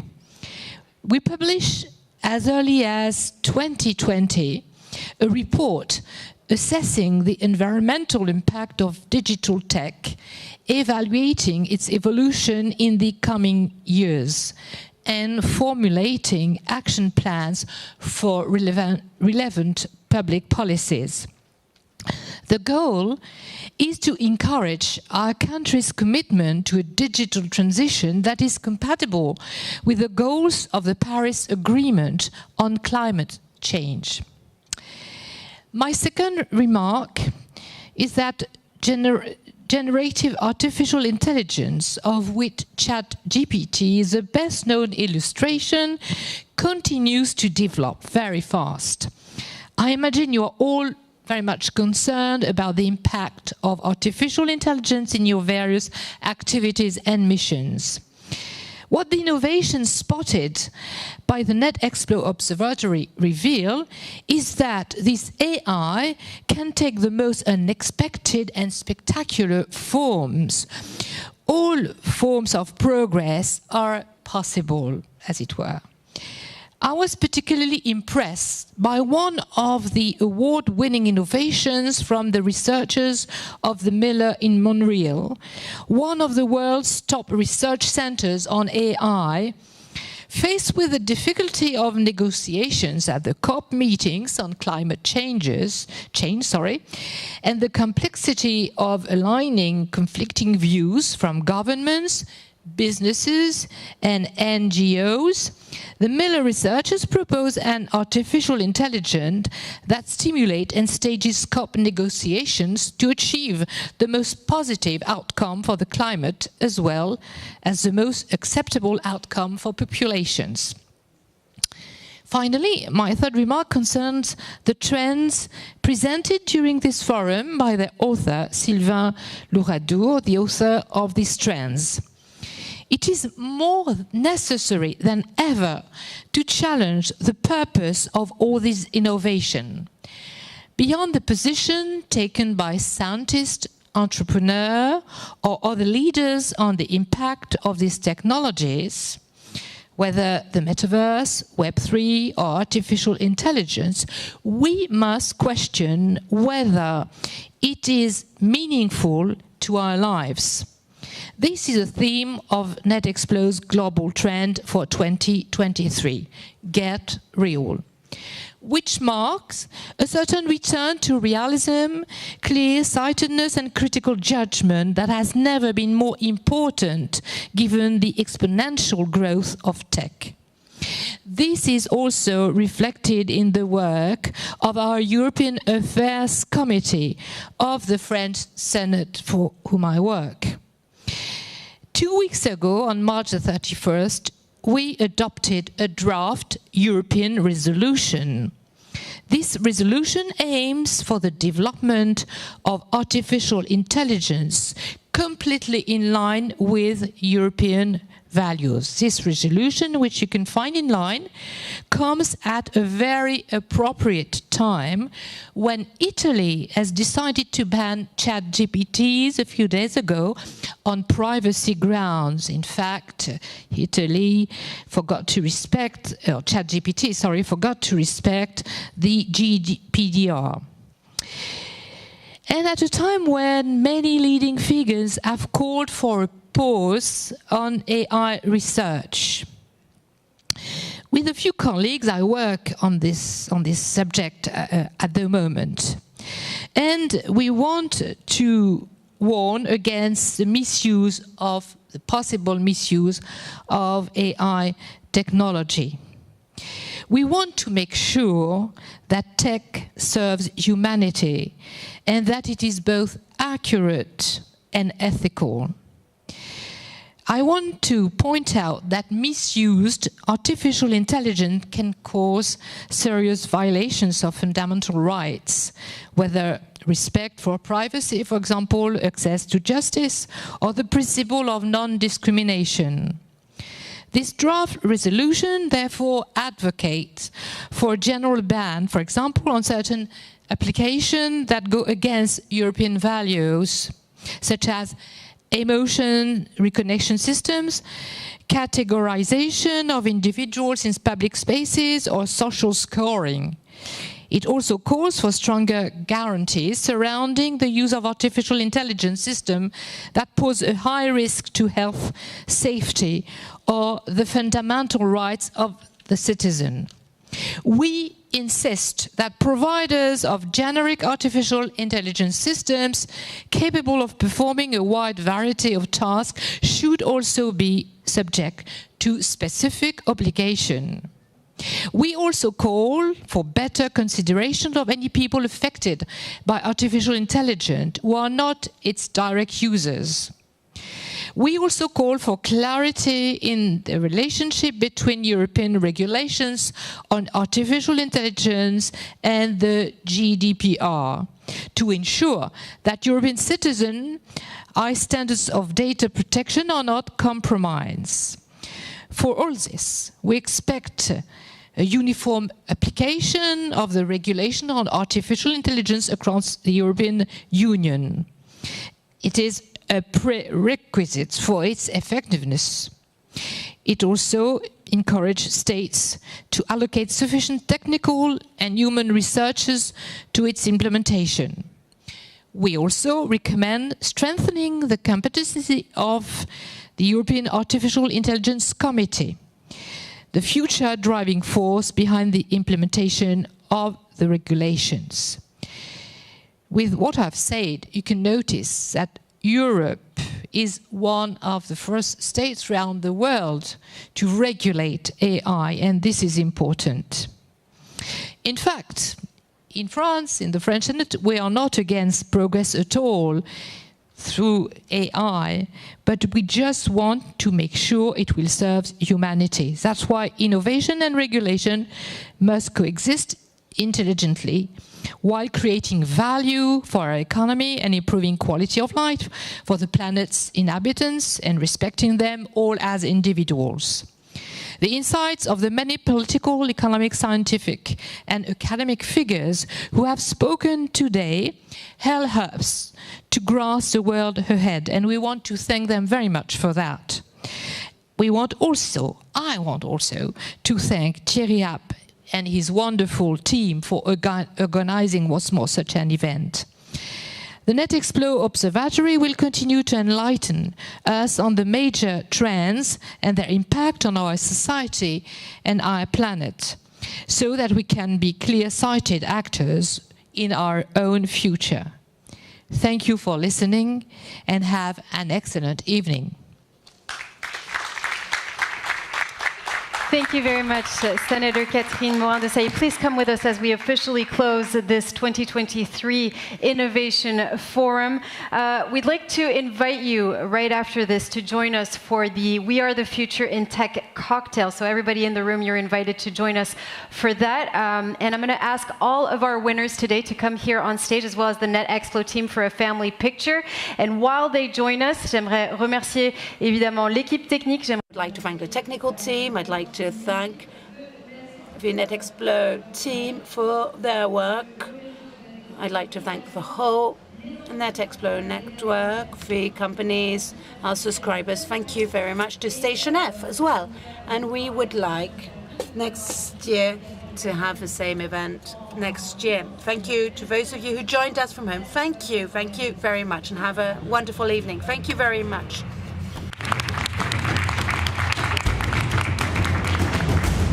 Allez-y, je vous en prie.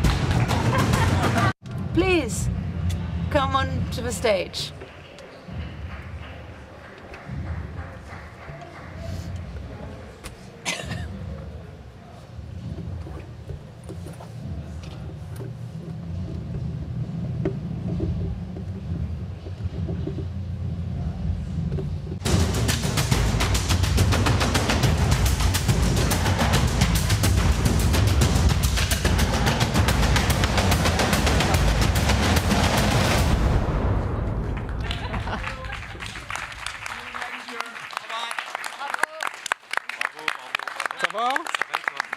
bien.